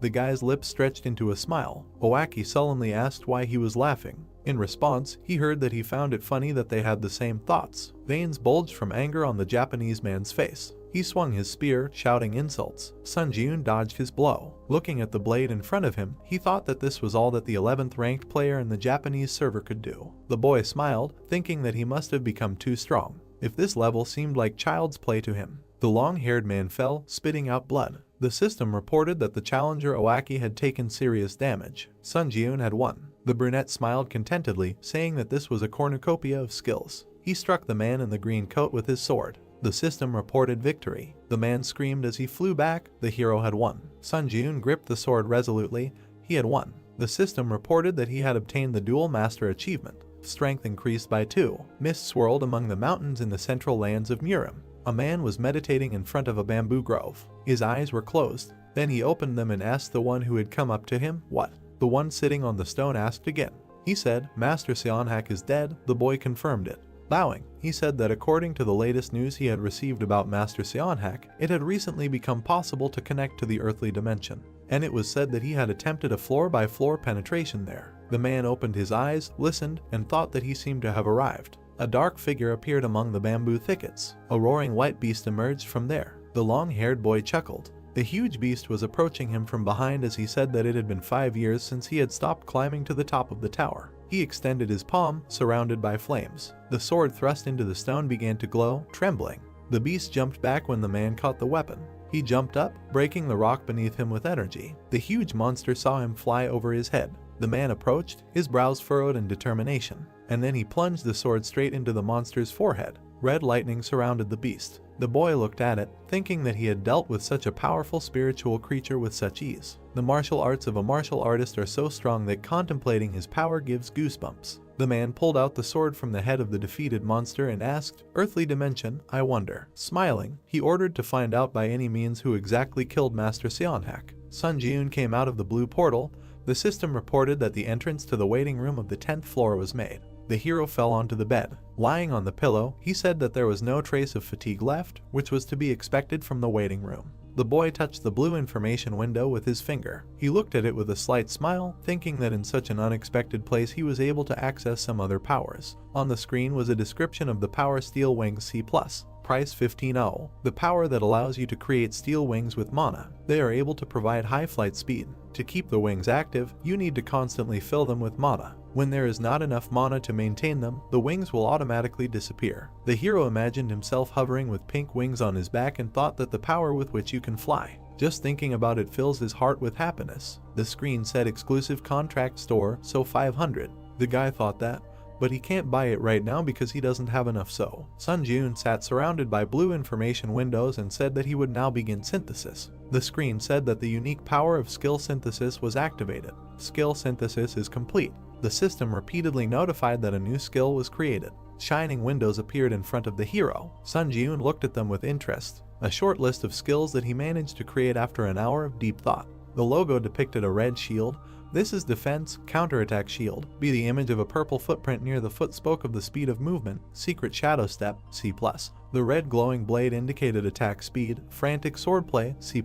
The palm was surrounded by a red glow. The hero thought that there was even a B rank shield skill among them. The system reported that the counterattack shield was activated. A glowing red defense appeared in front of the guy's palm. He looked at the shield with impress. The 10th floor of the test tower has been entered. The difficulty is high. The theme of this test is cooperation. The remaining time is 3 hours. The condition for successfully completing the test is to prevent the resurrection of the Lord devouring the darkness within the allotted time. The condition for failing the test is the death of all team members or the allotted time has expired. The reward for a successful breakthrough is a skill enhancement potion, B+. The penalty for failure is death. Portals appeared at the entrance to the cave. Team members are distributed according to their final ranking. The assignment of team members is complete. A man in an iron mask came out of the portal. This is first place in the final Seunghoon ranking. The pink-haired youth, second place in the final rankings of Chunseok. From the next portal appeared Sunjun, 3rd place in the final rankings. From the next portal appeared the blonde man in a red suit, Sudi, 6th place in the world rankings. The system announced a 30-minute grace period.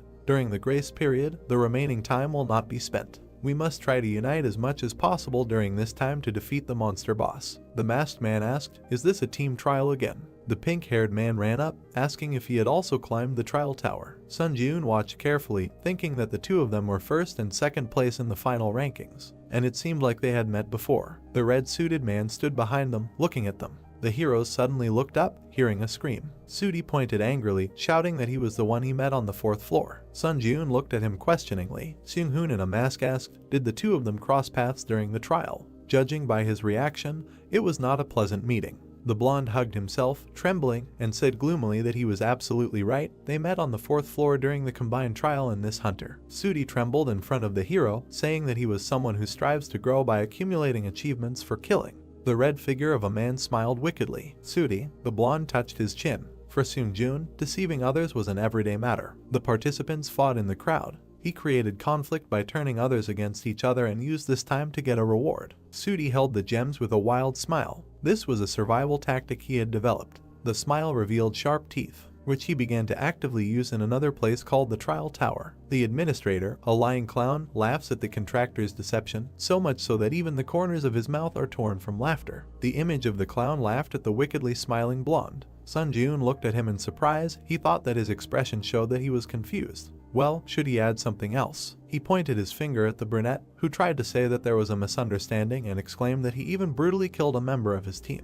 The hero waved his hand, asking what kind of nonsense he was talking about. The hammer materialized and glowed. Seung-hoon extended his hand towards it, saying that instead of the 4, where everyone kept to themselves, he preferred the 3 in good teamwork. The test tower was not a place where one could act frivolously. Looking with glowing eyes, the masked man asked who was telling the truth. They would find out now, and the liar would be expelled from the team. The members stood opposite each other. The guy thought that if something went wrong, he would end up having to deal with all 3 at the same time. Sunjun frowned, thinking that this was the worst-case scenario. Chunseok raised his finger, suggesting that he calm down. With his hand raised, he said that earlier, the applicant Sudi said that he met Hunter on the 4th floor, right? He heard a confirmation. With his hands spread, he said that it turns out that he knows the real name of the applicant Hunter. The nickname system appeared in the waiting room of the 5th floor. Sudi tensely heard that if he said the real name, everything would immediately fall into place. He opened his mouth, awkwardly beginning that the real name is Hunter. One half of his face was with a sly smile. He said that his name is Cheolman.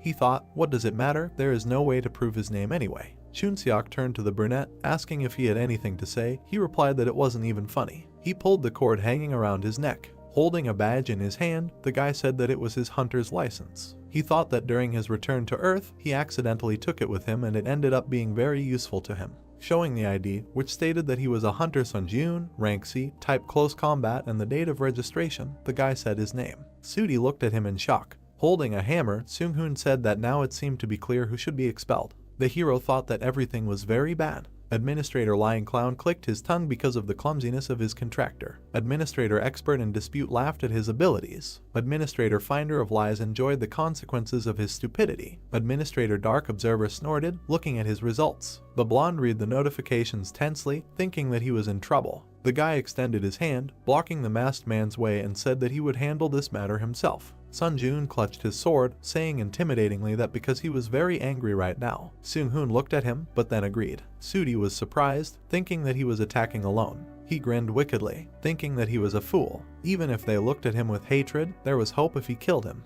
The test was for 4 people, and if they excluded him as well, it would be extremely difficult for 2 to pass it. The brunette standing opposite said that he was talking about very funny things, so shouldn't he take responsibility for his words? The liar asked, responsibility? He has no idea what it is. A shining book appeared above the palm of the wicked guy. He said that he only cares about surviving. Putting forward his hand with a shining seal, he said that he was not the only one with power. The system reported that the stems of the swamp spirit were entwined around his legs. Green vines were entwined around the hero's legs. The notification said that the magic resistance skill was activated. The stems of the swamp spirit were completely destroyed. Surrounded by a green glow, Sunjun approached the enemy. He decisively swung his sword. Extending his hand with a barrier, Sudi said that he was annoying. He also had a magic resistance skill in his arsenal. A bright beam of attack collided with a magic shield. The ground broke from the impact. Seung-hoon said that he should move away. Chunseok replied that he liked it here, so you can fully feel the fight between them. The masked man dragged him by the collar, telling him not to be capricious and there is nothing wrong with caution. The young man whined, saying that he likes to watch everything from special places. Sudi frowned and stretched out his palm and wished for death. Shining balls flew forward. Sun Ji-eun dodged one of them, and then angrily swung his fist. A powerful blow crashed into the enemy's body. The blonde grinned, saying that it seemed that the hunter had become the prey. Sun Ji-eun looked questioningly. Behind him, balls surrounded by lightning glowed. Turning around, the hero thought, are these the spheres that he launched earlier? A bright beam quickly crashed into the hero. Sudi, with a book in his hand, laughed and said that he was in vain pretending to be a tough fighter. Let him look at himself now. Suddenly, his gaze became surprised. He exclaimed in confusion. The system reported that the counterattack shield skill was activated. Sun Ji-eun stood on the broken ground, holding a shield. The system reported information about the counterattack shield skill. Mastery 0%. The main effect after memorizing the name of the skill, he can summon a red shield created from mana. The additional effect absorbs 25% of the damage received by the shield and then immediately releases it. The hero resolutely held the red magic defense, asking why he was so surprised. Everything was just beginning. Sudi's dissatisfied eyes glowed yellow. He wondered what it was, how he blocked his technique so easily. Sun Ji-eun abruptly took off, rushing to attack. The blonde gritted his teeth in dissatisfaction and stretched out his hand. Stone blocks appeared on the hero's path, blocking the way. Holding the shield, the guy swung his sword. A bright beam flashed between the stones. A voice was heard, addressing Seung-hoon. The brunette jumped, leaving bright traces. The voice asked if he knew who Hunter was, or rather, Sun Ji-eun's challenger. The masked man, watching from a distance, answered that no, he had never seen him among the high-ranking hunters. Chunseok said that since he didn't know him, there was a high probability that he was just a civilian. But was it really possible to become that strong? The masked man replied that unless he was a high-ranking hunter like them, it would be hard to achieve such results. Sun Ji-eun held the barrier, defending himself from the enemy's attacks. Seung-hoon said that the most surprising thing was that he wasn't fighting the enemy with all his strength right now. A glow could be seen through the slit of his mask. He continued that for some reason he felt like his level was comparable to his. Chunseok turned to the man, saying that he was so strong. After all, he was 2 steps lower in the final ranking.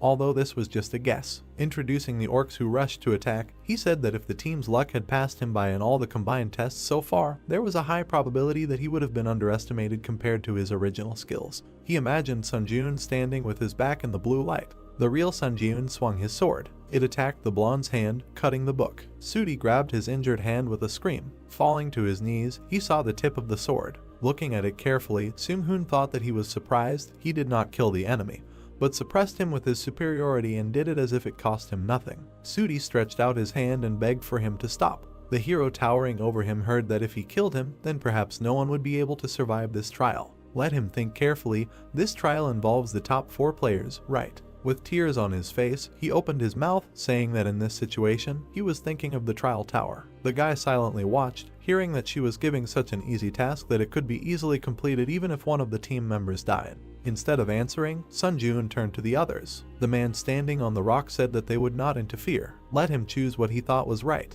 Gritting his teeth, the blonde pulled his hand back, and then extended it with a shining pink sword. Sun Ji-eun swung his own in displeasure, insulting him. A bright trace of his blow cut the head of the surprised blonde. However, instead of his body, a white haze remained, and the blonde himself jumped back. The system reported that the unique characteristic deception was activated. All stats instantly increased by 10. The wounded Sudi stood surrounded by pink swirls, and thought that he wanted to hide his last trump card until the very end. Extending a blade with red inscriptions, he shouted that he would finish him off. Sun Ji-eun calmly extended his palm with a shield. Pink chains brightly collided with the barrier, and then flew apart, but only to attack the guy again. The system reported the activation of the skill Grace of the Wind. All speed increased by 40%. Current summation progress is 4 out of 7. There was a blinding flash. The man stamped his foot. Sudi was surprised to see a brunette approaching him with a shield in his hand. Looking at him, Sun Ji-eun said that he now knew for sure that it was much more dangerous to mess with a scumbag like him or challenge a 3-man trial. The deceiver cursed with a crazy look. The system reported that the counterattack shield skill instantly released the accumulated damage. Waves of energy spread around. They were so powerful that they tore off the blonde's clothes. The system reported information about the old vampire count's tailcoat: a movement speed plus 8%, mana regeneration plus 12%, a special tailcoat favored by a certain count. When attacking, it can randomly consume stamina or blood to create a blood shield. Next came information about the Bloody Heavenly Demon Blade B+, reaction speed plus 7%, attack speed plus 10%. A famous sword that is one of the treasures passed down in the Murim Blood Demon School. The Kai in the blood coats the blade, and the sword becomes one with the mana flowing through the user's veins. Sun Jun stood with his hand outstretched toward the information window, saying that he would make good use of these items. Seung-hoon and Chunseok jumped off the cliff. Looking at the brunette, the pink-haired one said in admiration that Sun Jun was great. His comrade added that he hoped all the misunderstandings had been resolved. The hero confirmed, saying that there were definitely no problems left now. An information window appeared, saying that there were 10 minutes left until the start of the 10th floor trial. All candidates should prepare for the upcoming trial. The three heroes walked toward the building beyond the ravine, deciding to move forward. Under the moon stood a monument of a warrior on horseback. The heroes passed by. Chunseok said that the warrior's statue was so huge, he wouldn't come to life, would he? The man replied that since it was a tower, that could be the case. Sun Jun looked at him carefully. The statue had a golden crown on its head, and instead of eyes, there was darkness. Looking with his blue eyes, the hero was silent.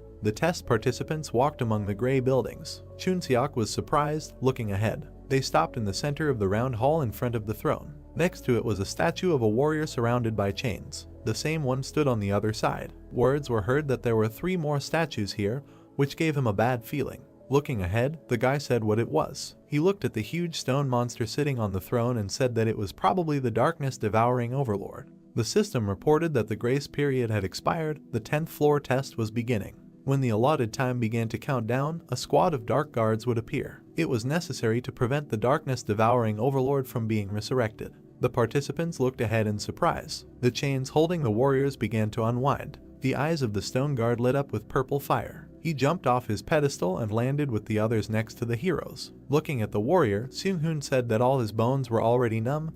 It was time to stretch. He looked at the brunette, who said that there was a head. Imagining a crossed-out image of a man in a crown, the brunette explained that they must prevent the head, which the squad of dark guards carried on their backs, from reaching the lord. He was glad that everything was so easy. Holding a shining hammer in his hand, the man ordered everyone to take on one target.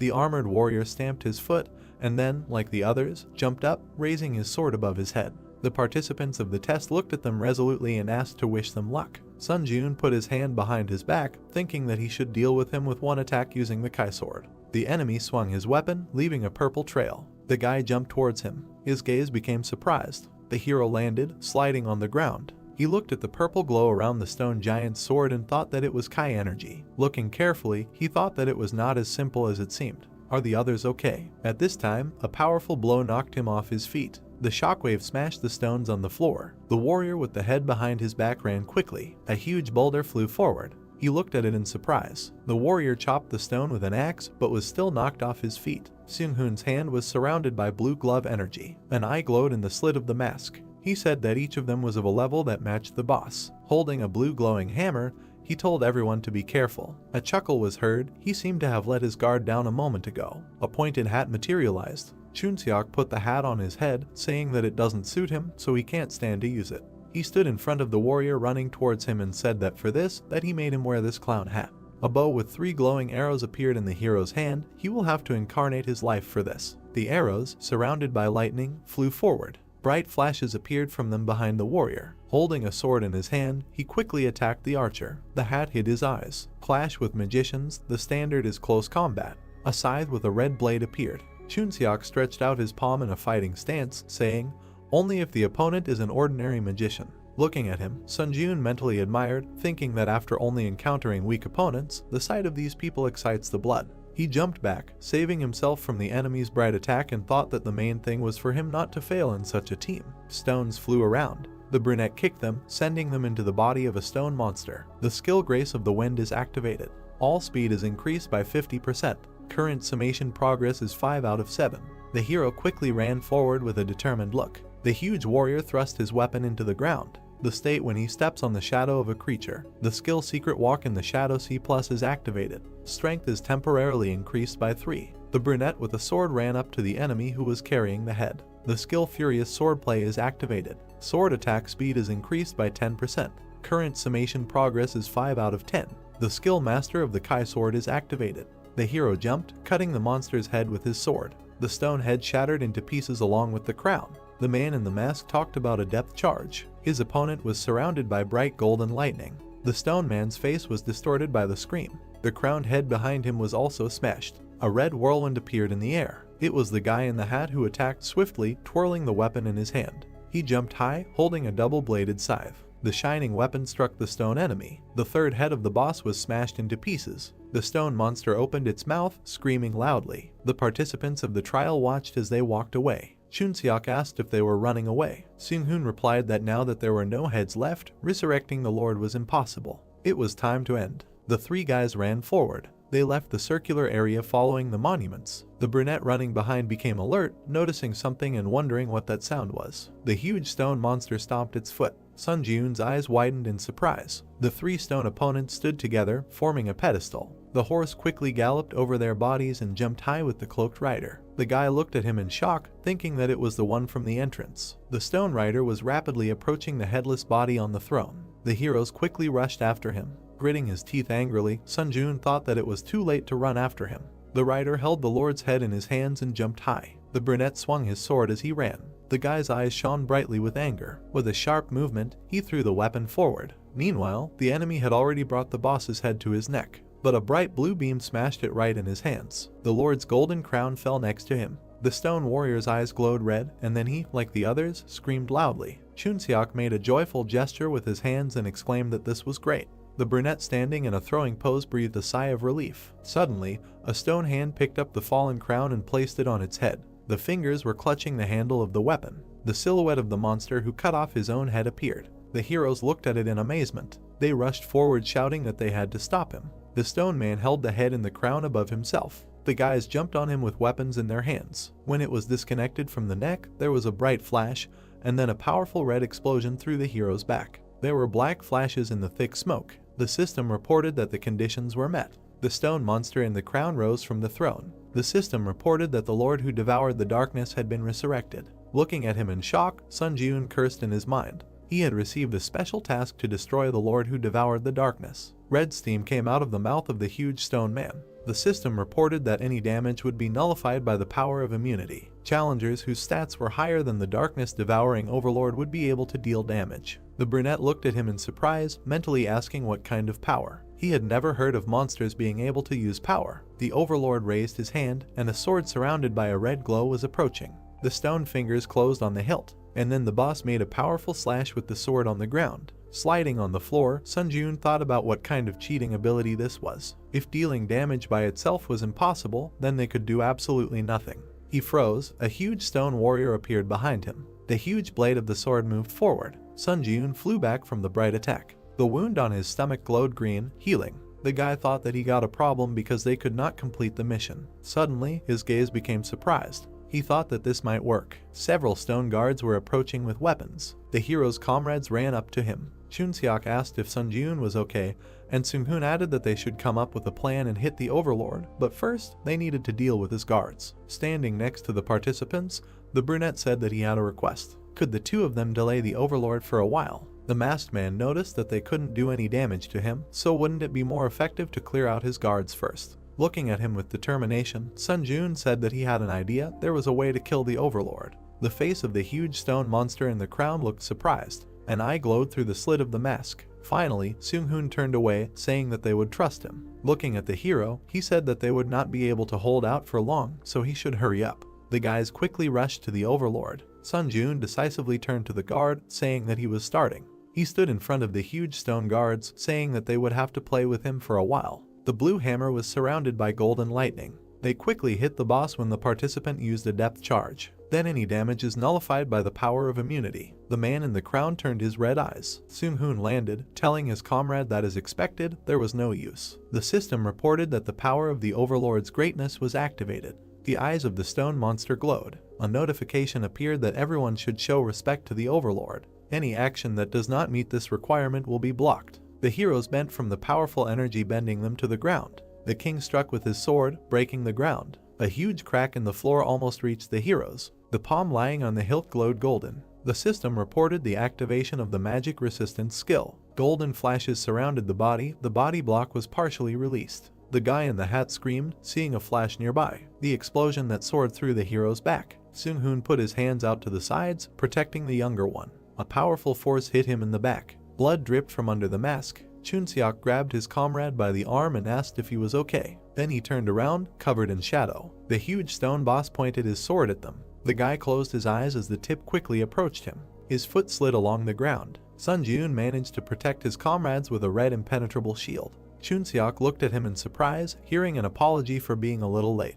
A red barrier was spreading from the shield on the guy's arm. He calmly said absorption. The system offered to increase stats using the spirits he had. Black and red swirls appeared in the air. The system reported that strength increased by 4, agility increased by 3, endurance increased by 3, mana increased by 6, tenacity increased by 4. Sun Jun clenched his fist, holding the red barrier. A notification appeared that the shield counterattack skill instantly released the accumulated damage. A bright beam threw the Overlord's sword away from the shield. The system reported that the power of the Kai Sword Master had been activated. The blade in the boy's hand glowed blue, and a notification appeared about the activation of the Lightning Sword Kai skill. A bright blue beam rushed forward from the sword strike. Sun Jun gritted his teeth resolutely, thinking that the boss would receive it. The bright energy crashed into the stone monster's body. Deep furrows were left on it. The hero thought that it worked. The Overlord with red eyes opened his mouth, screaming. The system reported that the power of the Overlord's greatness had been activated. Everyone should show respect to him. Any action that does not meet this requirement will be blocked. Sun Jun fell to one knee, crushed by the red energy. He gritted his teeth, trying to resist. The system reported that the Force Breakthrough skill had been activated. The Magic Resistance skill had been activated. The ground around the brunette was covered in cracks. A notification appeared that all blockages on the body had been completely removed. A bright green ball of power surrounded the hero. A notification appeared that the proficiency of the skill Force Breakthrough had reached 100%. The proficiency of the skill Magic Circuit had reached 100%. The proficiency of the skill Magic Resistance had reached 100%. These skills had been upgraded to rank C. The monster's strike collided with the bright shield. Sun Jun moved forward, thinking that the situation was extremely dangerous. However, there was a wicked smile on his face. He wondered why he couldn't stop laughing. As he flew at the monster wearing the crown from above, he wondered if it was because he was anticipating his impending victory. The fundamental desire to become stronger was burning like fire. Bright rays of attack surrounded the stone monster. Chunseok's words were heard that the challenger Sun Jun was a real monster. Seung-hoon replied that it was such a strange feeling. He never thought he would be looking at someone's back. However, they should congratulate him. Leaning on his friend, the man said that the first place in the rankings was now his. A powerful beam hit the red shield. The system reported that charging was complete. The counterattack shield skill had reached the maximum damage absorption limit. Sun Jun held the shield, surrounded by a red glow, with his legs spread wide. Bright energy was spreading from it. The brunette extended his hand forward, thinking that if he reduced the shield's area of effect, the energy density would increase. The system reported that the counterattack shield skill instantly released the accumulated damage. A bright red beam was rapidly approaching the boss, cutting off his sword arm. The Overlord looked at it in surprise. Gritting his teeth, the hero quickly approached him. The system reported that the Wind's Grace skill was activated. All speed increased by 70%. The current stacking progress is 7 of 7. Due to the maximum stacking, a 1-day cooldown was applied. The Furious Swordplay skill was activated. Sword attack speed increased by 10%. The current progress of the summation is 10 out of 10. With a swift strike of his sword, he cut off the monster's huge head. The system reported that the darkness-devouring Overlord had been defeated. The white-haired girl looked at the image of the fighting hero. She smiled, holding her hand to her face, and said that this challenger who showed crazy growth was her contractor. She imagined a man walking with a torch in his hand. The ordinary challengers who climbed the tower carefully prepared themselves so as not to take risks, and only climbed the tower one floor at a time after tirelessly spending a lot of time training. In the shining window was the face of a smiling brunette. She said that Sun Jun was a valuable talent that was not easy to see in other dimensions. She thought it could be said that he represented the desire to grow. The white-haired girl imagined the images of people, thinking that the problem was that as time went on, other administrators would also become more and more interested in him. Many swords were stabbed into the white ground. She decided that she needed to establish a closer relationship with this challenger before other administrators did. The battlefield she stood on was engulfed in bright flames. She thought that it was for the sake of achieving her wish. The head of the stone monster fell to the ground with its crown shattered. Notifications began to pop up that the darkness-devouring Overlord had been defeated, and the guys were congratulated for breaking through the first floor of the trial tower. As a reward for breaking through, a mastery enhancement item would be sent to their inventory, as well as 60,000 points, and 1,000 forge points would be added as a reward for breaking through. Then the protagonist grinned sarcastically, because he was a challenger who contributed to the completion of special tasks. 10,000 points and 1,500 SP were awarded as a reward, and such a reward completely compensated for the difficulty of the test. Chunseok, with an excited look through his bangs, asked Sunjun how he managed to pull all this off. The protagonist stood in front of the players on the destroyed floor and said that he had a skill that was perfect for the current situation, and it seemed that luck was on his side. Soonhoon and his friend extended their index finger and said that today he was able to surprise them greatly and offered to talk in more detail in a private chat, adding each other as friends. Notifications popped up that the challenger Chunseok and Soonhoon sent him a friend request. Then a portal appeared, and the protagonist said goodbye to the guys. Notifications popped up that over 1,000 applicants had successfully broken through the 10th floor and the system expansion was beginning. It was a place that looked like a stone tunnel, and a message that the shop had created a category called Dimensional Travel, which was now available to the guys. The brunette stared at what was happening and thought that it meant moving to other dimensions like Ares or Murim, but he wondered if that was the same as signing his own death warrant. Messages started popping up that the Earth Dimension Administrator's observation area had been expanded and it was possible to communicate with the administrator even in the waiting room. A message that the Earth Dimension Administrator's intervention area had been expanded and an additional contract with the administrator was available and moving to his personal domain.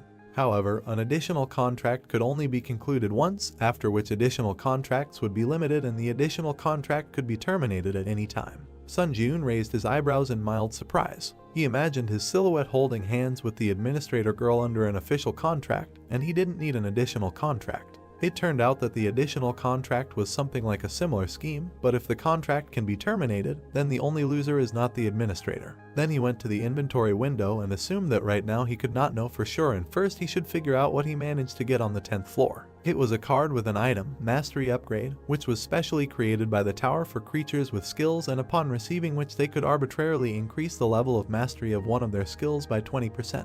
Then he decided to drink this potion and was asked to choose a skill to increase mastery. He wiped his mouth with his hand and wanted to improve the skill of the Grace of the Wind. A notification popped up that the selection was complete, and this skill was increased by 20%, and it reached 100%, so the rank increased by 1 level. The card describing the skill of the Grace of the Wind, when the effect looked like this, when he said the name of the skill, it would increase all speeds by 10% and this effect could be stacked. Sunjun's eyes widened in surprise, because he noticed that the recharge time had disappeared. Then, streams of red light began to emit from his chest under the silhouette of the Overlord devouring the darkness, because the next step was that he used the absorption of the spirit to permanently increase the stats. Numerous notifications popped up that various skills were increased by a certain number of points, and one of the skills of the Overlord devouring the darkness was absorbed. The brunette through the bangs widened his eyes because he received the skill of mana management. A card appeared with a description of the magic control skill where the effect concerned the use of magical power, then this step in the area of innate talent. The main character looked at this card with a puzzled look and realized that now he could control mana like someone who has innate talent, but just standing and watching it did not make sense. He looked at the messages from the administrators who invited him to their domain. Sunjun looked up with a surprised look and did not understand why all the administrators were interested in him at the same time. The main character found himself in a snowy field where there was a cemetery of swords, because he was invited to the Lord of Steel Blood and he moved to this world. Then he saw a small house in front of him from which smoke was coming. A blonde in a towel came out from there and left. She went outside and stood in front of the main character because she joked that she already knew that he would choose her. Sunjun watched as the girl placed her hands on her waist and said that she had won the bet thanks to him, while he wondered why they had sent the invitation at the same time. The two of them then walked across the snowy field, and the receptionist became curious as to why he wasn't asking any questions. The brunette looked at the surprised girl and said that he had accidentally obtained a mana manipulation skill and asked if there was any information about it.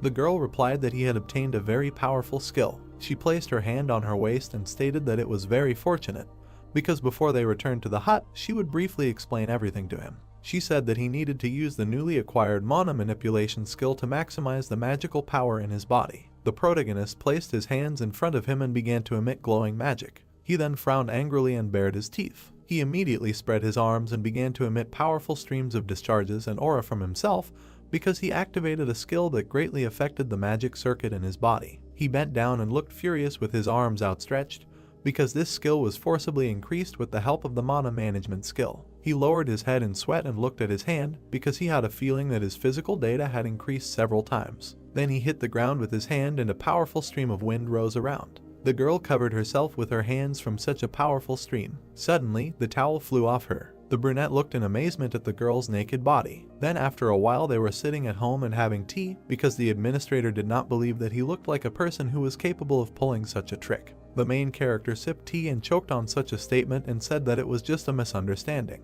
The girl placed her hand on the table with a malicious smile, saying that he was at a loss, and in any case, he should try this skill from time to time later, namely activating skills that use manas with the mana management skill. She imagined how thin branches of skills were emitted from the bright sphere of energy. She said that no matter how the understanding of mana management changed, the skill would be able to stimulate the growth of each skill. Sun Ji-eun inquired about why he was called. The girl sat at the table opposite the guy and said that when he entered the waiting room on the 11th floor, he received a notification about the expansion of the system. He replied that thanks to this, he was able to come here without going through the tower. At this time, he was chewing on a cookie when the girl explained that only the expansion was not limited to such a function as the interference zone, and the real purpose was to convince that the administrator could seriously cultivate applicants. He became curious about what this meant. The girl immediately raised her hand, snapped her fingers in the discharge of aura. A message popped up that the administrator of the Blood Iron Lord was transferring power to the contractor using the interference zone, and the new power was engraved on the soul. Light began to emanate from the protagonist's chest and he was tense all over because it was the power of the Blood Iron Sword imprinted on the soul. He asked if she couldn't just give power before, to which he received a refusal. They sat opposite each other at the table, and the girl said that she had already paid the corresponding price of the tower. Sun Ji-eun, looking at her in surprise, realized that the additional contract function was also open, so maybe it would be better to find another applicant, and did not understand why him. He inquired about why she was so actively helping him. The girl sat opposite the protagonist and said that she saw a huge opportunity in him. Through her long hair, sitting on a chair, she said that administrators are rewarded by developing applicants, but this is by no means the end goal. Sun Ji-eun's eyes widened in surprise through his bangs when he heard that everyone was investing in one or another precedent to fulfill a long-standing wish. While Sun Ji-eun sat at the table with a confused look, notifications from various administrators began to pop up. The girl at this time smiled maliciously, leaning on the back of the chair, and said for those too impatient, she will end her story here. Then the protagonist found himself in a bamboo forest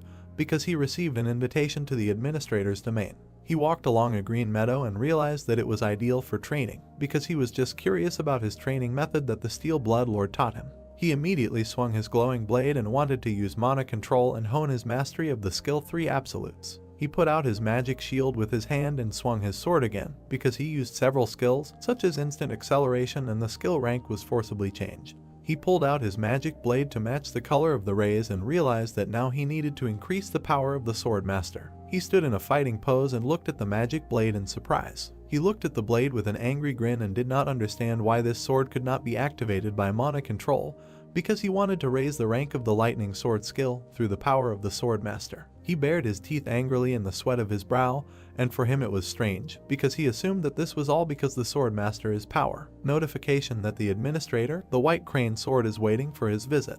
He walked along a forest path among the bamboos, and messages popped up in front of him because he decided to postpone the issue of skill growth with energy for now. The administrator, the White Crane Sword, puffed out his cheeks and spoke well. It was the bamboo trees in the forest, and he realized that judging by the title of the administrator, he must be an old man like Baek Sunhak. He looked ahead in surprise. He saw a man on the Chinese veranda meditating and eagerly awaited. It was a white-haired girl, the administrator, the White Crane Sword, and she was eagerly awaiting the arrival of a challenger like him. The protagonist's eyes widened in surprise and he realized that the girl in front of him was actually a teenager. He was standing next to the girl, who asked if there was a problem. He replied that it was surprising to see the administrator in front of him, with whom he only corresponded. He was about to come closer when the girl extended her hand and said that she understood everything perfectly, but it was not very convenient to talk while standing, so she suggested that he go somewhere else. The protagonist looked dumbfounded with his hair disheveled, and he found this conversation very refreshing.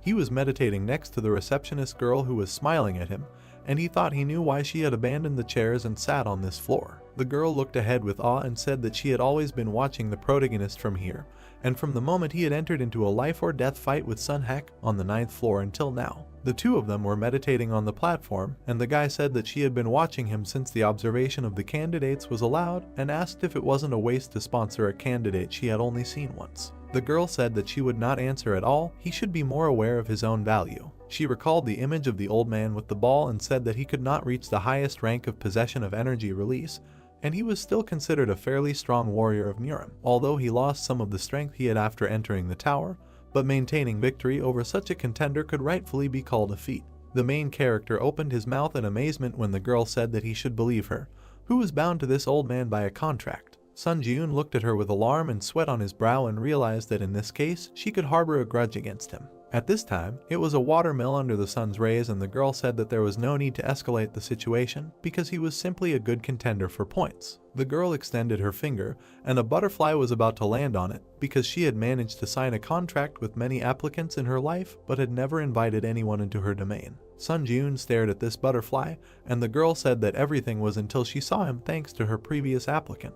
Then she looked at the sleigh with slight malice and said that he should already guess what was what, and therefore decided to say it directly so that he would make an additional contract with her. The protagonist looked at her coolly through his bangs and asked if there were any benefits for him that he could get after this action. The two of them sat on the platform and looked at the forest when the administrator said that if he signed a contract with her, she could make him an apostle of the administrator of the White Crane Sword. He again became curious about what benefit he would get from becoming her apostle. She imagined a warrior in armor standing in front of the unique sign, and explained that in the tower, the term apostle refers to a candidate who enters into a special contractual relationship with the administrator, and the latter can only appoint one person as an apostle in his entire life, and only candidates who become apostles can acquire all the powers of the administrator. The protagonist thought about what was happening in surprise. He remembered the image of that very girl administrator of Steel Blood and realized that the patronage contract was so important, and realized that the girl then proposed to conclude a patronage contract, but did not bother to tell him about such important nuances. The white-haired girl was sitting on a pillow with a sword in her hands, and Sun Ji-eun said that in the test tower it was said that an additional contract is a contract that can be broken at any time, and asked why she was offering him patronage that can only be presented to a candidate once in a lifetime under such unfavorable conditions. She said that, like that woman, she chose him to fulfill her long-standing wish. She imagined a huge sharp sword and said that she wanted the sharpest sword in the world, the best sword that would never break or become dull. She imagined the protagonist in a demonic form with shining eyes and saw that it had the potential to be sharper than any sword. Sun Ji-eun stared through his bangs and realized that this was an old wish, and the Bloodlord had mentioned it earlier too,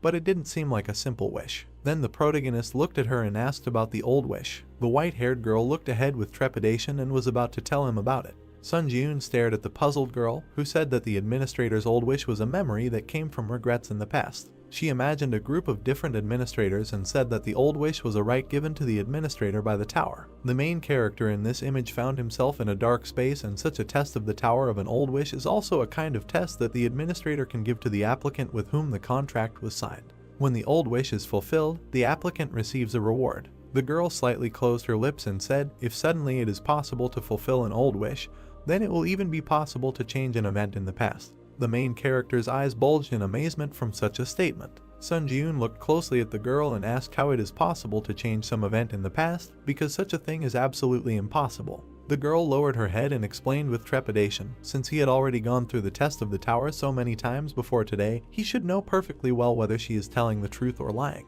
The brunette looked at her intently and understood that she was not lying. He remembered how he was trapped, tried to get out of it in his various moments from the past, because if we are talking about the tower, then it is definitely not lying. The guy frowned slightly from under his brows. The two of them were sitting under the roof and chatting when Sun Ji-eun asked if he could ask just one question.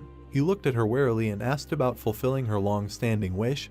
How high should he go up in the test tower? The girl immediately timidly scratched her cheek and looked away. Sun Ji-eun looked at her with sweat and slight anxiety when he heard that it had to be at least the last floor. The message that the contract had been concluded. This administrator nicknamed White Crane began to jump happily because she said that he would make an excellent choice and would not regret it under any circumstances. Sun Ji-eun immediately stretched out his arms to hug the girl and realized that he had made a contract with her after all. He imagined a huge gloomy tower and realized that it was the last floor, because he learned that the top of the tower was the goal that needed to be reached in order to fulfill the administrator's long-standing wish. The main character looked ahead with a surprised expression when the notification that he had been recognized as the true apostle of the administrator, the White Crane Sword, popped up. As an apostle's privilege, the effectiveness of the powers and skills of the dimension increased by 10% and also mana increased by 3. Currently, the challenger Sun Ji-eun was recognized as the apostle of 2 administrators, and as a privilege, his agility increased by 3, but he knew that he could not pass up this kind of advantage that allows him to immediately become stronger. He remembered that the girl showed her sharp blade and received an unexpected gift.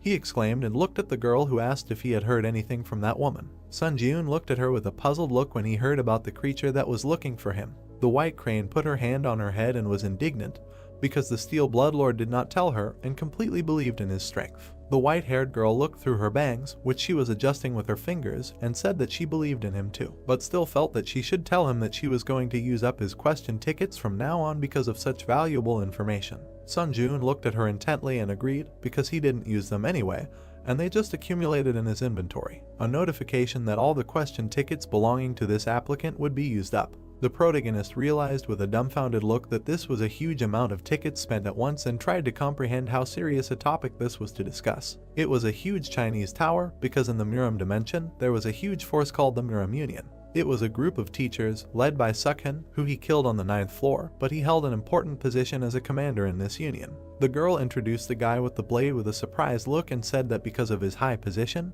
there were people from that dimension who were looking for Sun Jiun. The main character stood in front of the girl under the shadow and assumed that she meant that the Muram Union would pursue him to kill him. Bruce stared at her when she refused and corrected him that the Muram Union was currently in disarray due to the fight for the vacant position of commander. Our hero became curious about who wanted to take revenge on him then.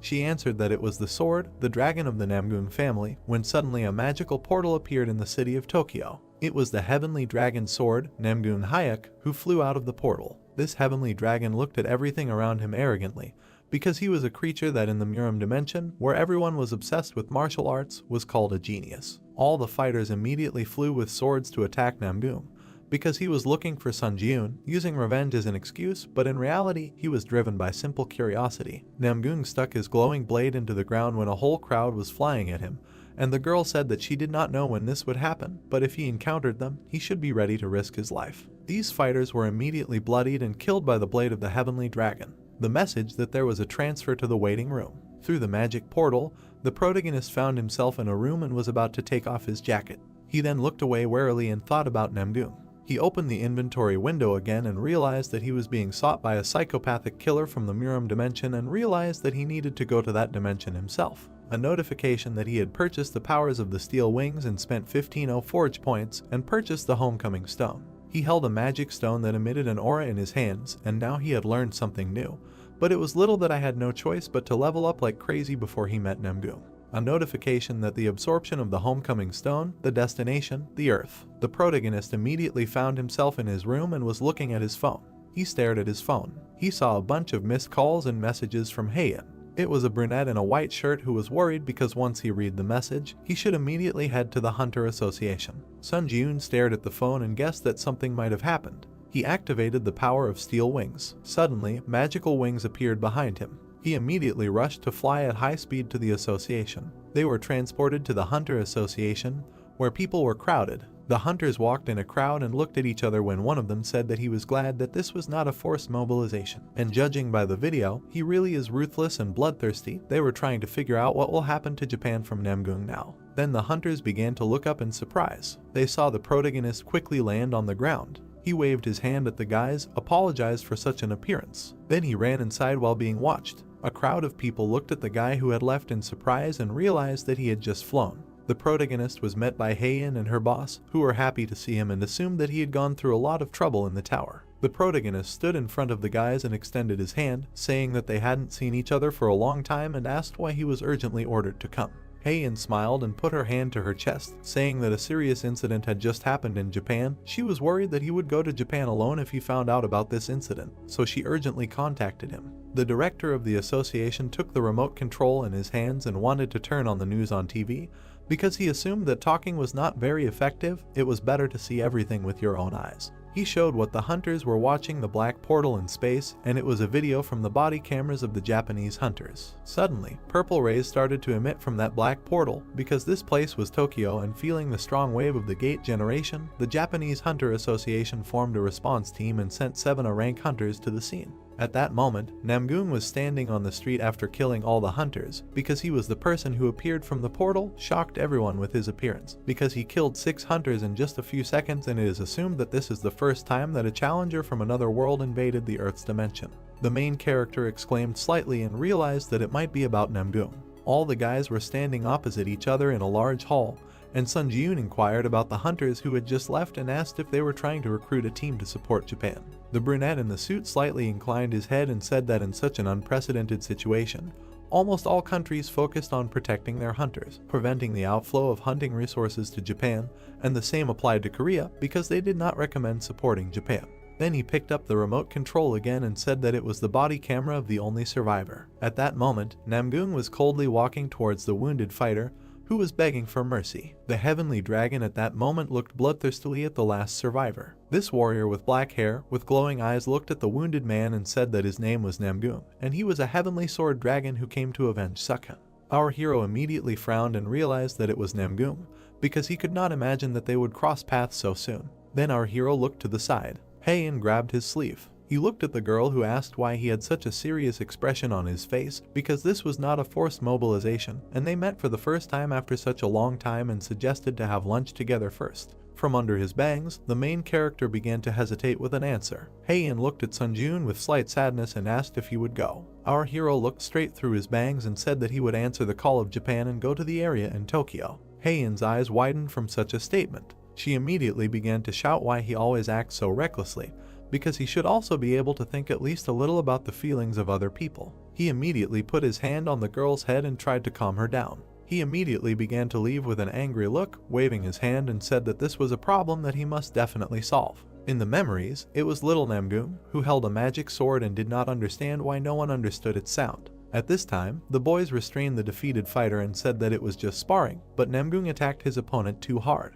When the boys were standing on the platform for duels, an old man walked up to them and said that at 13 years old, to master the released energy is strong, and his achievements exceeded even his own expectations. Sanok, that I was in a yellow cape, greeted the sword master. Under the setting sun, this old man stroked the young fighter's head and said that martial arts are not intended to harm people, but as a path to excellence. At that moment, little Namgung looked puzzled at the hand of the old man, who told him that it is impossible to hurt people without reason. The message that the test tower selects the strongest from the Muram dimension. He remembered how the crowd of guys rejoiced, because their young master had already reached the 20th floor of the tower. At that moment, Namgung clenched his fists in anger, because as he thought, he was missing something and climbing the tower on his own did not satisfy his desire. At that moment, he stood far away in the shadows and realized that such an incredible feat was accomplished in just 17 years, but for him, it was not enough. Through his lips, he apologized to his mentor because, as expected, he used his skills in killing people. He bloodthirstily thrust his sword into the enemy's head and used the right of spatial invasion.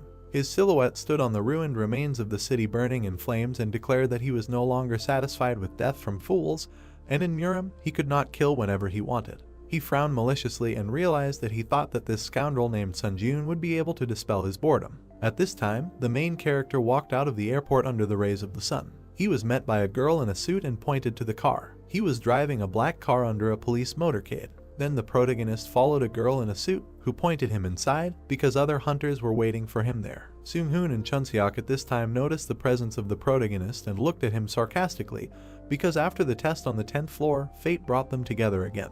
The protagonist entered the room where his former friends were sitting and heard in the Hunter Association about their possible participation, but they really came, but asked if these were all the hunters who responded to the call of Japan. Seung-hoon answered that another candidate from America should arrive soon. Our hero stood in front of the grinning guys and understood that it was safe to say that each of their guys has the skills of an S-rank hunter. The brunette stared ahead and understood that the challenger from the other world that appeared in the Tokyo area was a real monster that even the three of them might not be able to defeat, and he hoped that the challenger that was supposed to come from America would be just as strong. Suddenly, the door to their office opened. Sun Ji-yoon tried to look to the side. Then his eyes widened. A red-haired girl named Catherine entered the room and recognized him as well. The brunette in a suit looked at the protagonist and was surprised that the guys could know each other. Sun Ji-yoon replied that they had crossed paths in the tower once. Catherine scratched her head in embarrassment and looked away, saying that she really didn't want to meet him under such circumstances. The guy replied that they could hardly meet differently. The brunette looked at the indignant Catherine, who wanted their meeting to take place in a more normal setting.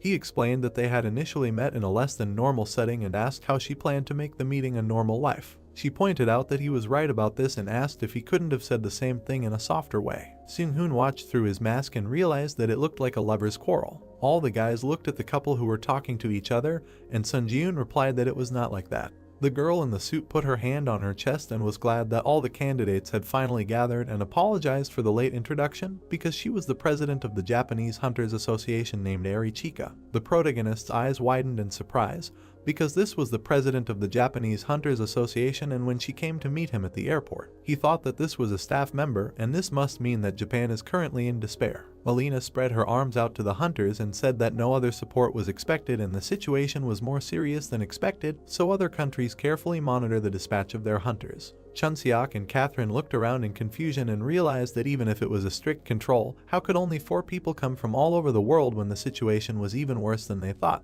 Alina's hand shook convulsively, clenching her fists, and said that no one wanted to help them at the moment. Alina immediately bowed to the hunters and said that they were all who came to the situation. She was sincerely grateful to them. Catherine watched as the protagonist helped Eri stand up and said that now was not the time to bend her back. Catherine continued to look at the protagonist in surprise, who was about to help the president, and realized that he looked so emotionless on the outside, but there was still something in him. The protagonist at this time replied that instead of bending her back, Eri should better give them a higher reward. Sun Ji-yoon put his hand to his chest and cried out that he asked for the promised reward to be double, and then they would actively support Japan to solve the problem that had arisen. The main character smiled maliciously through his bangs and realized that growth was waiting for him, because he was not here to be a hero or to show humanism, because he was only interested in the rewards and growth that he would receive by killing Namgung.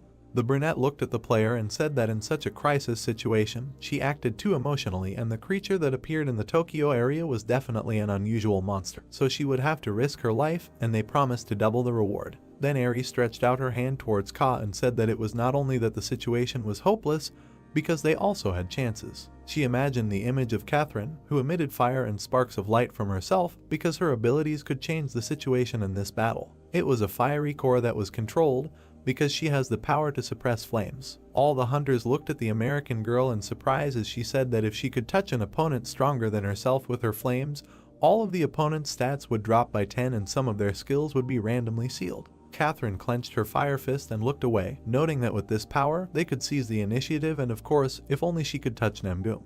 The brunette looked coolly through his bangs and said that in a word, they must create a situation so that they would have a chance to use this power. A military helicopter was flying in the sky, and this was the latest news. A military helicopter was flying over the ruined city, and the news said that the Chinese hunter Peng, who went to the Tokyo area alone to provide support, had just met a challenger from another world. While Namgung was sitting on the destroyed car, a hunter came up to him, and the news said that they were not moving, but both sides looked like they were talking to each other. The news discussed that this was a possible situation. As far as they knew, all the challengers of the trial tower could talk to each other regardless of the dimension or country. At this time, the heavenly dragon looked at the fighter and thought that he might be Sun Ji-yoon.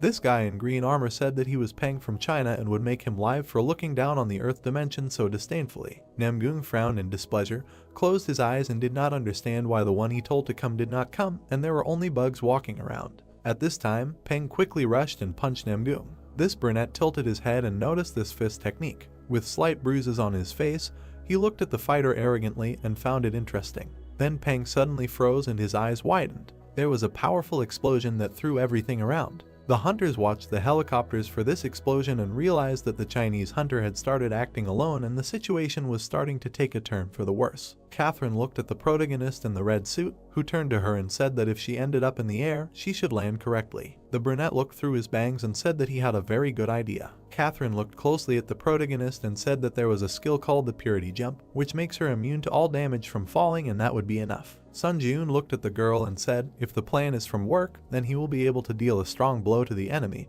and at that moment it will be necessary to immediately activate his power. He immediately grabbed the girl by the waist, who was scared, and said that they needed to get out. They immediately quickly jumped off the helicopter and the power of steel wings was activated. At this time, Chunseok along with Seung-hoon grabbed onto the side of the helicopter and were about to jump when the magician suggested that Sun Ji-yoon was doing his best to do it himself. They both immediately jumped down. Catherine flew face to face with the main characters and realized that he really was not okay to hit. Where did you see a person in such a situation throwing himself into the air without giving any explanation? The two of them flew down, and Sun Ji-yoon noted that he was glad that the Chinese hunter had pissed off Namgung. Sun Ji-yoon hugged the girl by the waist in flight and said that as soon as Namgung opened up, she should immediately use her strength. He then abruptly tore away from the girl with his steel wings. He saw Namgung fighting with Peng at this time. At this time, the Chinese player put up his shield, which was instantly destroyed. The Sky Dragon swung his blade and realized that the Chinese player was not even able to properly concentrate the energy in his fist, but he was using a fist technique. Peng immediately flew back from the numerous magical punches. Namgung swung his punch, which sent Peng flying hard into the ground. Then the brunette from the other world tried to look to the side. He cast an angry look to the side. He saw a red beam flying at him. Namgung managed to cross his arms in front of his face and flew back slightly. He immediately crashed into the ground and crumbled everything around him. These were concrete fragments and light drops of blood. After such a blow, Namgung was slightly landed, kneeling on one knee. A huge blister appeared on his hand. Our main character appeared, leaning his hand on the wall and walking with a sword. Sun Jun stood in front of his opponent and said that falling from the real sky is something that can be done twice. Namgung looked at our hero with an evil eye and asked who he was. Our character bared his teeth with glee and said that Namgung had been desperately looking for him, and when he met him face to face, he had no idea who was in front of him. A notification began to pop up that the skill Ashen Blood had been activated, and all types of more damage caused to users were reduced by 40%. Because he had survived, being on the brink of death, and skill mastery was increased by 20%. The main character stood in a fighting pose with his sword. Namgung slightly closed his lips and realized that it was him. Sun Jun looked at his opponent with an evil eye and said that he was that player. A notification that the power, Sword Master, had been activated.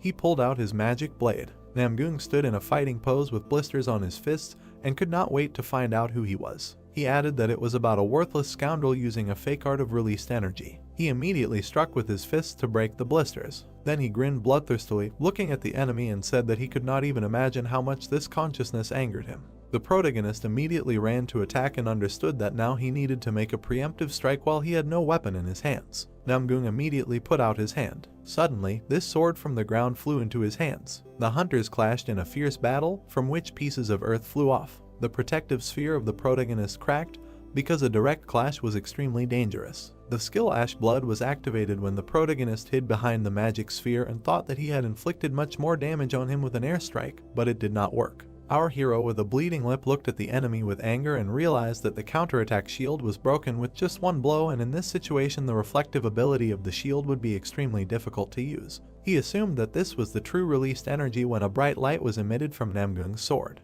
He assumed that his opponent had time to spread out and saw that he relied entirely on the magic techniques obtained in the tower. The main character immediately swung his blade, but his attack did not reach the target because he activated the lightning sword skill. Namgung looked at the light strikes flying past in bewilderment. Then he waved his hand and sent a fiery explosion towards Sun Jun. At this time, Seung-hoon and Chunseok flew to help their friend. They tried to get close to the enemy from all sides. Suddenly, Catherine appeared behind Nikolai, who was about to use her magic. She immediately released a fireball from behind under the flame suppression skill. The description is that this skill reduces his skills when it hits the target. A powerful fire explosion occurred. Catherine looked at what was happening in surprise and thought that the power was not activated. Chunseok ran past in a hat and extended his index finger. The guys saw Namgung rise on a lamppost and use his magic, calling everyone bugs, and they really provoked him. He pulled out his magic blade, because it was said that even despite the instinct of a hunter who has gone through many fights not for life, but for death,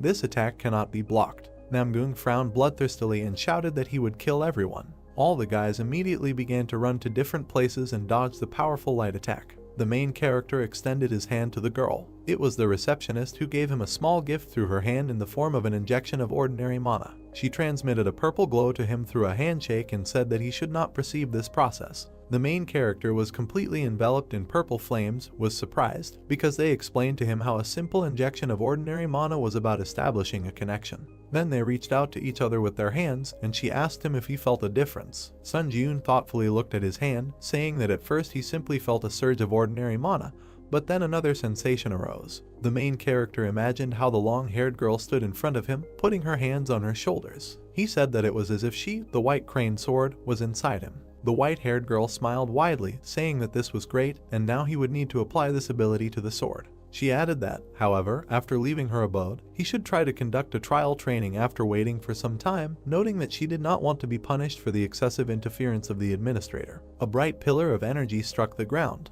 Namgung watched in surprise. The system announced that the released Kai energy was achieved through enlightenment, not strength or skill, adding that this was the first time someone independently used the released Kai energy in the earthly dimension. The system announced that the test tower paid respect to the challenger Sona. The protagonist pulled out his sword, from which a blue aura emanated. The system announced that he had obtained the achievement of the unification of body and sword, adding that the penalty of increasing mana consumption when using the power of the Sword Master Kai was removed. Catherine noted that this was perfect in the released Kai energy. The protagonist looked behind him, asking if everyone was okay. Catherine said that they were okay thanks to him. The red-haired girl looked ahead in surprise, remembering the fight between the protagonist and Namgung.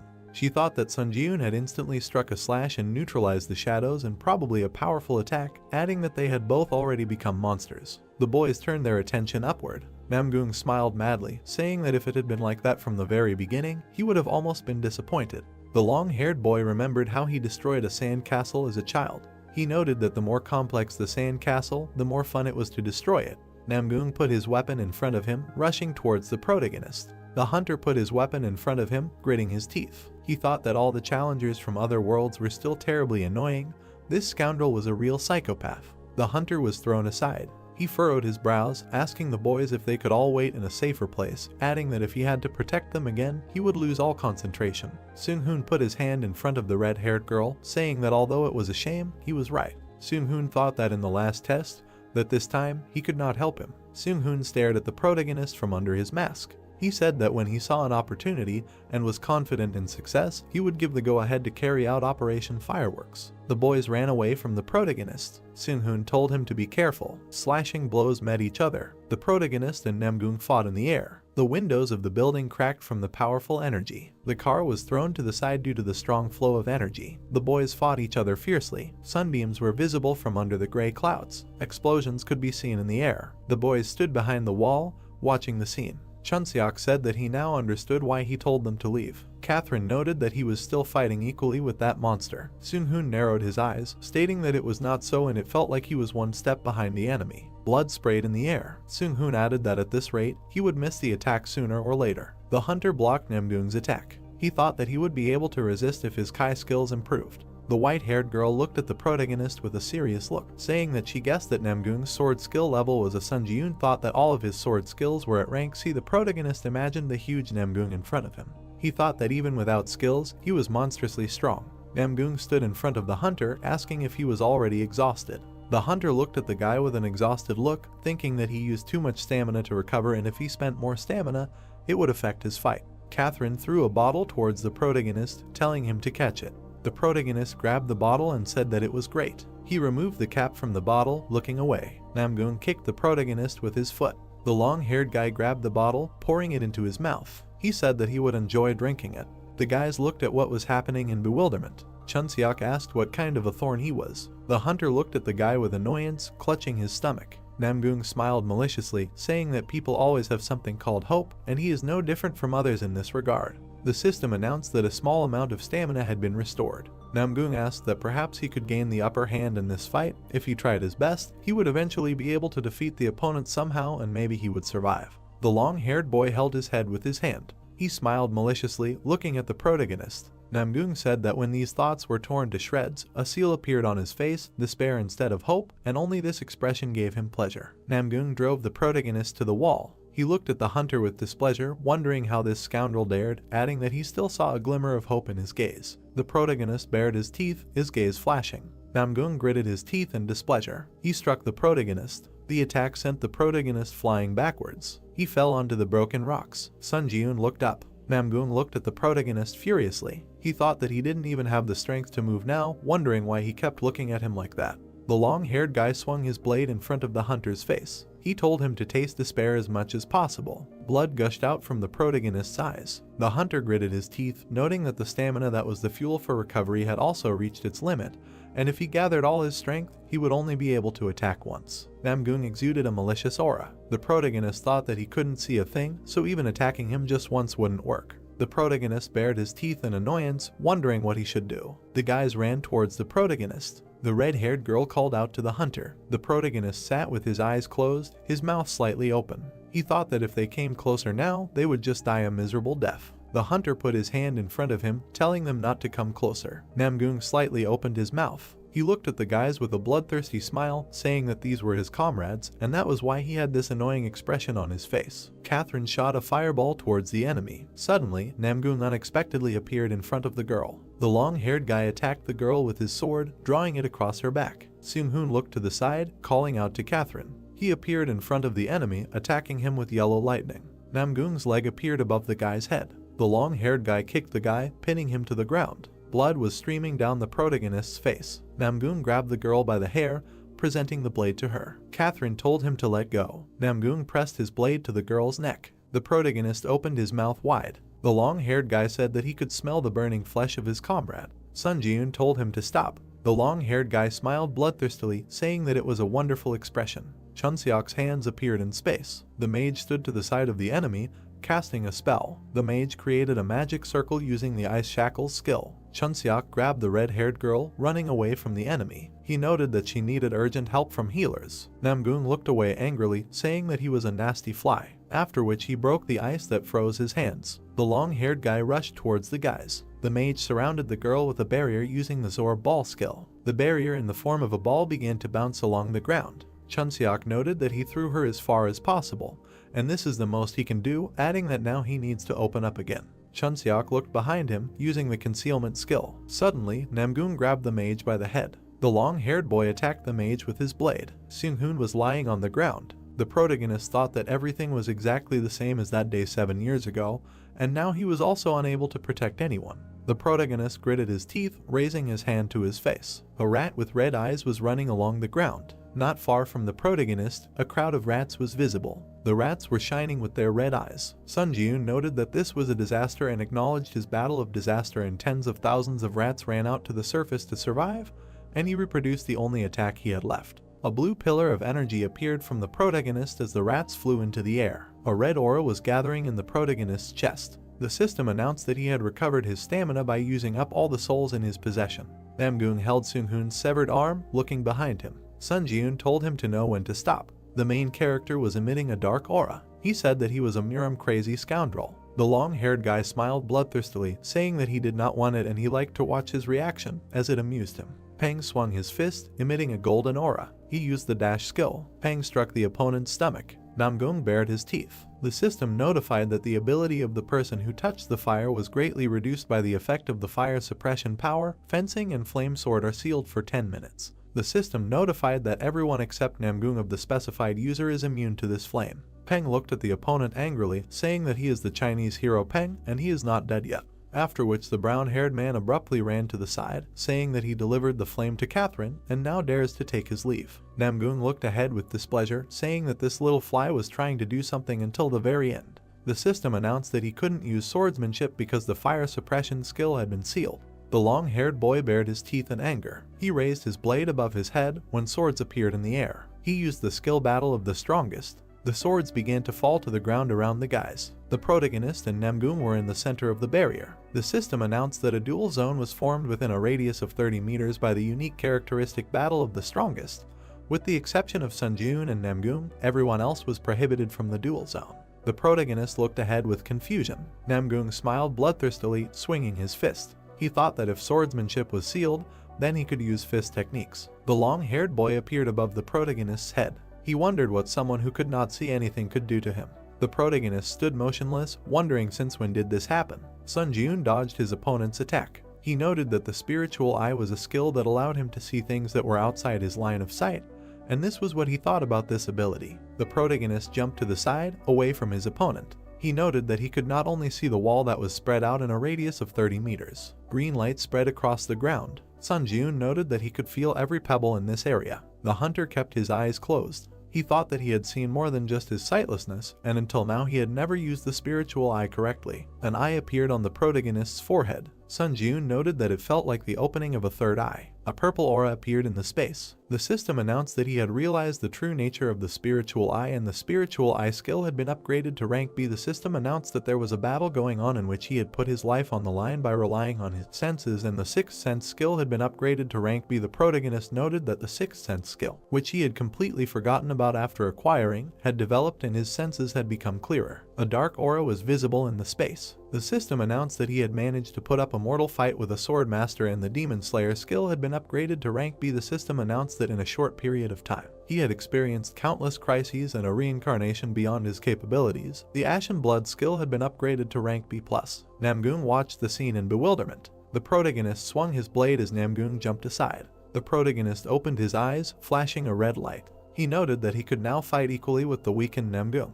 The protagonist ran towards his opponent. Namgoong wondered what kind of situation this was. He looked at the protagonist with annoyance, wondering why he was moving better and better with each step and why each subsequent thrust of his sword, or rather the previous one. The protagonist moved his hand with the blade to the side. The system notified that the skill Secret Walk in the Shadow was activated, and he was moving by stepping on the shadowed space, adding that the user's movement speed was increased by 30%.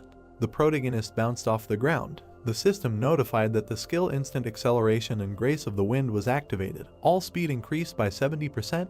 The current stacking progress is 7 out of 7. The hunter collided with his opponent. The system notified that the skill Furious Swordplay was activated. The sword attack speed was increased by 20%. The current stacking progress is 10 out of 10. Sun Jun tilted his head to the side, dodging the attack. He noted that even with everything in his arsenal, he was barely close to the point of fighting on equal terms, and he was in a high-risk zone. Namgoong clenched his fists. Sun Jun noted that his stamina would soon drop to 0, and Namgoong's reduced abilities would return to their previous state in 10 minutes, adding that he should deal with him while the flames were active. The protagonist raised his hand with the blade, thinking that it was the only thing that could turn the tide of close combat. The hunter threw his blade towards his opponent. He noted that this was a sudden change. Namgoong dodged the blade with a malicious smile, saying that he made a stupid choice because he was cornered. The long-haired guy swung his fist, saying that he was a fool. The hunter leaned to the side, dodging the attack. He looked ahead with a cold gaze, using the Blood Steel Sword skill. A blade appeared in front of the protagonist's foot.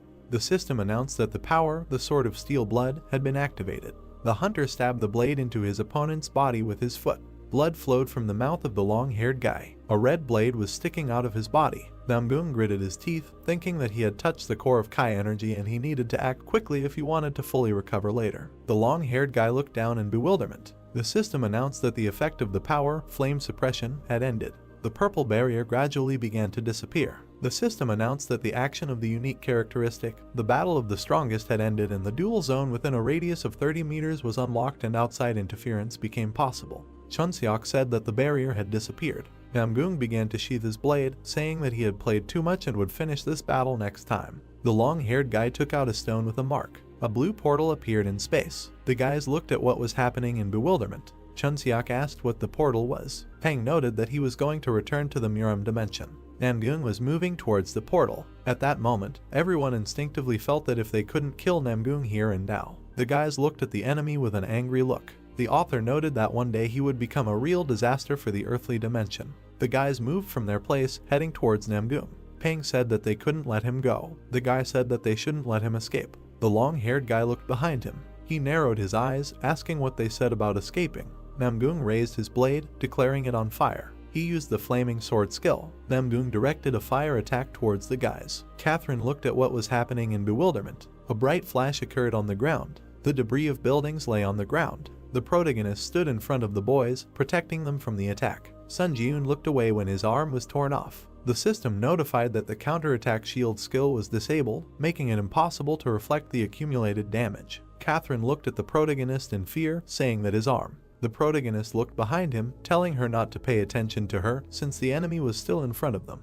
The hunter gritted his teeth, looking away. Namgoong called out to the protagonist. The long-haired guy looked at the hunter with a menacing look. He noted that he could kill him with one hit from the very beginning, asking that he really wants him to go to the very end. The protagonist looked at the guy furiously, thinking that this was terribly angry, but he could not answer him. Namgoong looked behind him with narrowed eyes, saying that he would be back soon. The long-haired boy entered the blue portal. The protagonist fell to the ground. The long-haired boy was welcomed into his world, the Muram dimension. The boy said that he had returned. Namgoong rested his knee on the ground, coughing up blood. The boy asked the young master if he was okay. Namgung shouted for them to quickly call a doctor. The long-haired boy looked ahead angrily, wiping the blood from his mouth. He thought that no matter what, he would drive him to despair. A white light was visible in the addition. A hospital near Tokyo. The protagonist slightly opened his eyes. Eri looked at the protagonist worriedly, asking that he had regained consciousness. The protagonist slightly raised himself, asking where he was. Eri noted that he was in the hospital and was not allowed to make any sudden movements yet.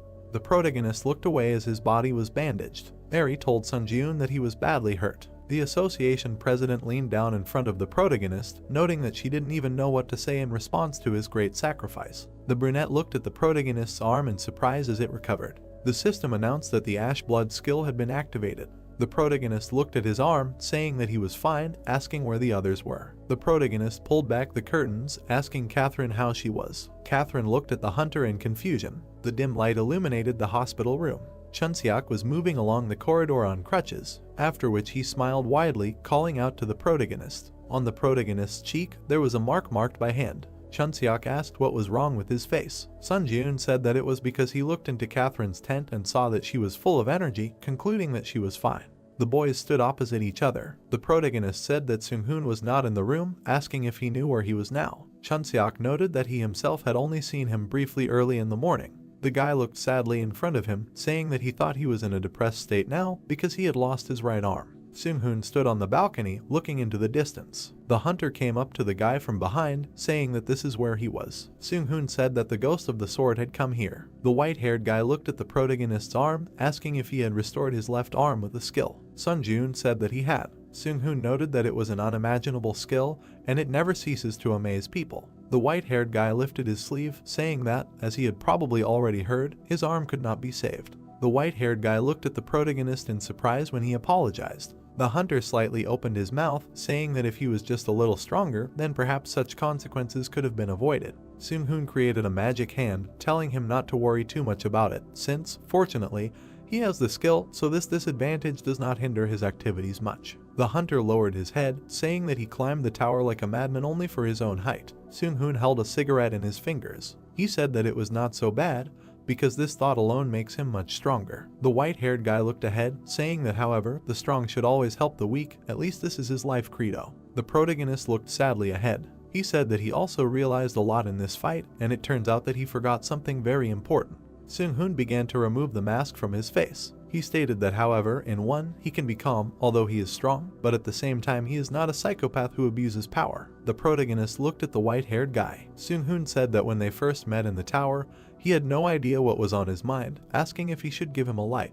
The protagonist looked at the guy dumbfounded, saying that he does not drink alcohol or smoke. After which Sun Ji-eun asked what he was. The protagonist looked sadly in front of him, saying that he also realized a lot in this fight, and it turns out that he forgot something very important. Seung-hoon began to take off his mask, saying that however, in one, he can be calm, although he is strong, but at the same time he is not a psychopath who abuses power, adding that when they first met in the tower, he had no idea what was on his mind. The protagonist looked at the white-haired guy. The guy asked if he wanted a light. The protagonist said that he neither drank alcohol nor smoked. After which the protagonist looked at the guy in surprise. The white-haired guy looked towards the protagonist, after which he smiled widely, saying that he forgot to introduce himself. The guys were standing behind the association president and the people when they were being filmed. The protagonist was sitting opposite the girl, giving an interview. The protagonist was handing the red-haired girl a choker. Catherine smiled widely, putting the choker around her neck. The protagonist waved to the guys as they left. Sun Ji-eun pulled the red coat over himself.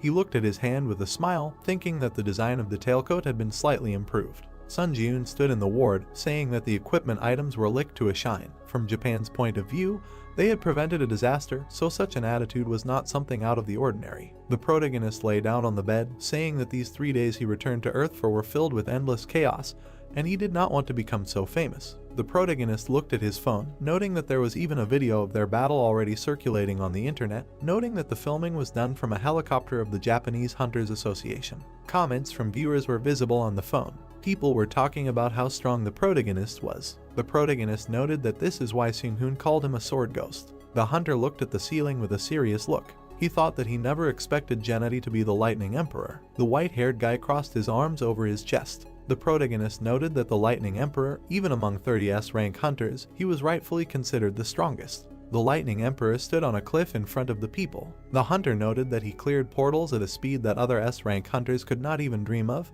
and he was a true hero of Korea. Sung-hoon handed his business card to the protagonist. He said that if he needed his help in the future, he could call him anytime, noting that he would be honest and he would not mind recruiting him, adding that he could contact him for any personal matter or for any other reason. The protagonist thought about recruiting. The system announced that the time was up. The protagonist rose from the bed, saying that he needed to become stronger to deserve the nickname of the Ghost of the Sword. The hunter grinned maliciously, saying that it was time to return to the tower. The system announced that he was returning to the test tower. The protagonist sat on the bed. The system announced that the waiting room on the 11th floor had been entered. The protagonist looked ahead with a serious look. He noted that he had learned some lessons from the fight with Namgoong.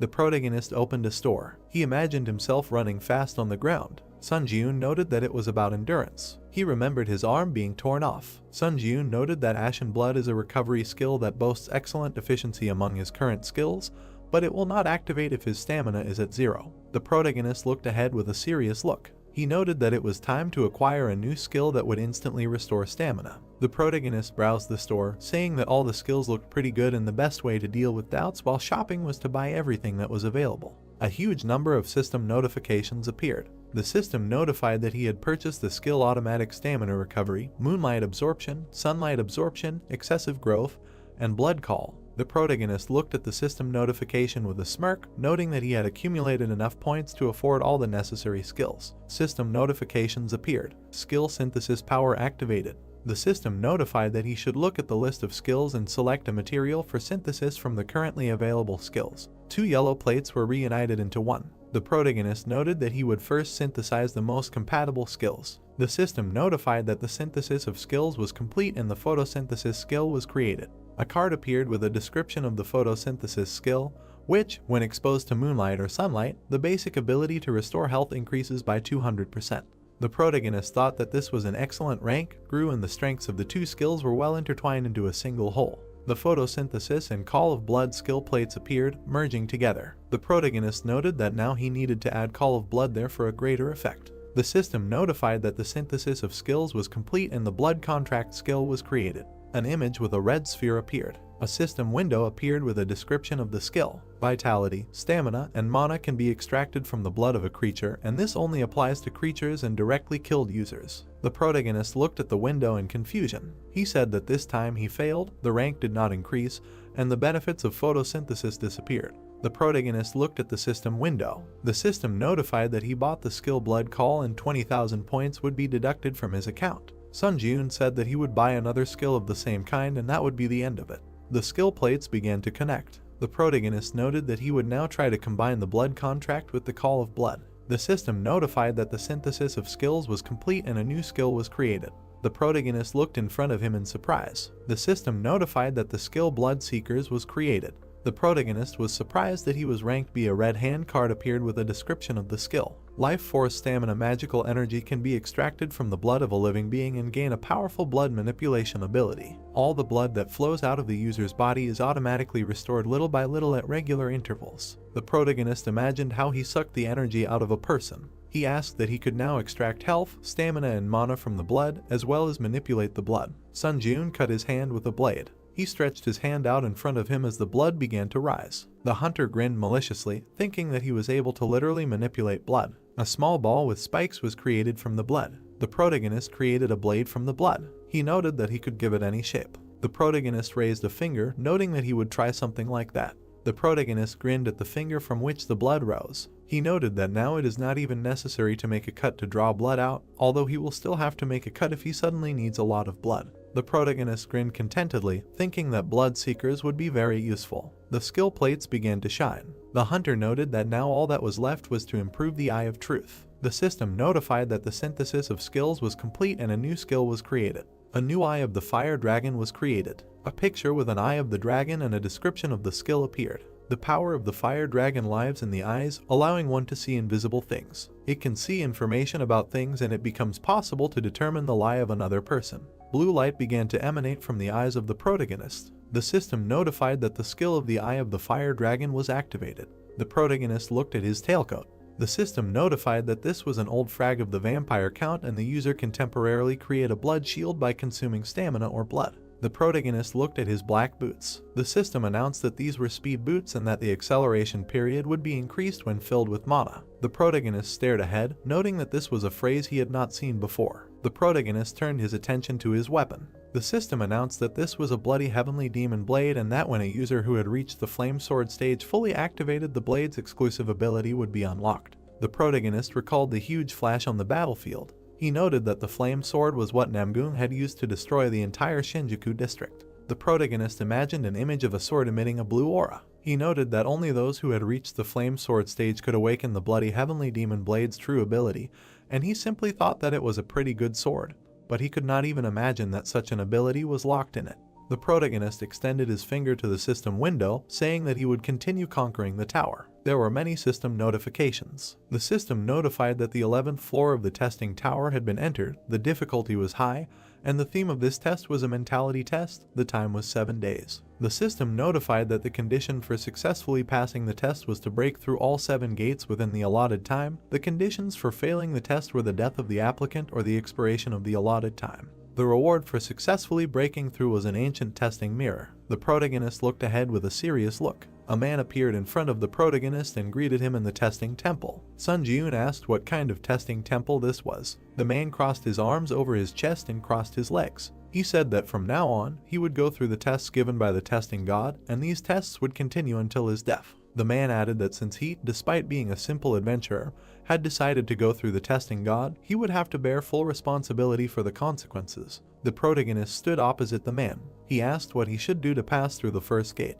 The man asked that he didn't know the rules of the Ares family of Supreme God's trials. Sun Ji-yoon said that he didn't know, thinking that this must be the same or dimension from which the Black Knight came, invading his trial on the 5th floor. The man sighed heavily, saying that he had no idea what kind of wind had brought such a stupid adventurer there and nothing could be done. He would have to explain. The man imagined 3 images of men. He said that the trial and the temple of the tests are simple. It is a test of the body, faith, and spirit. The protagonist stood with his back, looking at the man. The long-haired man said that at the beginning there is the body, and at the very end they reach the most difficult one, the test of mentality, and breaking through the gate is very easy. The protagonist looked at the man with a serious look. The man said that in each test room, a high priest would be waiting for him, and he had to convince them or kill them. All he had to do was move on to the next room.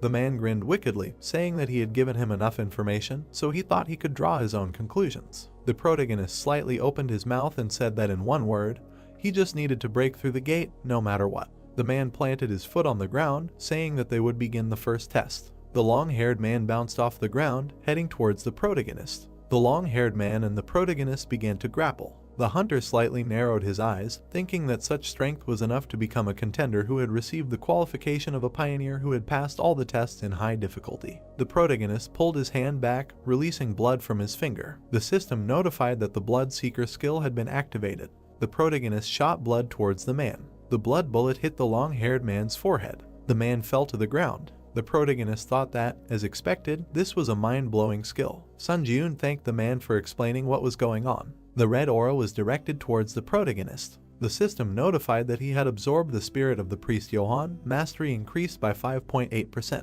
Many system notifications appeared in front of the protagonist. The administrator priest of the 7 gods was shocked and outrageous by his behavior when he accidentally saw this scene. The administrator godslayer swordsman nods approvingly at his inhumane and cruel actions. The administrator hero of the ruined world looks at him and praises him for demonstrating an interesting spectacle. The administrator seeker of divinity says that he has nothing to worry about because he is flawlessly coping with the test. The protagonist frowned, looking at the notification. He thought that if he took into account the nicknames of the administrators, he believes that he attracted their attention because these tests are related to the god. The protagonist looked ahead in bewilderment. The system notified that the administrator of the Steel Blood Lord was shocked by his actions. The administrator of the White Crane Sword was upset that he went to the test without saying a word about it. The protagonist said that he did not even know how to contact the administrators. The protagonist approached the priest lying on the floor. The protagonist picked up the mirror, saying that there was an item here. System notifications appeared. The administrator of the priest of the 7 gods is watching his actions. The administrator of the hero of the ruined world admires his greed.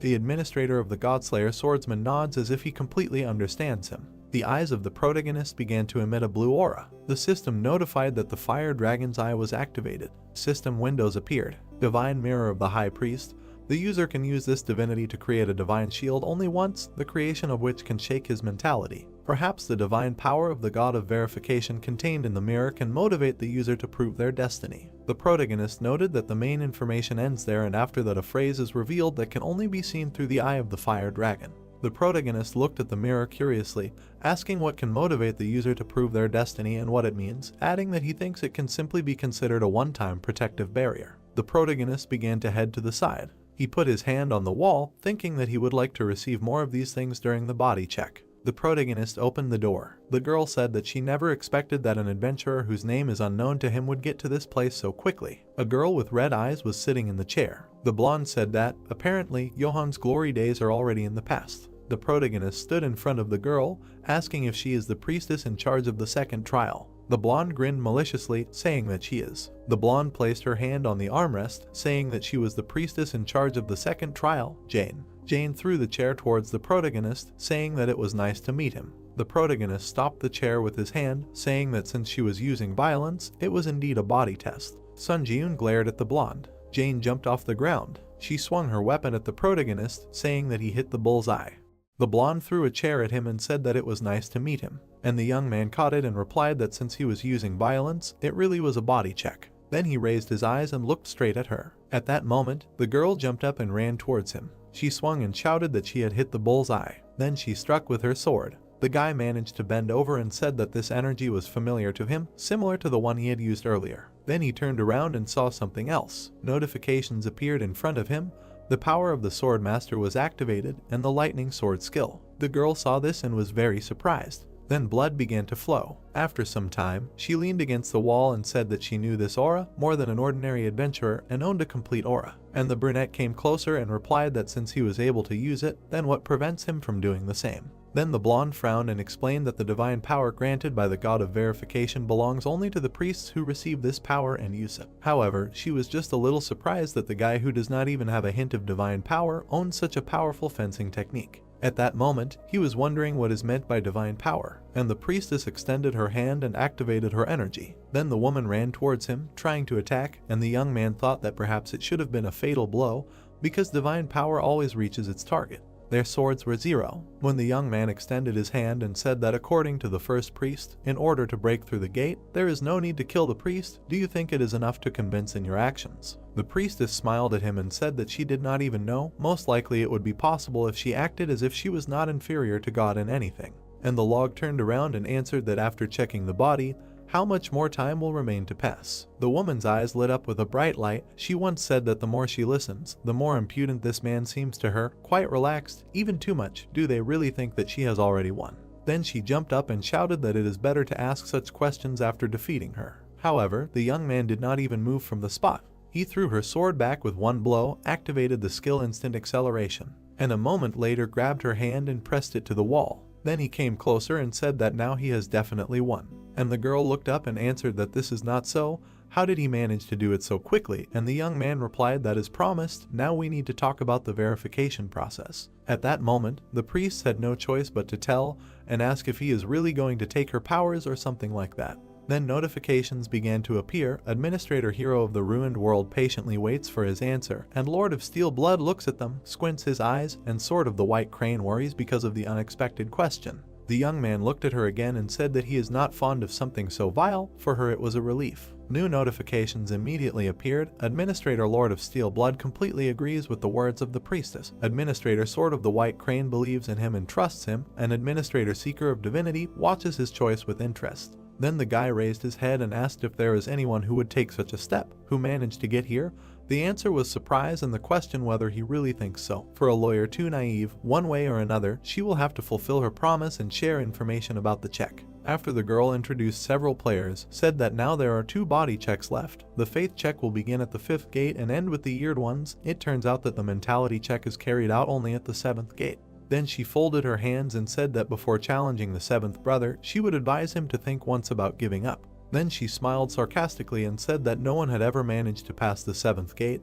Everyone who entered there went crazy or died in agony, bleeding. The guy's eyes lit up after that. The Fire Dragon Eye skill determined that there was no lie in the enemy's words. Then the blonde smiled and said that her end had come. As a last word they would say that for the first time in a long time she enjoyed the battle. And most importantly, the hero answered that if there was a way to pass the gate without killing her, it would be better to tell him about it. But in response, he only heard that with his current abilities this was impossible and decided to ask her if she was afraid of death. The woman began to laugh and replied that she was not afraid at all. In any case, even if she died, she would only end up next to God. The young man immediately struck with his sword and thought the longer he delayed it, the more disgusting he would feel. Then he absorbed the priestess's soul and his skill was increased by 8.8%.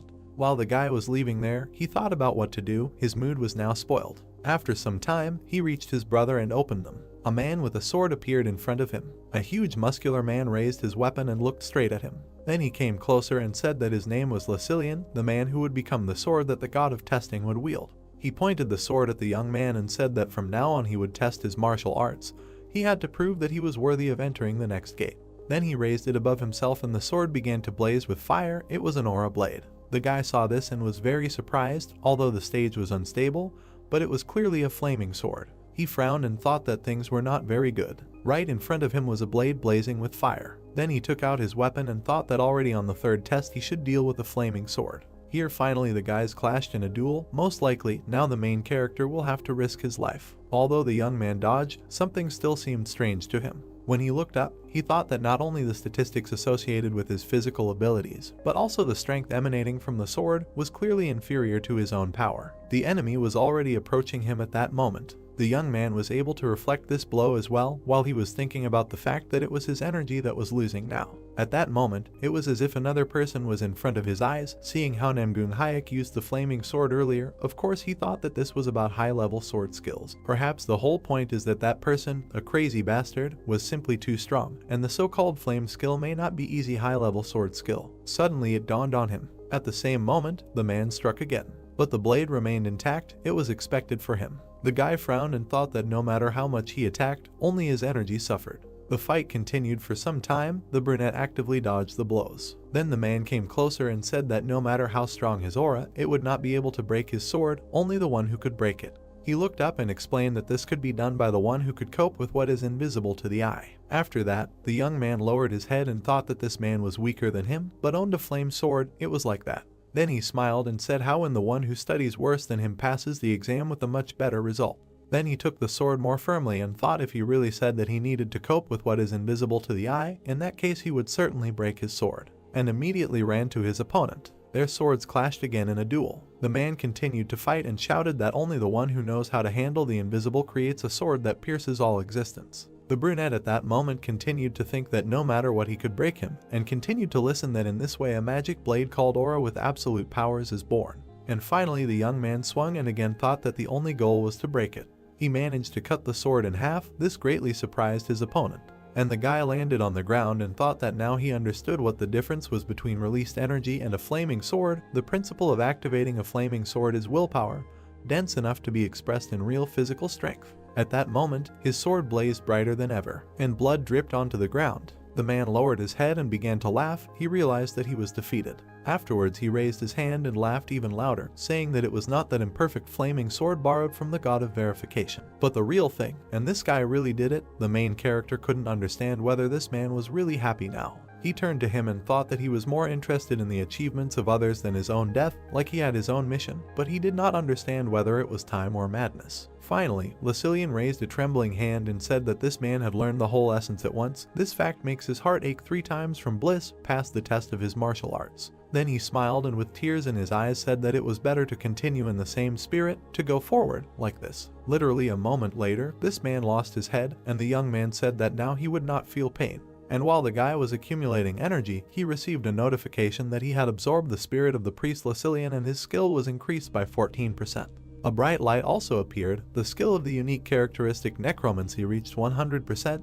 The rank of the unique characteristic necromancy increases by 1 level. The brunette looked at this and thought, what ability will his arsenal be replenished this time? Then a notification appeared where it was written that these are additional effects 6. When absorbing the soul of a stronger opponent, after evaluation, you can get the ability to extract power. The guy looked at it and was surprised. The ability to extract the enemy's power is something interesting. Every time a necromancer raises a level, it never disappoints. Besides, it's only a B rank and already revealed such huge opportunities. Then he took a step forward and thought about how curious it is to know what awaits him at rank NS. Then another notification appeared where his characteristics appeared in the status window.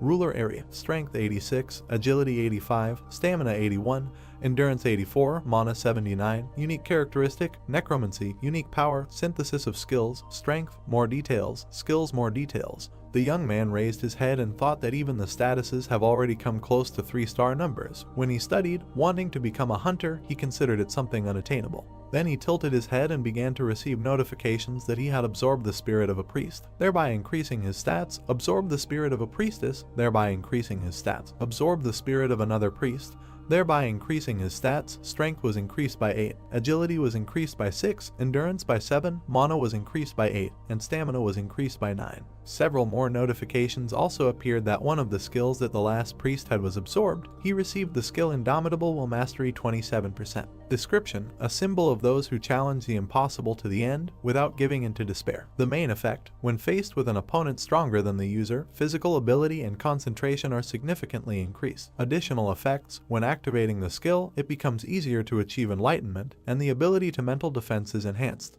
After the guy went forward, he walked along some corridor. There were broken glasses around. He finally reached the door. He opened it and looked forward. At that moment, a large room appeared in front of him. The young man tensed up because there was no one, but it turns out that a person was flying above his head all this time, who noted that he was watching. The previous priest had left this mortal world. It was a blonde man, similar to an angel, who said that the situation was contrary to his expectations. Notifications immediately began to appear that the administrator of the God Slayer, the swordsman, asks him to be careful.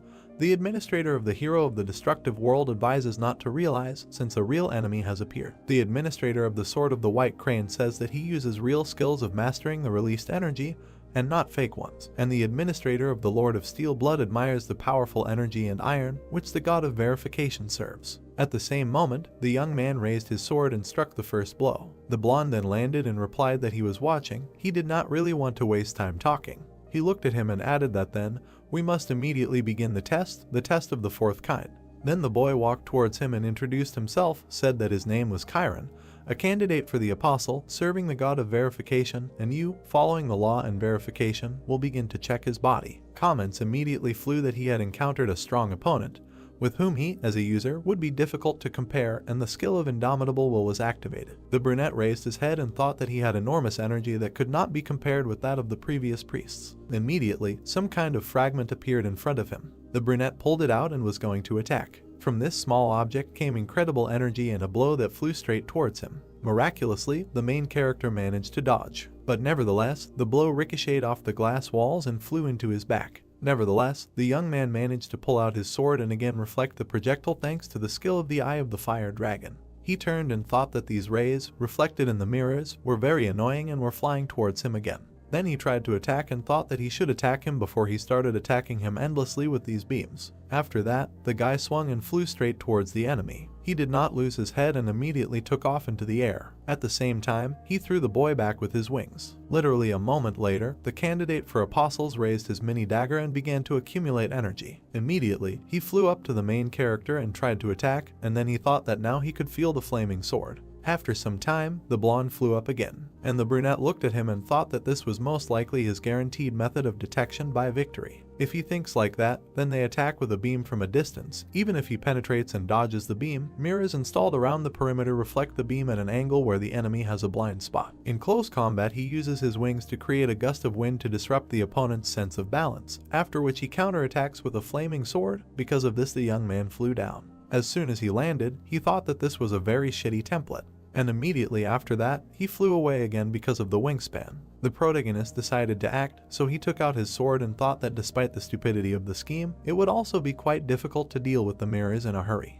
He stood in the middle of the hall and thought that by breaking into smaller fragments, the mirrors would split that beam even more, so it would be simply impossible to dodge all of them, although maybe the fire dragon's evil eye would succeed. Then the guy smiled and began to receive notifications that the Administrator King was not starting to doubt the difficulty level and the test on the 11th floor. And another Administrator Priest of the generation was surprised if this was really just an apostle candidate, and the Black Devil wondered how the protagonist would die. Then 2 more notifications appeared. The Administrator Lord of Steel Blood considers the Apostle candidate an annoying fly who is wasting his time. The eyes of the Administrator Sword of the White Crane light up in anticipation of his actions. Afterwards, the brunette raised his sword and thought that it seemed that his administrators were not worried about something like this at all. The blonde stood opposite him all this time and watched his actions. He looked up and said that this time it would not be easy, he had to try hard. And then he aimed his blow at him. A bright light illuminated the entire room and several beams were directed towards the main character. A moment later, a serious explosion occurred.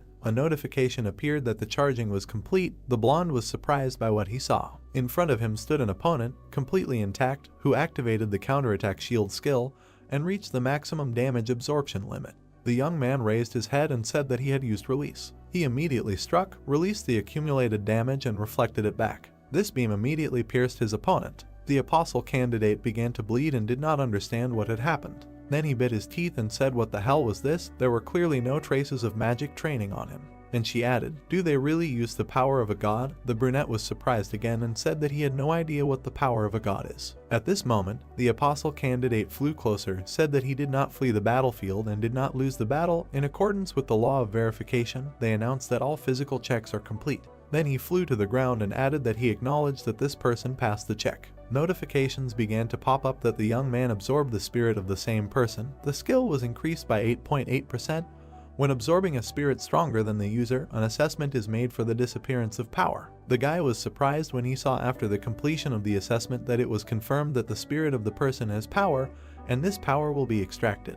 A bright light appeared in front of him, and information that the divine power is now engraved on his soul. The protagonist watched this and thought that it turns out that it is about the power that the local priests use like him. Then he raised his hand and thought that he felt some energy penetrated his heart, but did not circulate at all, said that the methods of managing divine power and mana, apparently, are very different. Notifications appeared that the administrator between the White Crane asks why the divine power penetrated his core and energy, and the administrator Lord of Steel Blood is perplexed when he feels that in the divine power of his heart there is no trace of battle. The young man alive at that moment only thought about the possession of divine power and something extremely significant, and received information that he absorbed the spirit of the priest, thereby increasing his statistics. Strength was increased by 4, agility increased by 3, endurance increased by 3, mana increased by 4, stamina increased by 5. Suddenly, the next door opened in front of him. The guy raised his head and heard someone greet him. An old man stood there who said that this was the one who was overcome by the madness of martial arts. These people stood opposite each other. At first the heroes did not understand what his words meant and asked what they meant.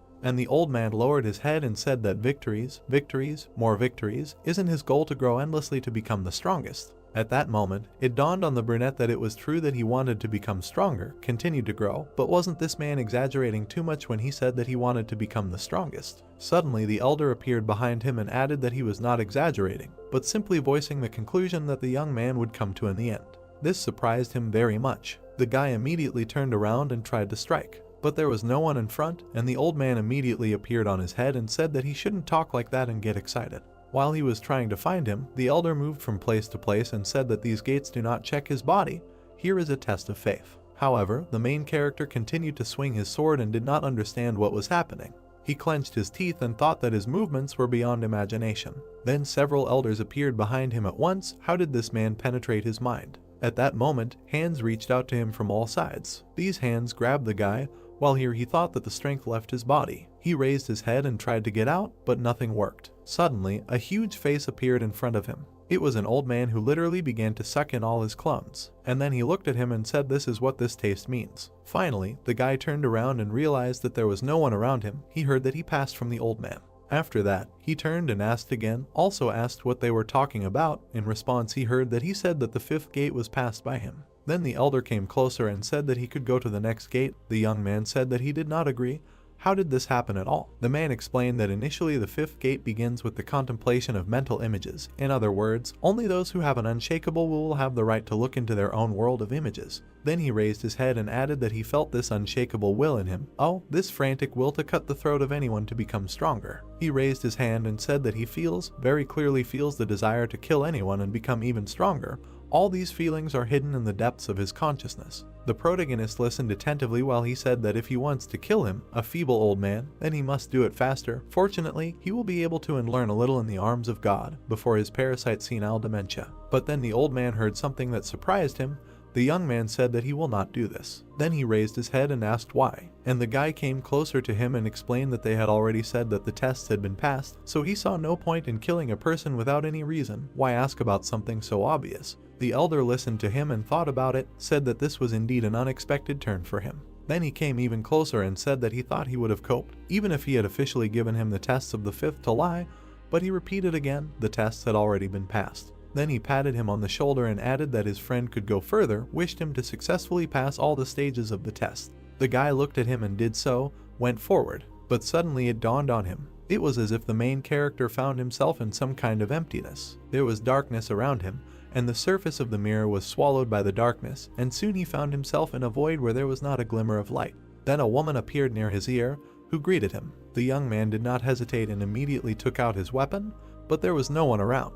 He looked around and wondered if this was happening again. Then he gritted his teeth when he heard that everything was right. He was already in the world of mental images. It turned out as he thought. And when a sprout grew on his back, the woman added that the previous priest had planted a family so that he could penetrate the world of mental images. Suddenly it dawned on the brunette that when the old man patted him on the shoulder, he did this, and the woman continued to answer his thoughts. A moment later, the young man seemed to be in a huge web, and the priestess said that he should not worry too much. Then she looked at him and said that it was because she would take good care of his physical shell. The brunette looked up and thought that her words, on the contrary, made him more nervous. And the girl took out her dagger and said why people are so cruel, that for rude comments addressed to a girl, she only has to want and his neck will be pierced through, but he will not be satisfied with such an arrangement, will he? Here the main character looked ahead and wondered if he could ask how he should now pass the test of his faith. And the woman began to smile and noted how polite this man had suddenly become. How sweet. Okay, she would explain everything now. Then she pointed to the valley and said that the space he was in now was the world of his mental images. Here he just needed to be able to see his own world of mental images. As soon as he completed the task, the sixth gate would be passed. Here he thought that he did not understand what it meant to be able to see his own world of mental images. And the girl bandaged his eyes and explained that the world of a person's mental images largely depended on his beliefs, and was created on their basis. But no one was able to contemplate this spectacle. The world of mental images was like when you close your eyes and see only a solid black curtain. Then the young man was left alone in the middle of this place and thought that in this way they wanted to tell him that he needed to be able to see the essence of this world of mental images, where there is nothing. A moment later, a woman appeared above his head and answered that this was again on point, and introduced herself, said that she was a priestess of Alien, serving the god of verification, announcing the beginning of the sixth test. And then the ground fell under him, as if all this time he had been standing on the surface of the water and began to drown. After some time, the young man landed on the bottom of the reservoir. Only these were thoughts. In reality, the girl held his hand and asked if the guy was really surprised, because the pain would be similar to real pain and he needed to quickly find a solution to this problem. Otherwise, she smiled and explained that he would drown without any water around. But suddenly the power of the serene mind was activated. This surprised her. At the same time, the guy was underwater, and thanks to the power of a serene mind, he did not lose his composure, and the limitation of mental images weakened. He also thought that this was great. It was much better until he was subject to panic, able to hold his breath underwater. Then the wasp looked there and thought that much more importantly, that for a moment he seemed to feel a tingling in his fingertips. The young man frowned when he heard that his willpower was really impressive. She did not expect that not only would he break out of mental images, but he would also be able to move his body. The woman raised her hand and thought that this guy was able to protect himself even at an unconscious level. What kind of monster was this man? Then she came closer and thought that it was better to keep a secret that his actions almost left her without a head on her shoulders. And the young man, meanwhile, was still underwater and thought that he was gradually beginning to feel his body. The brunette was very surprised by this, asked again and said that in the world of mental images he should not feel anything. How in just 2 hours he was able to completely regain control over his body. What kind of monster is this? The brunette was surprised to hear about 2 hours, but after all, no more than a minute had passed since he got here. In response, he heard that in reality time moves much faster than in the world of mental images. This news also surprised him and made him think that it was very dangerous. If he spent more than part of the remaining time from the allotted 7 days in this sixth gate, he could die from the penalty for failing the test. Immediately after, he tried to surface and thought that he needed to see the world of mental images as soon as possible. His eyes at that moment began to change color, and his thoughts were such that if he could again feel his body through the use of the power of the serene mind, then it meant that activating this skill was also possible. Then the guy spread his hands and activated the skill of the eyes of the fire dragon. He raised his head and thought that he finally saw. There was something on him that looked like a huge whirlpool. The water at that very second began to diverge in different directions, freeing up space for him to pass, while the brunette was thinking whether he should call what he saw a sea of blood. The priestess watched all this and did not understand what was happening. It was some kind of nonsense for her. How is this even possible? Why did the world of mental images open up to him? At the same time, his body in the real world was also moving. A sword appeared in his hands. After that, the girl stepped back and answered that she had a question. Is this really a person? Why did steel wings appear behind his back? He needed these steel wings in order to fly up in a parallel world, so he had to activate this skill. The young man literally flew up into the sky in a split second and found himself at the top. Some time passed, the guy flew over the world of mental images and thought that he saw it with the help of the eye of the fire dragon. Although he did not have a single guess what this means at all, but the surrounding environment looks extremely ominous and alarming. Finally, some circles with a large number of swords appeared in front of him, and the young man looked at them and tried to understand what it was. But it was also decided not to waste time and stretch out his hand forward. A moment later, he grabbed one of the swords, and immediately after, he landed on the ground with a loud roar. Everything around him began to collapse. The young man raised his head and looked ahead. In front of him was a priestess, to whom the guy immediately asked if this was all his doing. That's what he heard. Why does her world look like this? Notifications from the administrator also began to appear. The sword of the white crane is glad that the main character woke up. The administrator Lord of Steel Blood choked with relief that he came to his senses, and the administrator hero of the destroyed world, and the task is that he woke up faster than he thought. Therefore, the young man went forward and said that it turns out he was able to pass the test of faith. How is this even connected with faith? And the woman looked at him and answered that the test of faith is the path to recognizing oneself. Of course, the brunette immediately asked again. So the girl led him to the mirror and answered that it was amazing that people themselves did not really understand what they believed in, and never even tried to think about what exactly they believed in. The purpose of testing this gate was to encounter the world of mental images created through the processes of faith, thinking, and action. And as he walked down the corridor, she added that he would overcome his miserable past and become stronger without losing his humanity. That's what she read in his world of mental images. Everything is very simple and clear, isn't it? Then she added to the woman that even having such simple desires and thoughts, remaining faithful to them at the same time is a different story. When the guy finally opened the next door, she wished him luck and said that this adventurer did not look like a person at all. The brunette meanwhile had practically moved into a new room. Something like space appeared through the front and a notification that he had reached the 7th gate. There was some kind of core filled with energy and electricity in front of him. It was so incredible that the young man could not take his eyes off it.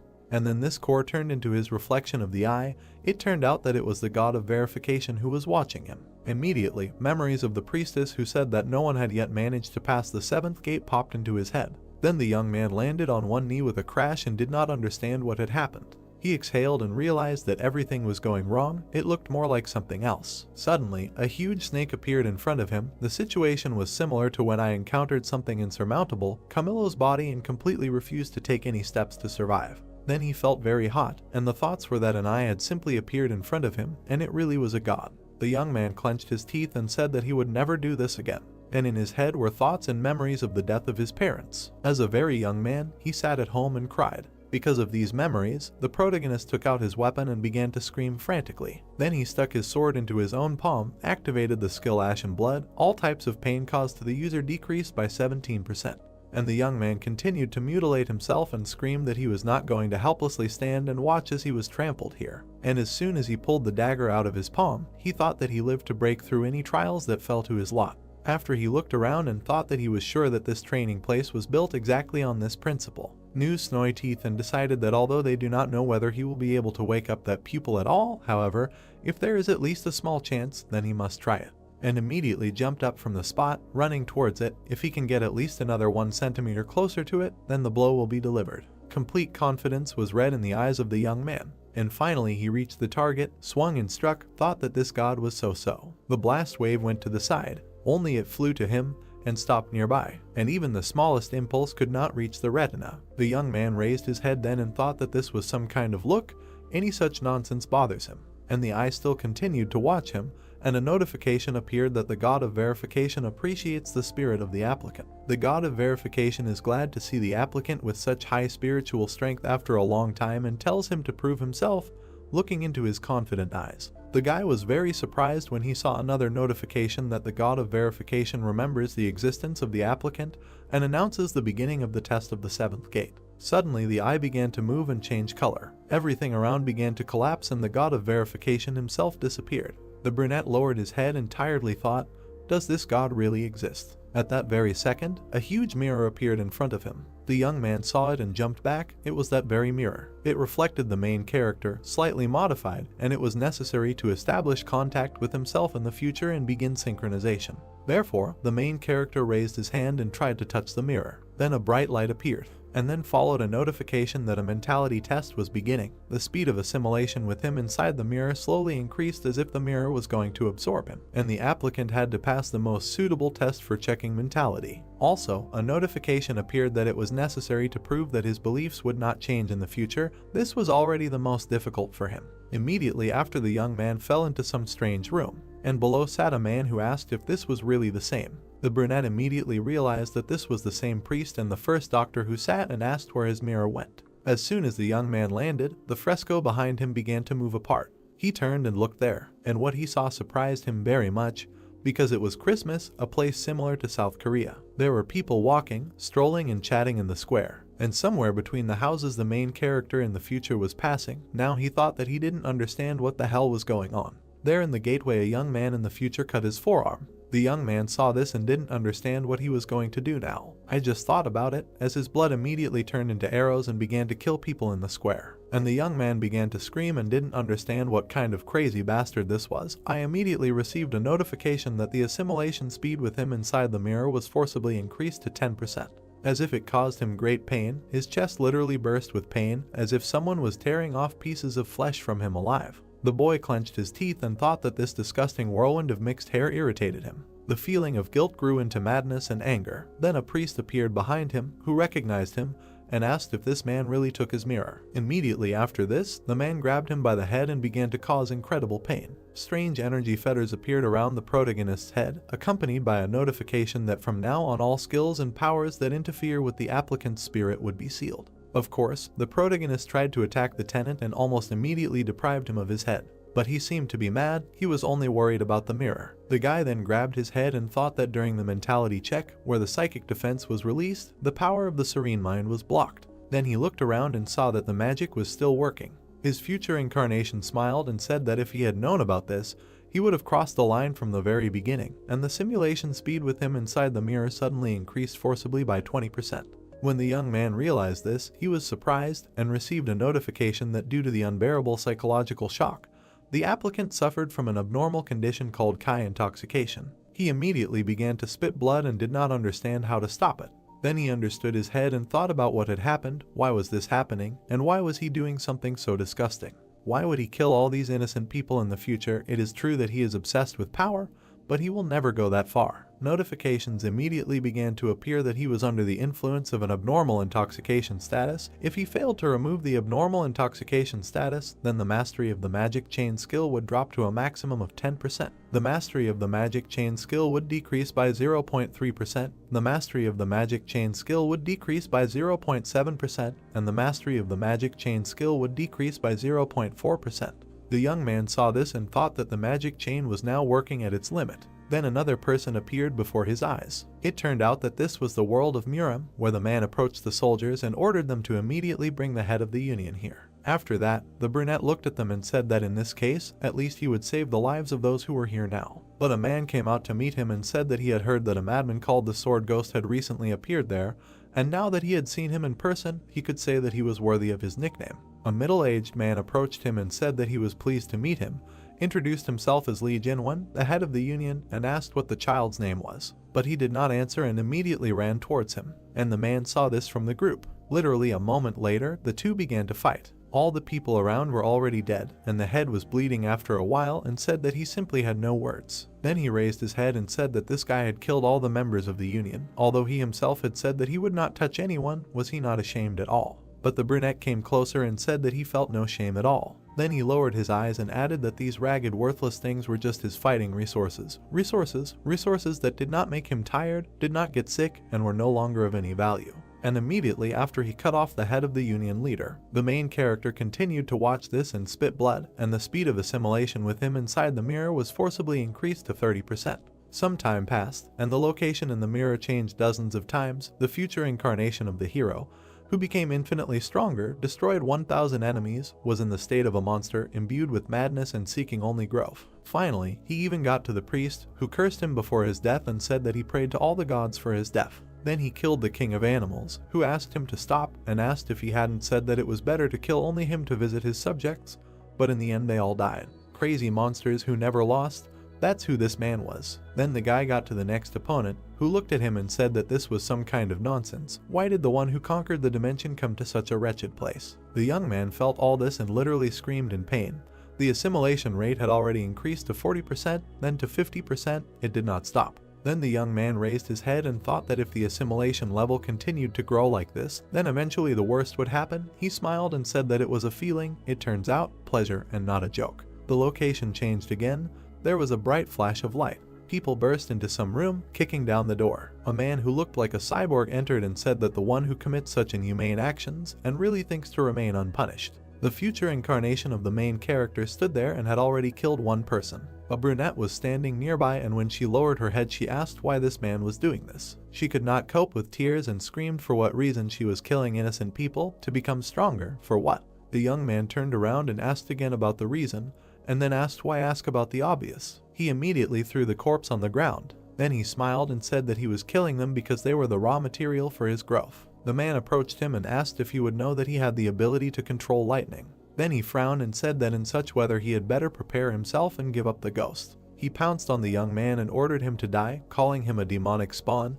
In response he heard that it was true, even he should reckon with him. After that, the brunette smiled and said that it was more accurate to say that it was like that when he was a previous incarnation of himself. And a moment later he cut this man in half. The girl who was sitting next to him continued to cry and began to beg him to stop. Then she screamed that she was asking him to come to his senses. Song-yoon himself continued to fight, although it was very difficult for him. The guy gritted his teeth and thought that one wrong move and this crazy entity would simply absorb him. It felt like even 50% assimilation was capable of completely destroying his mind. Before it was too late, he needed to find a solution. Then notifications began to appear that the simulation speed had been forcibly increased to 60%. The mastery of the magic chain skill had decreased by 0.1%. The mastery of the magic chain skill had decreased by another 0.5%, and then by another 0.2%.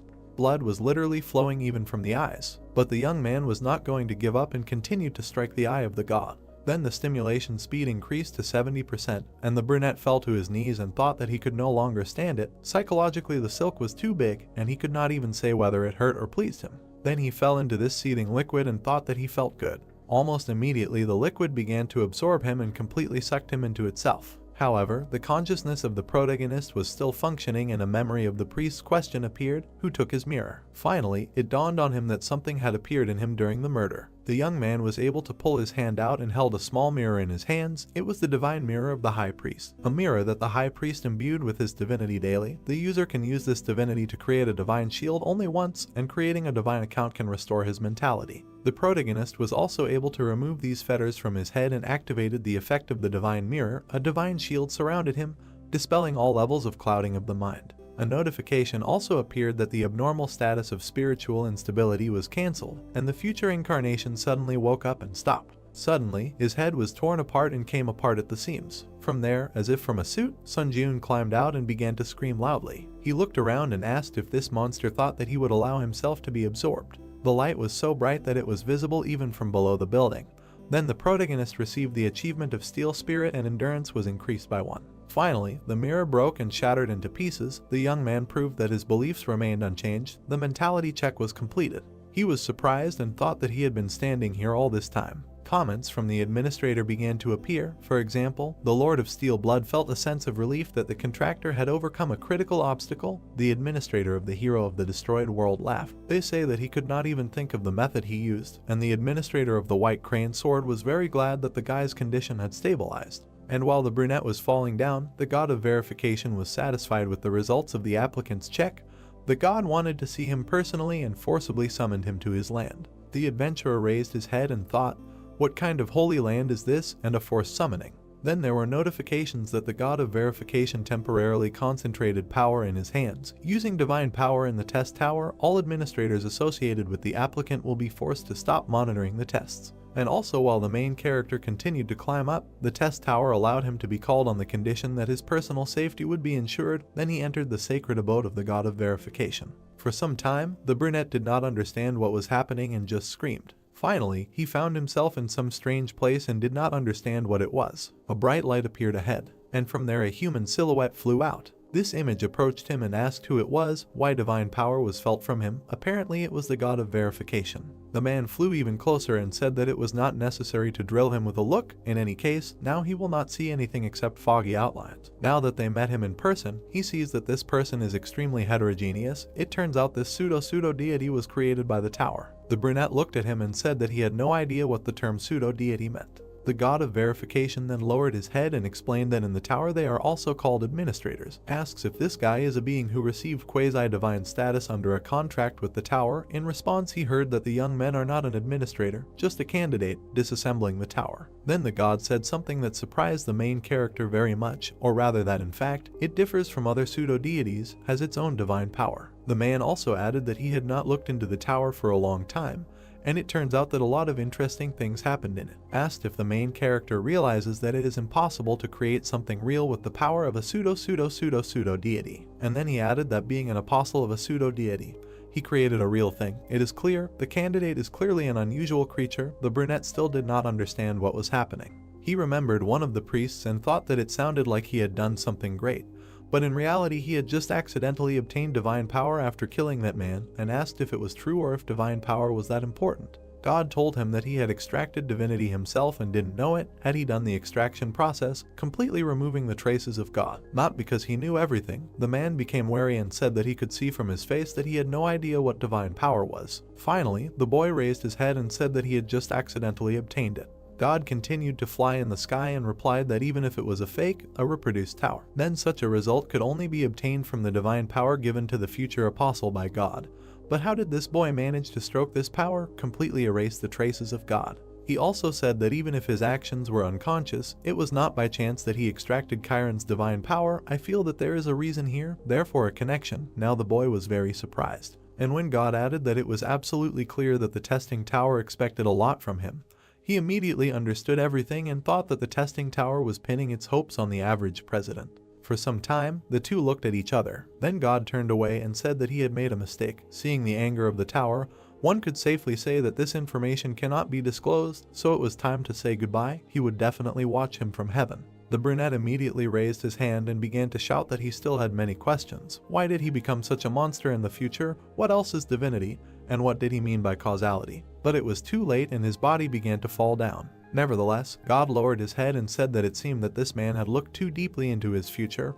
When he peers into the void also peers into him. The same thing happened when the boy tore apart his future incarnation. The void is always looking for a gap through which it can penetrate his mind. This is what he should beware of. Immediately after what was said, the young man grabbed his head and heard that he would soon return to where he came from. Then he listened to him attentively and raised his head. Then he shouted if the god could talk to him a little more. But the man looked at him and replied that unfortunately, this was the end of their conversation. No matter what god was in front of him, the tower was a creature that was not easy to deal with, so nothing could be done about it. If he visited the temple of testing in the future, then perhaps he could shed light on his questions. But at parting he would give him one last piece of advice, not to trust other gods, now they would consider him an enemy. Congratulations notifications immediately began to appear. They had overcome the 11th floor of the test tower. As a reward for breaking through, an ancient mirror about testing would be sent to his inventory. As a reward for breaking through, 70,000 points were awarded. As a reward for breaking through, 3,000 were awarded, and another 1,500. The movement to the waiting room was started.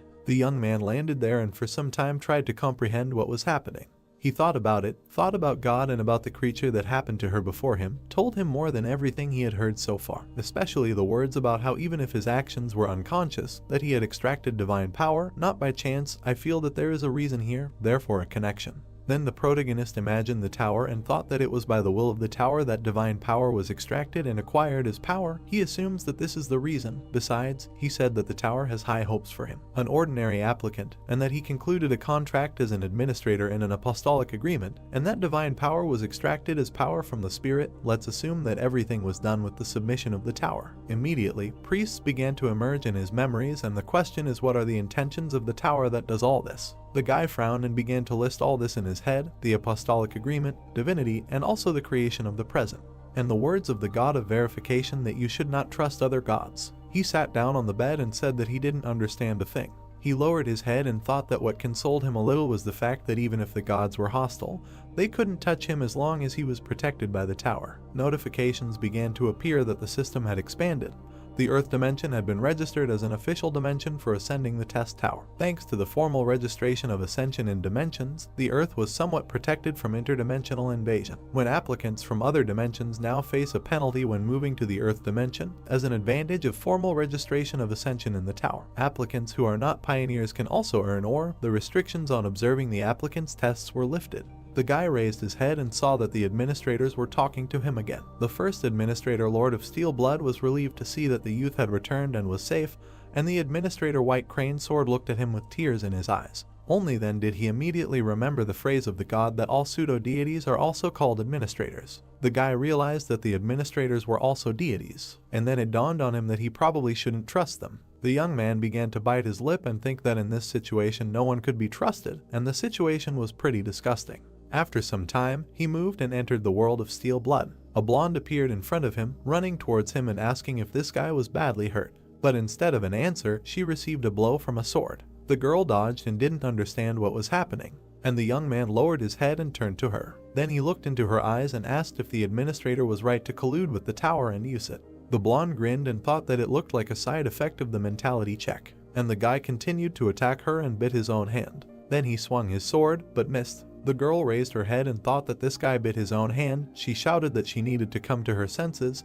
He was completely out of his mind right now. And the young man continued to attack and shouted that he connected the administrators and the tower. This was the only question that worried him. He looked up and said that they were trying to exploit the applicants in every possible way. The blonde jumped back and replied that what she was saying now was complete nonsense, so she swung and sent a counter blow, adding that she needed to regain her composure already. But the guy lowered his head and asked why he had been insisting for a while now that he should come to his senses. His eyes were filled with madness, and it was said that in fact now his brain is than ever. The administrator looked at him and understood what was happening, asked to stop. But it was too late. The brunette attacked her again. With one blow he cut the ground, when he heard that if you put all your strength into the blow. Only it was too late. The young man cut her house with one blow. The woman looked there and told him that he was big, and then he took out his sword. And in addition to it, a dozen other swords appeared, which were aimed at the young man. All of them flew sharply straight at him, but the guy managed to dodge and fought. Only then the blonde instantly appeared behind him and asked, "Where are you going?" Then she did what the young man did not expect at all. The girl thrust him into the ground with all her might. His face turned out to be snow. Everything around began to shake and collapse. The guy tried to attack back right away, but surprisingly the girl dodged. And then she did something that surprised him again. Her swords appeared there, trying to pierce him as close as possible. Thus, a kind of cage of swords was formed around him. After some time, the young man suspended from the ceiling looked at her and apologized, said that he had returned to normal, so it was possible to untie these bonds. But the blonde raised her head and answered that of course she should untie him, but to worry that his next visit, nothing would be left of her house. Then she put the cup on the ground. She imagined his future incarnation and said that the remnants of the emptiness we'll see that I witnessed during the mentality check were not completely removed and were fixed in his personality. Then she looked at him and added that even if that essence was greatly distorted, it is still his other future. In other words, the suspicions regarding the administrator may not have been completely false. Then she took out her sword and said what she would say to clarify the situation. No one is able to read the intentions of the tower. This fact remains unchanged even if they are the administrator. She turned around and when asked if it was obvious that the tower expected something from him, she said that maybe yes and maybe not. And a moment later, she sharply cut something with her weapon. The rope that held the guy under the ceiling was cut right there. And finally, the young man took a chair, said that as far as he knew, the tower had never revealed its will to a candidate before, so it seems even more insane that the tower makes special wishes to someone candidate. The girl turned around and said since he had such doubts, apparently he heard something from someone. That was exactly it. The guy replied that the god of verification said that the tower had some kind of plans for him. This information surprised the blonde very much. She smiled and thought about the god of verification, so that's where his doubts came from. Then she stood up and said that, as she had already said, she was also only a subordinate of the tower. At that moment, the protagonist realized that, as expected, he would not be able to find out more about her. The girl came closer and said that she was glad that he liked the tea. It was based on the urine of a black dragon, so you can drink as much as you like. It is a very valuable thing. The brunette was very surprised and immediately spat out this horror. Then he wiped his mouth and said that he remembered something. The god of verification said something else. Having concluded a contract with the tower, the administrators received the status of a quasi-deity. Then the woman put the sweets on the table and answered that as for the status of a pseudo-deity, she cannot answer him this question right now. But if we are talking about him, then even if he did not want to know this wow, he will find out everything in the very near future. The young man looked at her and said that now he had one last question for her. Immediately a question came up, and the guy asked, didn't they say earlier that she had a long-standing wish that she wanted to fulfill? In fact, it was so. The protagonist came closer and said that the administrator of the White Crane Sword said that a long-standing wish is a right granted by the tower to the administrator, and that it is possible to achieve the fulfillment of this wish with the help of a candidate with whom an apostolic contract was signed. The girl immediately asked again and said that it seems that she has already told him everything about her long-standing wish. Sun Ji-eun looked at her and asked why she still hasn't told him about her long-standing wish. The girl thought about it. Then she stood up and said that it was all about the feeling of fear. Of course, the guy did not understand what was meant. Then the woman turned around and added that he greatly underestimates himself, which resulted in an excessive obsession with growth. She looked down and said that that was why she thought that maybe, for the sake of growth, she could make him challenge the test related to her long-standing desire. To which you fly like a moth to a flame. She will not deny that she had no choice but to do so. And the guy heard this and was upset, said that he was a real mediocrity. Suddenly, the girl looked at him and replied that she did not know what meaning the word talent puts in, but she would soon understand how much he underestimated himself because the tests on the 12th floor are a fight with himself. This information surprised him very much, and then the main character teleported back to his room, thought about the gift. He imagined another candidate and thought that these God-given qualities that cannot be changed after birth, and which in the world of hunters are divided into three categories: the acquisition of skills, an increase in statistics, and the awakening of a unique characteristic, the so-called three main qualities of a hunter. He also thought that he was not destined to be born with one of these qualities. Skills were not acquired, statistics did not increase, and the unique characteristic did not appear, as if he was left alone in the middle of a dark room without the ability to fight. The guy also thought that many things in his life had changed since he entered the testing tower, but this fact does not change the fact that a talentless guy who demonstrated growth only thanks to unique characteristics. And when he imagined the sword, he thought that the Lord of Steel Blood was clearly mistaken, saying that he has talent. For some time, the young man sat on the bed and thought that if he had something like this, he would also be a famous hunter without entering the territory of the tower. Memories of her words floated up in his head, that he would soon understand how much he did not underestimate himself, because the tests on the 12th floor are a fight with himself. It turns out that he will have to meet the other side of himself. The tests on the 12th floor are tests in which he will have to win a duel with his own clone created by the tower. The protagonist activated the status window and said, what's the point of sitting and thinking about it? This test is to look at yourself objectively. You can perceive it as an opportunity to improve your combat abilities. Then a potion appeared, and a characteristic for it. It was a potion to increase mastery of skills, a potion specially created by the tower for creatures with skills. When taken, you can arbitrarily increase the level of mastery of one of his skills by 10%. I thought that after that incident, this is one of the awards received from the Japanese government, potions that increase mastery. Now he had as many as 3 because the girl gave her potion. When the guy drank it, a notification appeared that he drank a potion to increase mastery, and you could choose a skill to increase mastery. His choice was mana management. The young man immediately imagined his energy and thought that the skill acquired during the hunt for the Lord, devouring asshole, during the test on the 10th floor, mana management, it is worth investing in, since this is the basis of all skills. At the same time, notifications appeared that the skill mastery of mana management increased by 10%, then by another 10% and by another 10%. The young man also decided to look at the reward received on the 11th floor. It was an ancient verification mirror, a mirror that can only be obtained by applicants who have successfully passed the test given by the god of verification. When mana is placed in the mirror, you can activate the exclusive effect of residual thoughts once. Then he activated the skill of the fire dragon's eye and saw that despite the one-time limitation, he can acquire the skill contained in the residual thoughts, but at present the user cannot set which skill from the residual thoughts will be acquired. The god of verification changed some effects specifically for one applicant. And when the guy looked in the mirror, he thought about residual thoughts. Is it really about what he thought before? And the exclusive effect of the ancient verification mirror, residual thoughts, was activated. There was also a notification that residual thoughts and activated as an exclusive effect. Ancient mirror check, the skill contained in residual thoughts is acquired randomly. In front of him, a new icon appeared and information that the skill combat concentration was adopted, which is imbued with the combat experience of residual thoughts, but its mastery increases by 11%. The description is transcendental concentration, allowing you to concentrate to the limits of a combat situation. The effect is concentration can be increased arbitrarily. At present, concentration can be increased up to 20 times, but with peaceful use, this is accompanied by a corresponding amount of recoil. The young man smiled when he saw all this and said that this is a pretty useful skill. Immediately after this, several more notifications appeared that the theme of this test is overcoming boundaries.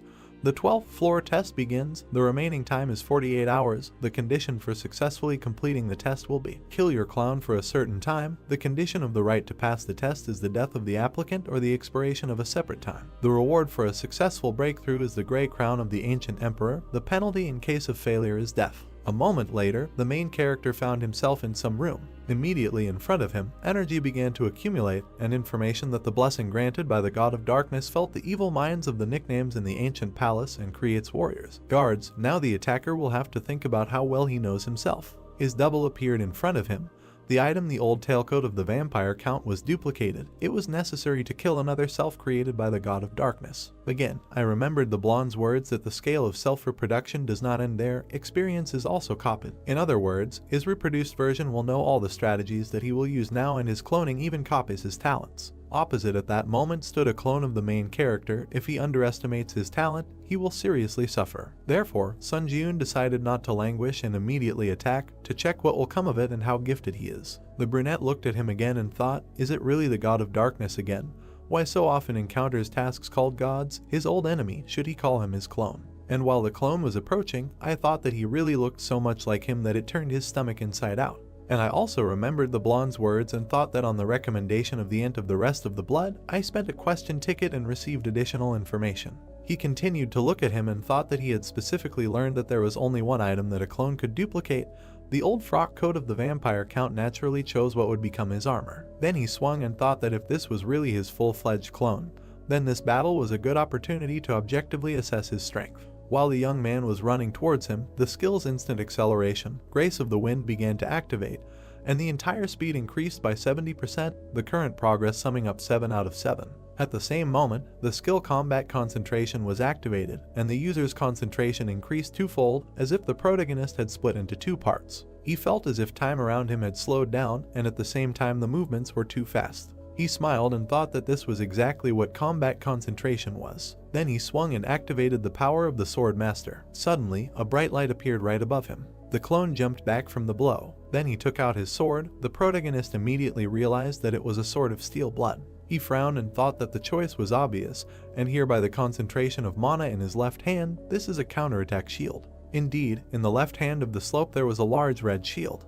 The young man glanced around and thought that the combination of the sword of steel blood and the counterattack shield was the only working option for the clone, but suddenly something dawned on him. This sword seemed to begin to change its shape and began to glow even brighter. At that moment, his clone already had two weapons in his hands. It turns out that he managed to transform the counterattack shield into a sword. This was quite unexpected. For some time, the opponents stood opposite each other. The brunette looked at himself and thought that although he was the original, he had never used the dual sword technique before. It was not that he could not use this technique. It was just that when using a modified counterattack shield, it was used through an excessive amount of spiritual energy and mana. Then he imagined how this happens. The guy lowered his head and began to reason, why did the clone choose such an ineffective method? Afterwards he turned around and thought, of course, he also considered fencing with two swords, but is it right to use it in a real fight where his life is at stake? And when his clone finally attacked, he thought that they did not understand his train of thought. The guys had to act pretty quickly, while he thought that this was just a training fight.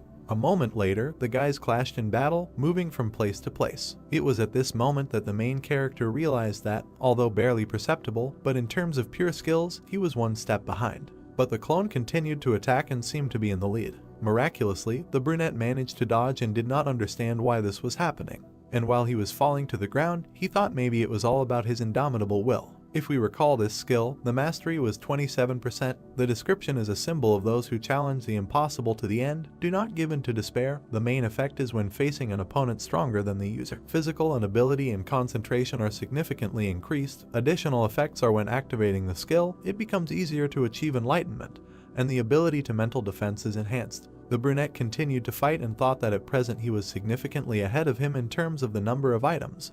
Therefore, the skill called Indomitable Will, which he had absorbed before, was activated, so his physical abilities are higher than the original. He also provided information about combat concentration.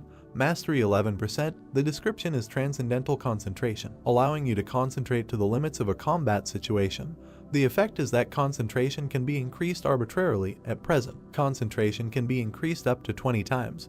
But with excessive use, this is accompanied by a corresponding amount of recoil. He thought that if the clone maximizes his combat concentration and demonstrates a concentration that goes beyond imagination, then he will have a good chance of winning. And just at that moment the enemy began to attack even more actively. The young man again teeth and thought that the most serious problem is the fencing art used by him. The clone stood in front and was very confident in his victory. Suddenly he struck, and the young man thought that although it was clearly based on the technique of fencing on dual swords, but this is clearly a bastard's dream. And from one blow he flew back with incredible speed. The main character crushed the wall with his body, the blow was so strong. Then he got up and thought that he had no doubts, this sword was familiar to him. Behind the slope was the heavenly sword, the dragon Nemgun Hayek. He remembered their last battle, and thought that although I saw that sword in action only once, I still clearly remember every detail. He also imagined his opponent, and thought about his terrifying skill, like overpowering a god, before whom his skills turned into nothing, neither skills nor strength, but the most pure art.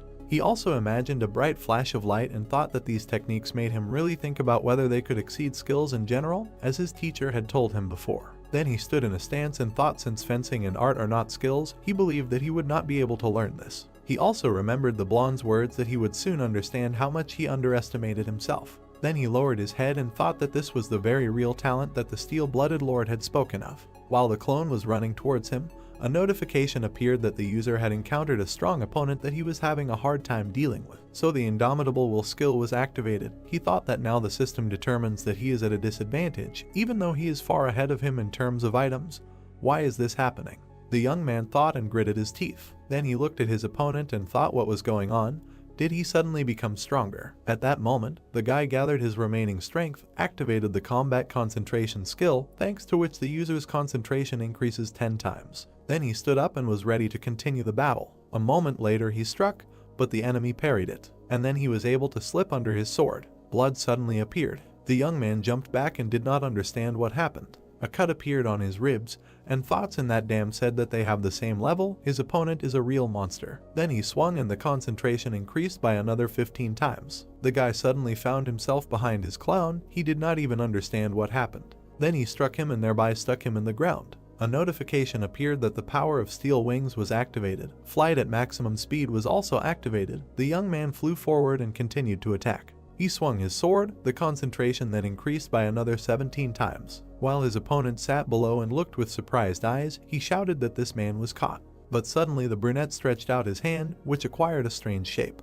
And then it exploded, as if it had specially soaked in blood before that. Sun Ji-eun frowned and thought that his vision was suffering now. Nevertheless, the guy flew to Paul and hit him with all his might. Only when he landed, he thought where the enemy had gone, he had escaped, while blowing up his own hand. Then a bright light appeared behind him. It was the enemy, who had directed a projectile of energy at him. This projectile was like a bright beam. When the brunette turned around, he thought that it was too late to change anything and that he was finished. Then there was a strong explosion. The beam literally hit him on the forehead and threw him back. The concentration at that moment increased by another 20 times, and he entered a state of concentration that exceeded his limit. Because of this, the main characters began to move very quickly, as if disintegrating into different particles. Then he grabbed his head and thought that things were bad. His opponent did not understand what was happening and looked at him questioningly. But the brunette came closer and began to laugh, said that he really almost died now. Then he looked up and began to insult his clown, said that he was in deep trouble. Then he entered a state of concentration that exceeded his limit. Side effects can lead to unpredictable psychological reactions. The clone also did not hesitate and ran towards him. Then he struck a blow, which the main character could not parry. Because of this, he flew back with incredible speed. From the force of the blow, he flew into the wall and broke it. The young man raised his hand and quickly collected bloody energy. Then he directed it straight at his opponent. The projectiles were so strong that they began to develop columns around. The clone turned around and was very surprised at what was happening, and everything behind him at that moment began to resolve. The young man smiled and asked if he liked this attack. Only he did not notice that the enemy at that moment was already behind him. A bright light immediately appeared, and the guys flew away from each other on different sides. There was a wound on the clown's hand. Sun Jiun looked at it and said how he got him. At that moment, the blonde was watching the battle. She abruptly put the mug on the table and said that everything turned out this way again. She grabbed her head and said that she was in a difficult situation. She couldn't help him directly, but she couldn't just watch silently from the side either. Then she turned around and said with a smile that she was worried about how the tower would react, but suddenly a notification appeared that a message had been sent to the challenger. Immediately after that, her portal was torn to pieces. The woman smiled when she saw that the administrator's messages were temporarily disabled to prevent the appearance of messages with recommendations. She said that she needed to be understanding. She just wanted to send her friend a cup of tea. The protagonist at that moment looked at his hand and didn't understand what was happening to it. Then the hand hit his own club. The clone watched this and didn't understand what was happening, and Sun Jiun smiled sharply and said that it was dangerous to lose control during a fight. Then he shouted and ordered them to stop interfering with this body and get the hell out of here. At that moment, a strange web began to form around him, as if he had been closed again, and the young man raised his head and began to shout if the confrontation with the shitty version of him from the future had not ended during the previous test. It also infuriated him. Opposite then some strange monster began to appear, and immediately the young man heard the words that he fought for him because he was on the verge of death, and in his eyes there was not a drop of gratitude. It was surprising for him to hear this. It turns out that then his future version appeared there. Sun Jiun tried to attack him and began to order him to quickly get out of his body, called him a damned creature. But he got even more angry when he heard that this stupid bastard still did not understand. It is better to look at what was happening.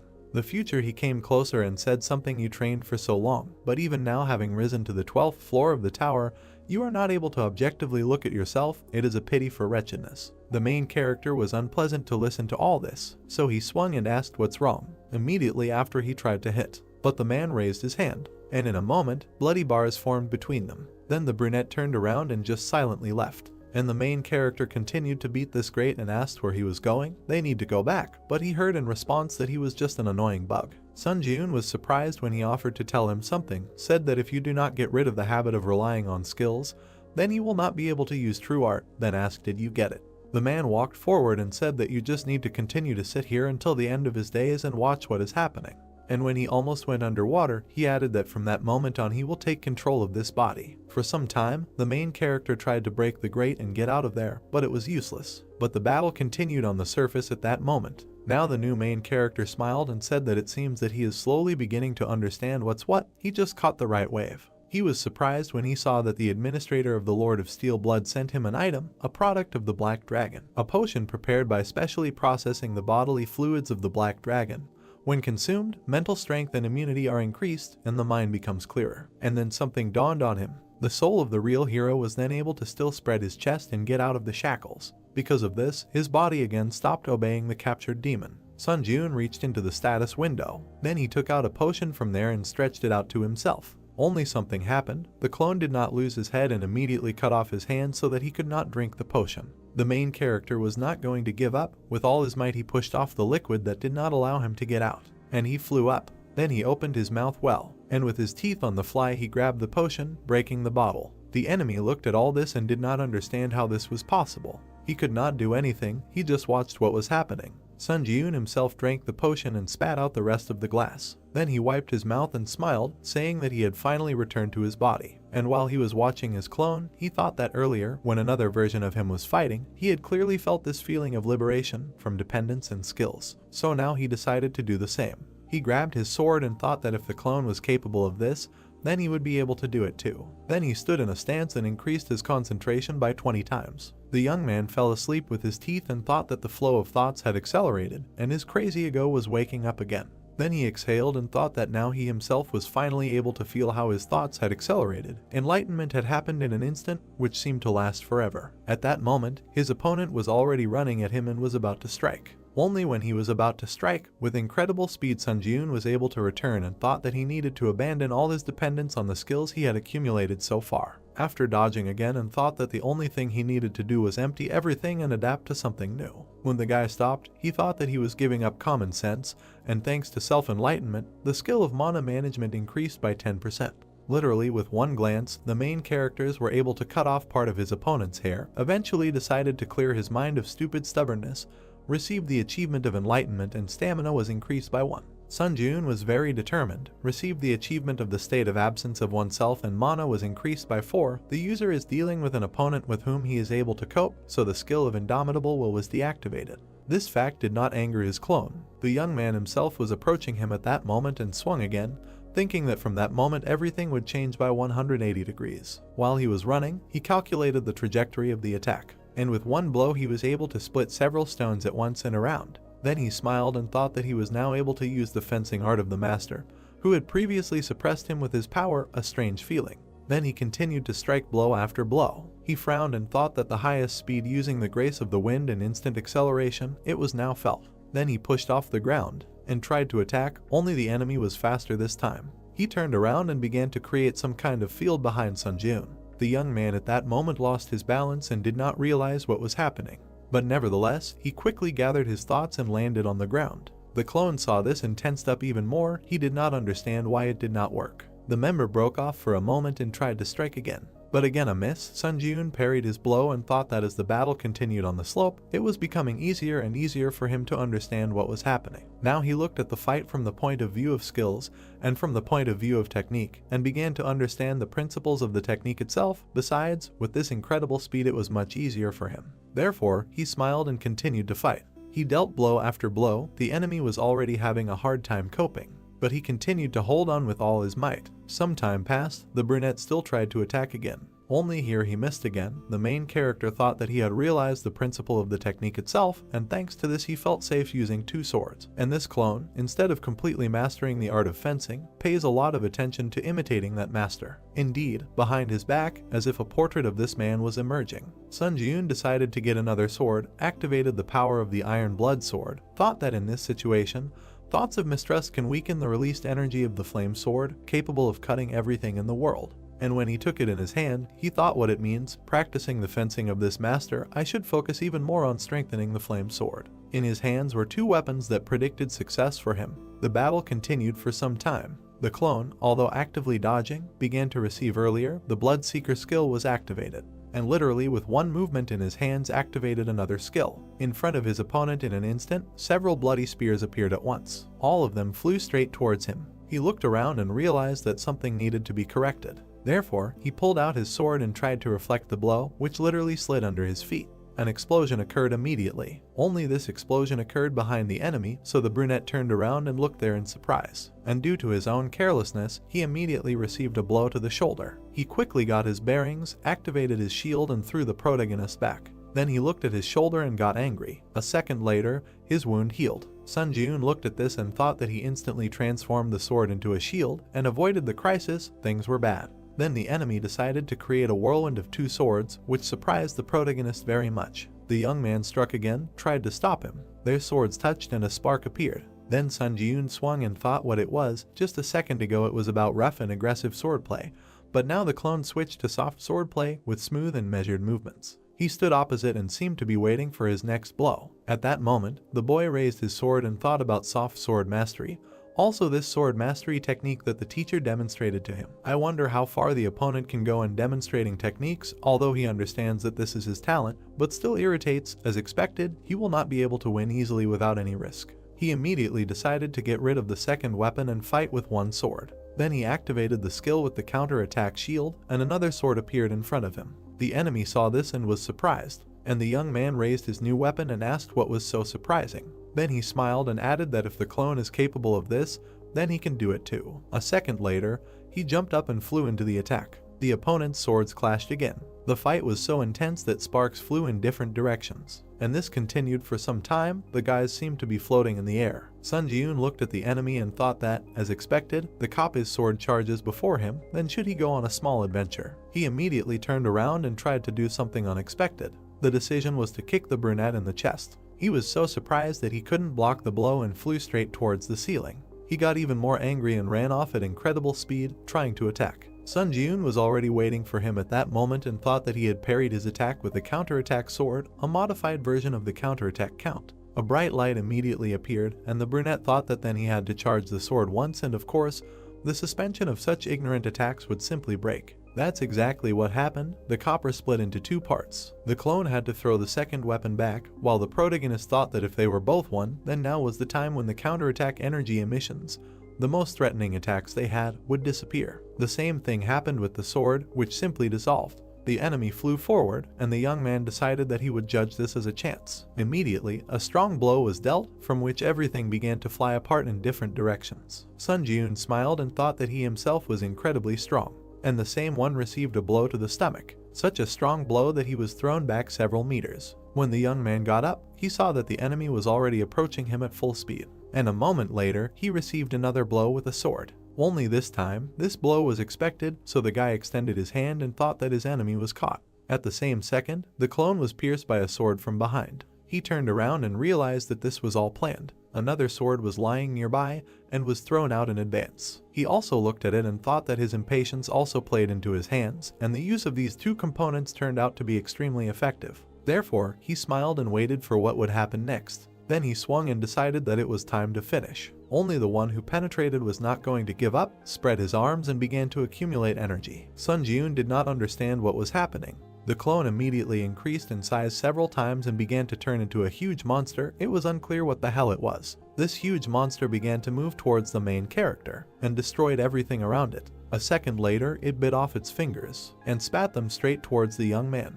These huge fingers with claws began to destroy everything around, and Sun Jiun turned around and thought what kind of monster it was, a little confused by the fact that his attack tactics had changed dramatically. At that moment, a wall appeared in front of him. The young man had to destroy it to get out of there, and immediately behind his back, a huge enemy hand appeared. When the guy fell down, he realized that the monster could not get out of this ball, and a moment later there was a strong explosion. The clone was still above and did not understand what was happening, and Sun Jiun himself had already landed and activated a protective shield. Then he transformed it into a sword and thought that fortunately the recovery time had expired.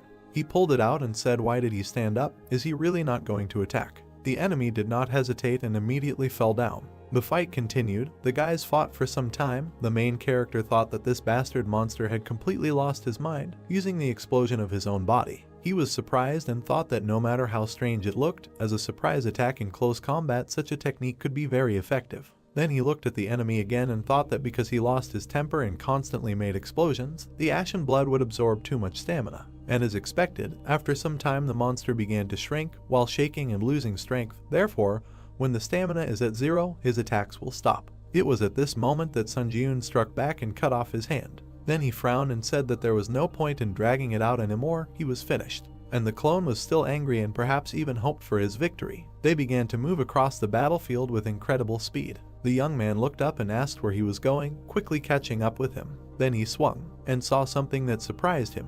It turned out that the enemy had been running all this time and accumulating blood energy. Then he turned around and struck. The projectile flew straight at Sun Jiun, but he was able to activate the shield. Thanks to this, there was no damage, only the young man was thrown back strongly. He smiled and thought that he was still grateful to him for such an ignorant use of this power. The charging was complete. The counterattack shield skill reached the maximum damage absorption limit. At that moment, the young man stretched out his hand and collected all this energy in his palm, thought that the accumulated energy of the counterattack account was filled to the limit. Then he swung and wished the enemy a quick death. He was still screaming and running towards him. A second later, Sun Jiun raised his hand and released the projectile. Then he swung well, and with his own sword he directed it towards the clone. Thanks to this, the projectile flew straight into his face. The monster flew back and clearly did not expect this blow, and the brunette looked up and said that this was his release. The counterattack shield skill instantly released the accumulated damage, and all this entailed a strong explosion that destroyed even the building. Literally before our eyes, the clone began to collapse. A notification appeared with congratulations, and overcoming the 12th floor of the test tower. As a breakthrough reward, the Grey Crown of the Ancient Emperor will be sent to his inventory. As a breakthrough reward, 80,000 points are awarded. As a breakthrough reward, 3,500 so are awarded, and as an additional reward, the skill Last Resistance is received. Moving to the waiting room began. When the young man exhaled, he saw another notification that the mastery of the counterattack shield skill has reached 100%. The rank of the counterattack shield skill increases by 1 level. And also new combat concentration was deactivated, and soon there will be a rebound of concentration, exceeding the user's limit. At first it was unclear what this means, but a second later, the young man felt incredible nausea. He began to vomit his own blood. This blood poured out of him in huge quantities for some time, and a notification appeared that the ash blood skill was activated. Then the guy wiped his mouth and thought that as expected, the ash blood did not fail. Until the end he believed that this skill would heal and rebound, which arose as a side effect of concentrating in the bayou. Then he turned around and thought that if he did not have such a teacher skill in recovery as ash blood in his arsenal, he would not have been able to go so far. He looked around and thought that when he can climb the tower with a calm soul, but is it even possible? Suddenly, some kind of accumulation of energy appeared in front of him above the corpse of the enemy. The guy came closer and thought that it was the spirit of another him, funny, and immediately was distracted by the notification that the administrator's message, which was limited to prevent advisory messages, would be activated. Immediately a message came from the administrator Lord of Steel Blood, who complained about the sanctions for treating him to a cup of tea and asked him to treat him well from now on. Sun Ji-yoon looked at this and remembered about the help. Then he rolled his eyes and thanked her for the bottle, thinking that he also unintentionally learned a new fact. He presented this potion, and the administrator of the Steel Blood Lord sent him an item. It was a product of the Black Dragon, a potion made by specially processing the bodily fluids of the Black Dragon. When consumed, mental strength and immunity are increased, and the mind becomes clearer, and administrators are also subject to sanctions if they interact too much with adventurers. At the same time, a lot of dialogue boxes appeared because all the messages of the administrators, which were limited until now, began to be printed at the same time. There were an incredible number of them. The administrator of the Wandering Knight who lost his master is amazed by his crazy talent. The administrator of the Vampire Lords is interested in where a monster like this guy came from. The administrator of the first Dragon Slayer born in 1,000 years admires the difficulty of the test on the 12th floor and the fact that the hero confidently overcame it. And many more messages. The boy read them and thought that there were so many administrators watching him. It was amazing.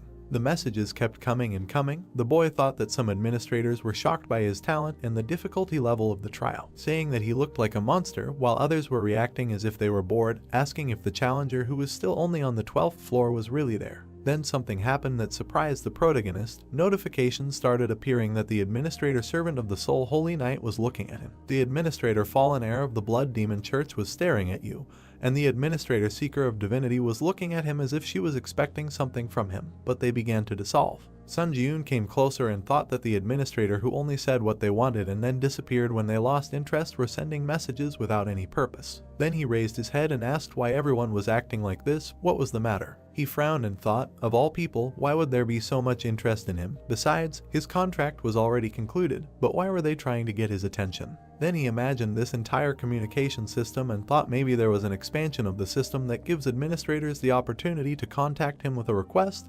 Their casual reaction turns the assumption into a certainty. Then he smiled and thought, since there are so many. He looked at all these comments and said that it seems that as the system expands in the future, administrators who are not bound by a contract with him will also be able to benefit. He threw up his hands and asked if they didn't think it was a little wrong when everyone was just bombarding him with messages. And he also added that if they needed something from him, they should send him a force as support, then he would definitely remember them later when the system was expanded. New notifications immediately started pouring in, saying that the administrator of the first Dragon Slayer born in 1,000 years was unhappy with the arrogance of a single applicant. The administrator of the fallen heir of the Blood Demon Church snorted and said that this was out of the question. The administrator of the hero of the ruined world asked him to hold his horses, saying that perhaps this man was very vain. The brunette smiled and said that he was informing them that this offer was only valid for 3 people in order of priority. At that moment, there were even more notifications. Various administrators began to contact him. For example, the administrator of the heir of the Blood Demon Church would like to add power to a store intended only for his contractor. The administrator of the hero of the ruined world would like to add power to a store intended only for a contractor. And the administrator of the first Dragon Slayer born in 1,000 years would like to add power to a store intended only for a contractor. At that moment, the guy thought about it. Then he turned around and thought that what was really important now was that the enemy not only had the same statistics as him, but also skills and powers. The enemy's corpse was still emitting energy and was nearby. The guy looked at it and thought what he would get when he absorbed his soul. A moment later, he did just that, absorbed the spirit of the false challenger. The skill increased by 28%.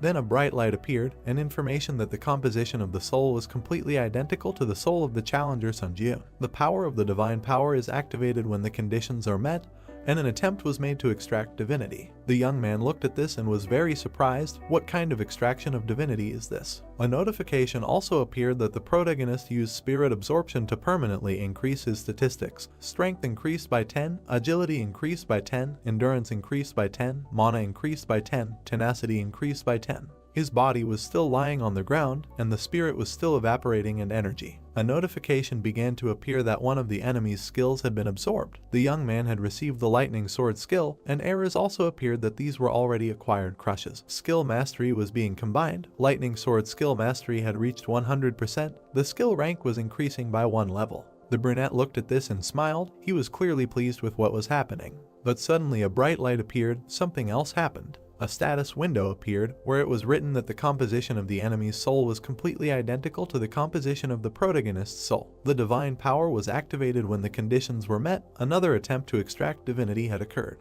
The young man was surprised. He did not understand what it was. And then a notification appeared that the extraction of divinity had been successfully completed. The divine power rank was increasing by 1 level. And thanks to this power, the transformation of divinity and the accumulation of altered divinity became possible. He looked up and thought what was happening. Some kind of transformation, accumulation, all these words were an empty sound for him, really. Immediately after, another notification appeared that the power of divinity was engraved on his soul. He did not know how to use it, so he just gave up, but it turns out that now he can use divine power. Some symbol appeared on his chest, and a bright light appeared. And immediately after, comments poured in that the waiting room of the 13th floor was entered. The expansion of the system was beginning. The community, which was divided by country at the global level, was fully integrated, and communities of different difficulty levels were now available. Team members assigned to combined trials were no longer tied to a specific country.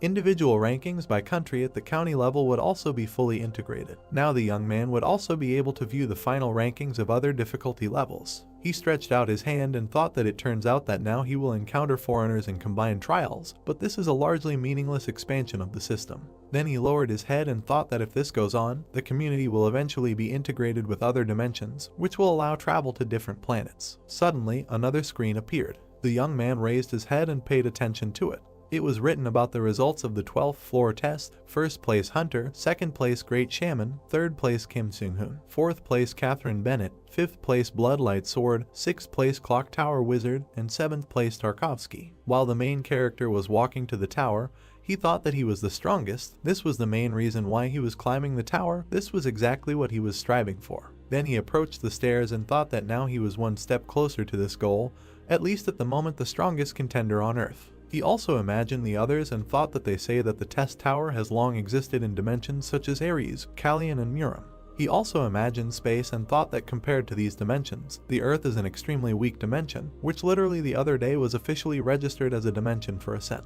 Then he remembered his opponent and thought if he didn't increase the power of the Earth, he could leave the target of another dimension, as happened that day. He frowned and thought that whether it was before or now, he needed a powerful force that could defeat anyone. He immediately raised his hand and activated the inventory. It was written about the gray crown of the emperor, charisma plus 30%, the gray crown used in the ritual of the ancient emperor who served the god of darkness. Wearing the crown, he rules as the king of spirits. After using the item's durability ends, and it disappears. Sun Jiun studied this and thought since the class is high, the performance seems powerful, but the explanation is somewhat ambiguous. Then he flipped through the skill and thought that he needed to move on to the additional reward for the breakthrough. There was the skill Last Resistance, 0% Mastery, and the main effect is Fatal Injuries. Hello Sheik to Death can be considered invalid. But when activating the Last Resistance, 88% of the available stamina is spent, and the recovery time is 1 week. An additional effect is when the skill is activated, his feelings are momentarily enhanced, and the effects of using all skills are adjusted.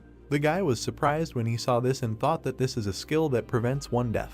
Then he lowered his head and thought that although the recovery time is a week, but given the effectiveness of the skill, this can't even be called a penalty. He smiled and said that during this test, in addition to receiving rewards, he managed to shake the administrators of the forces from the bins. A notification immediately appeared that he needed to select a list of forces that he wanted to see.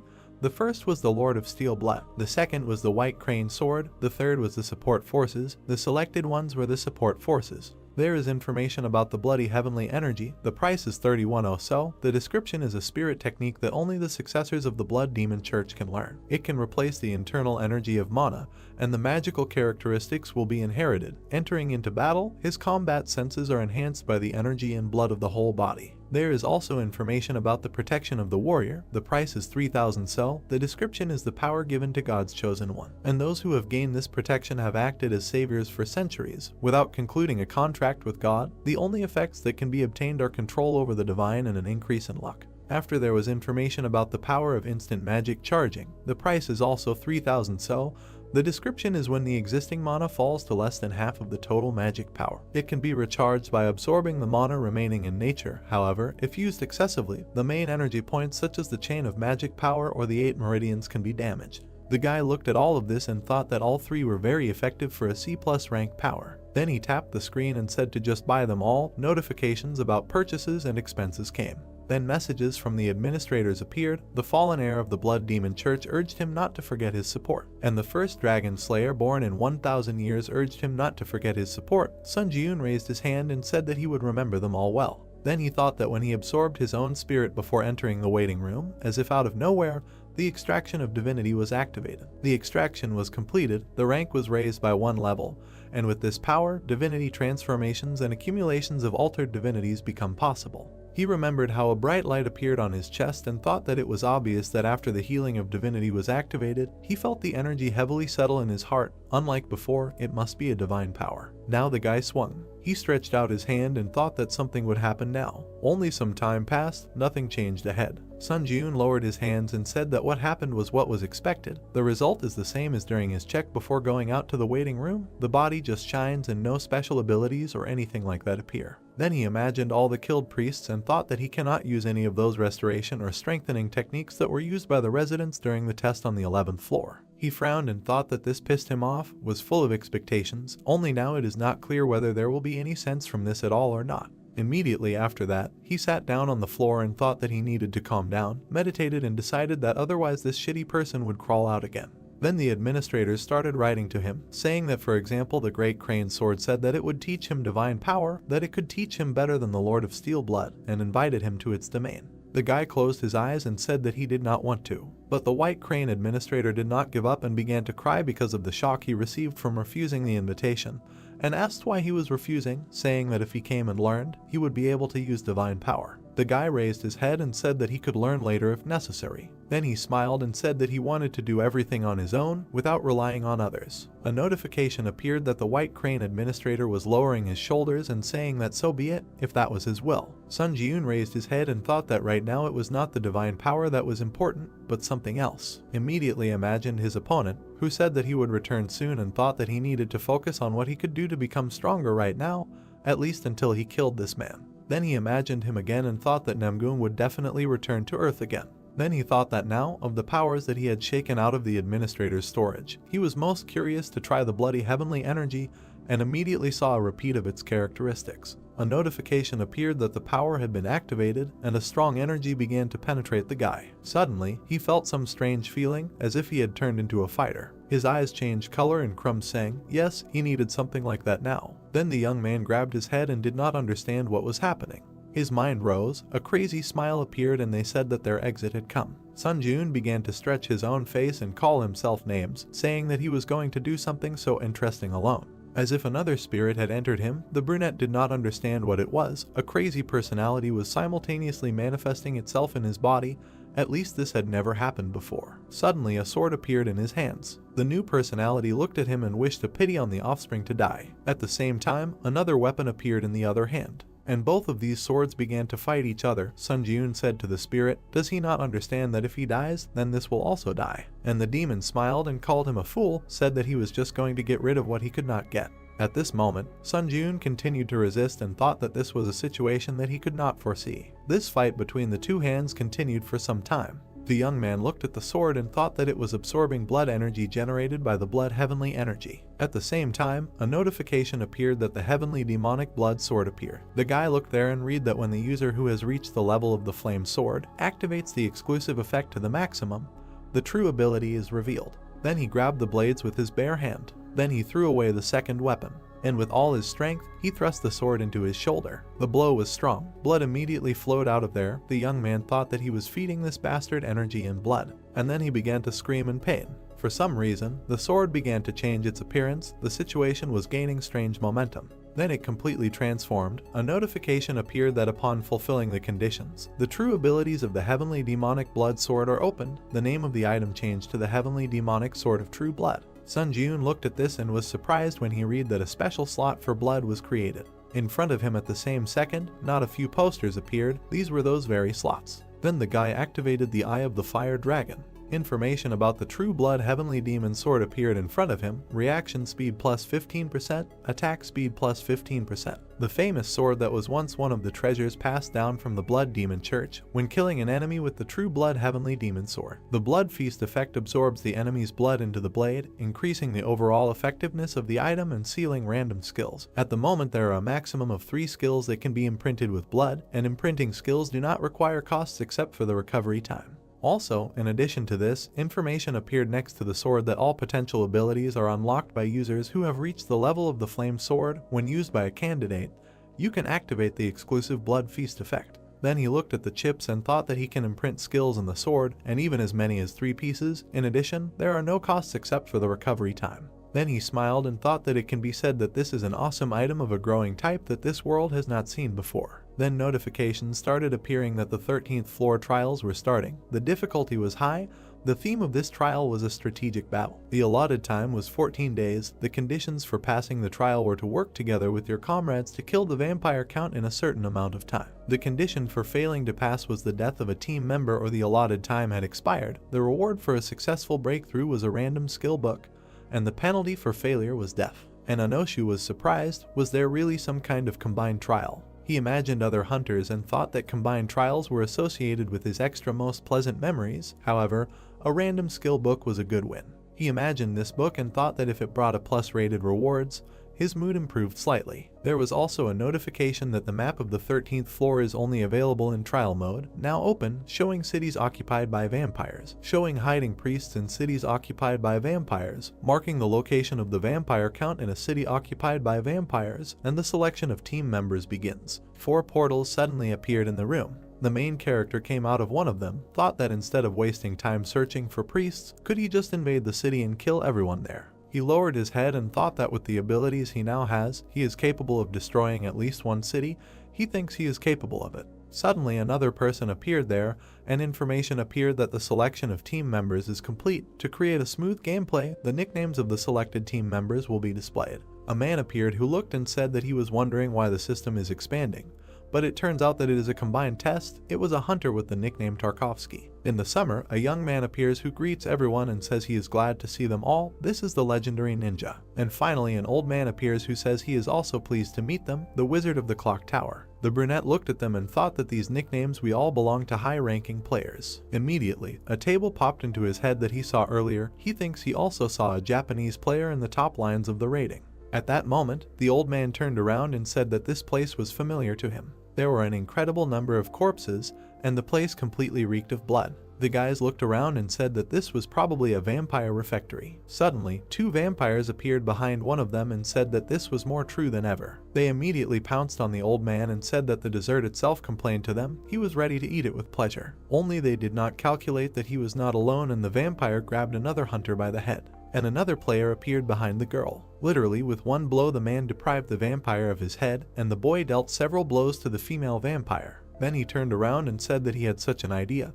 but it turns out that the man really is the head of the best guilds in Russia. He turned around and replied that he was not going to hide it. That's right, his name is Andrei Tarkovsky, the head of the Karpdim Guild. The boy smiled in response and said that he was not mistaken then introduced himself. It was Sashio Michimoto, an S-class hunter, a member of the Japanese Hunters Association. The man smiled at him and said that his body is more expensive because he is the only hunter of such a rank in Japan. The boy laughed and said that he can just call him by name.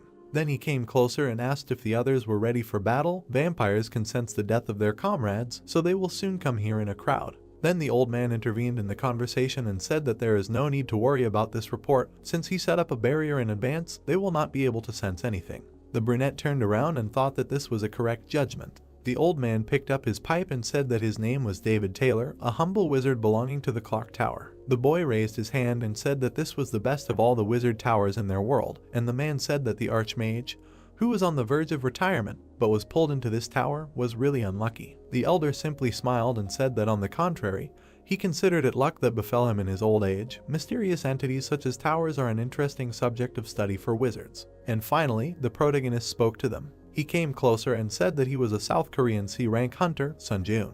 After a while, the group peeked out from the bar and said that he heard something from the receptionist about this test on the 13th floor. Even a weak vampire's skills can easily surpass those of a C-rank hunter. And if you imagine them speaking, then the vampire count has the highest level of skills, putting him on par with the highest rank hunters, and his special ability is physical regeneration, so it is not easy to deal with him. When the guys were in the main square, they said that as the tower was indicated, the key to this test is to save the clergy. These are the people who will be able to defeat them speaking, but they are hiding in different places, and then you can get their help. The whole team sat by the fireplace and discussed that vampires are all over the city. How can they get inside? It is too dangerous to go blindly, and another said that this is true, they will be extremely aggressive towards them. And they also added that first of all, if they use the stealth skill to bring in a small group, another put up a barrier to block the presence, and then you can clear the territory by conducting a team hunt. Everyone agreed, and the main character stood aside and just listened. Then he raised his head and heard that it was excellent. In that case, it was possible to cope with the test on the 13th floor in about 10 days. He thought that it was simply unacceptable. With such a slow speed, there was no way to get an additional reward for breaking through. So he decided to go to the others. And as soon as he approached, he put his hands on the chair and addressed them, saying that it seemed that they did not quite understand something, that they were passing the test in this way extremely effectively. The old man looked at him and asked again, it turns out there is some other way. Sunjun smiled and said that of course there is a method that can boast the highest efficiency. The blonde became curious, what kind of method is this? And the man then raised his head and said that he was also curious, what kind of method is this, which is more effective than the one that was just discussed? And the guy intervened, saying that in fact, as a contender for first place in the world ranking, he must have his own secret to passing the tests, right? At that moment, the brunette spoke and said that it is necessary to hit and take. No one understood the meaning. Then the young man took out his sword, and with one blow, he cut the wall behind him. Then he knocked on it. A moment later, this wall began to fall, and a whole crowd of vampires appeared behind the main character. He smiled and said that if he just shut up and they attacked, they would be able to kill them all and pass the tests. The vampires at that moment began to approach them and discussed whether this man really was. Where did the man suddenly come from? They started attacking and shouting that they had no idea, but they would happily devour him and wanted to drink his fresh blood. The other members of the group were surprised and started shouting that this guy had gone crazy. Was he by any chance planning to kill them all here? And Sunjun was already getting excited. He replied that the operation to break through head-on would begin now. The monsters began to attack the guys in crowds, and at the same time waving their weapons, only for some reason the team members began to dissolve. The vampires stood and looked at this, did not understand where the people had gone, and disappeared. Another said that they had to be careful, human offspring use magic. Just at that moment the man turned around and saw that the old man was helping them, said that group coverage was difficult to maintain for a long time. He frowned and thought why during each combined test there is a bastard who wants to raise a dentist. It really pisses him off. But Sunjun himself then continued to fight, while the guys discussed that it was necessary to exclude him and retreat for now. He raised his head and was surprised that he had basic settings for his nicknames, similar to his Bloodseeker skill. The vampires continued to attack and shouted that he should become a tasty meal. And at the same time, his own projectiles were directed back at him. While the rest of the team ran away, the boy turned and thought why make such a reckless choice. But suddenly something surprised him. The young man stopped and asked the others to look there. The protagonist at that moment activated the fresh Bloodseeker skill and created many bloody projectiles. The vampires saw and began to shout what was happening. Is this really us manipulating blood? If this person is able to control blood, then isn't he one of them? Crazy, his ability to control blood is stronger than theirs. This is some kind of absurdity. Then the young man simply lowered his hand and pointed a projectile at them.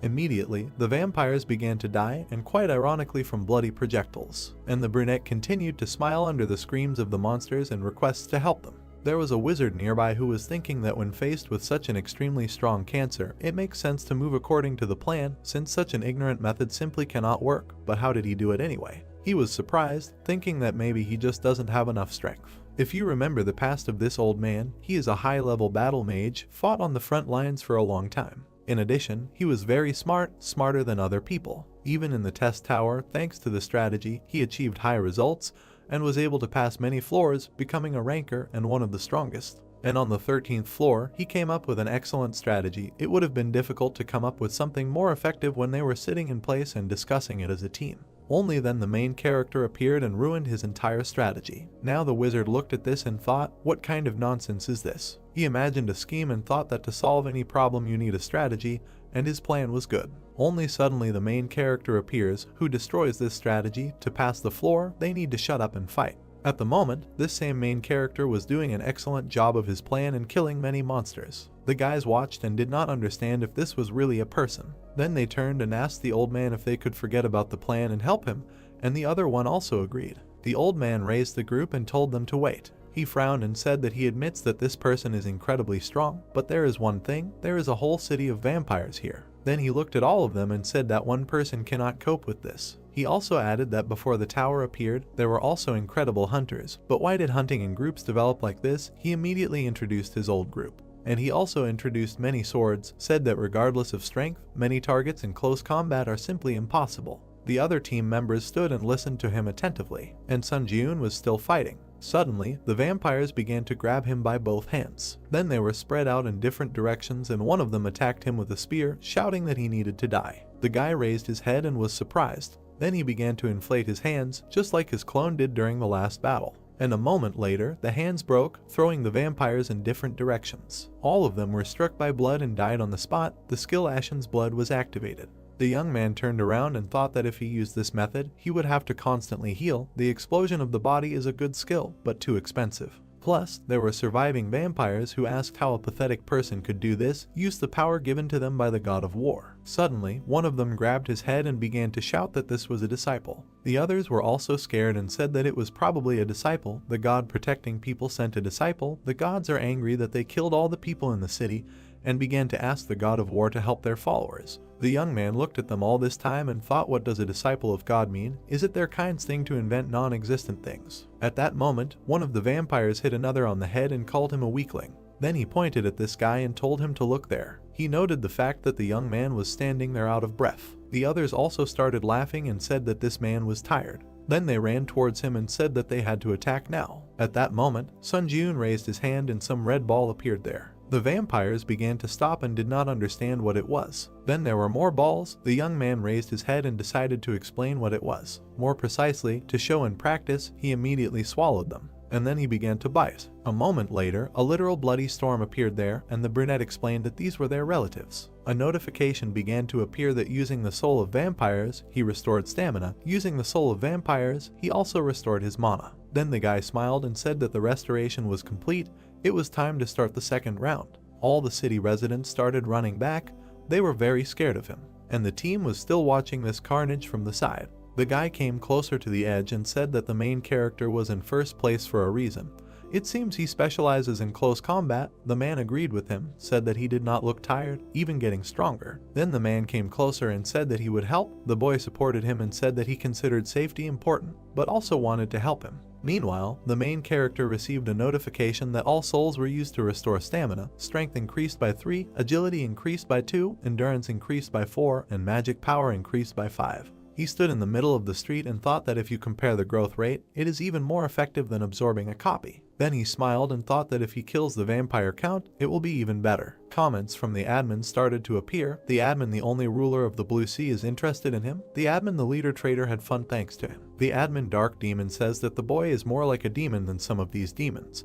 And the admin, the slayer of dragons born in 1,000 years, smiles and notices his heroic qualities. The admin, Pasha, and the heir of the divine cult of demonic blood, is shocked by his magical power. And the admin, soldier of the fallen world, with a satisfied smile, says that he has potential.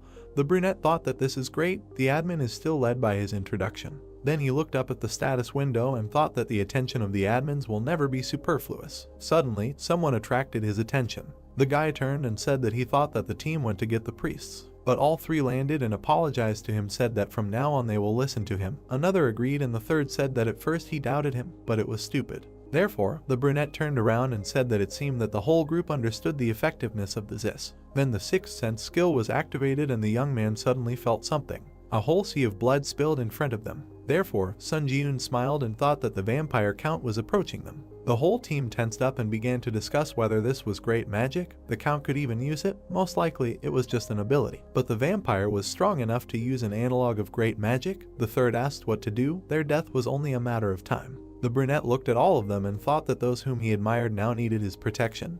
Had he really become so strong? Then he said that they needed to leave here, find the priests and bring them here. The team was surprised. The kid looked at him and asked again, asked why the priests, and explained that he thought that they had decided to act together. Only the main character interrupted him, turned around and said that he would say briefly, if they stay here, they will be cat, thought that he would not be able to protect all three and he needed to kill the Count himself to stroke his soul. Then he turned around and thought that the more others contributed, the less chance of absorbing his soul. Then the man turned around and said that he was ready to listen to him. Just recently he had a different opinion.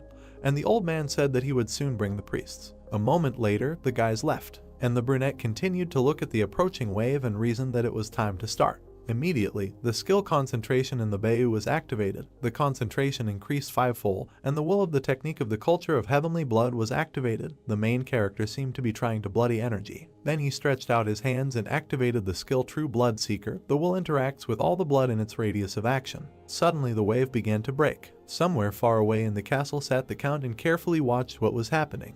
Then he got angry and began to shout, how dare a pathetic person resist him. He sent out another wave and explained that he wanted to use this city, but now he was ready to turn it into hell. He immediately stretched out his hand and gathered all his energy. Blood began to fill the entire city. The waves became stronger and stronger. The brunette saw this and thought that his opponent was stronger than he expected. Then he frowned and said that he did not think he could block this. He was finished. If you get to know the vampire Count a little better, you can move to his castle, where people hold a huge plate from which he takes his delicacy. Then he picks up these balls and puts them in his mouth. The vampire Count, Selnir, sat on his throne and enjoyed the delicacies. The man did not know when it all began. He only remembered that he fought again and again. All his battles ended in victories, thus climbing higher and higher. And after all the victories, the essence of his life became battle, as often happens with those who desperately thirst for more. When he came to, he was already standing on top of a mountain and countless corpses, and soon his thirst reached the heavens. At that moment, the vampire saw and noticed that the god of battle was appointing him as a candidate for the apostles. And the greatest desire of their kind was the destruction of the four impregnable allied powers of humanity, which were then quiet and calm. They destroyed 3 powers and killed so many people that the fountain of life, which was the root of the 4 allied powers, turned red from the spilled blood. Everything around was literally ablaze. And the vampire thought that if he completely conquered the last country, then the god of battle would recognize him as a true apostle who achieved everything through blood, and the peak would be his becoming the king of vampires. This grandiose plan did not give him peace. The man went to it day and night. Now his subjects ran to him and said that a great misfortune had occurred. The Count listened attentively to the fact that the forces under his command were killed, or rather, killed by one person. They immediately brought him a mirror through which he could see everything that was happening there.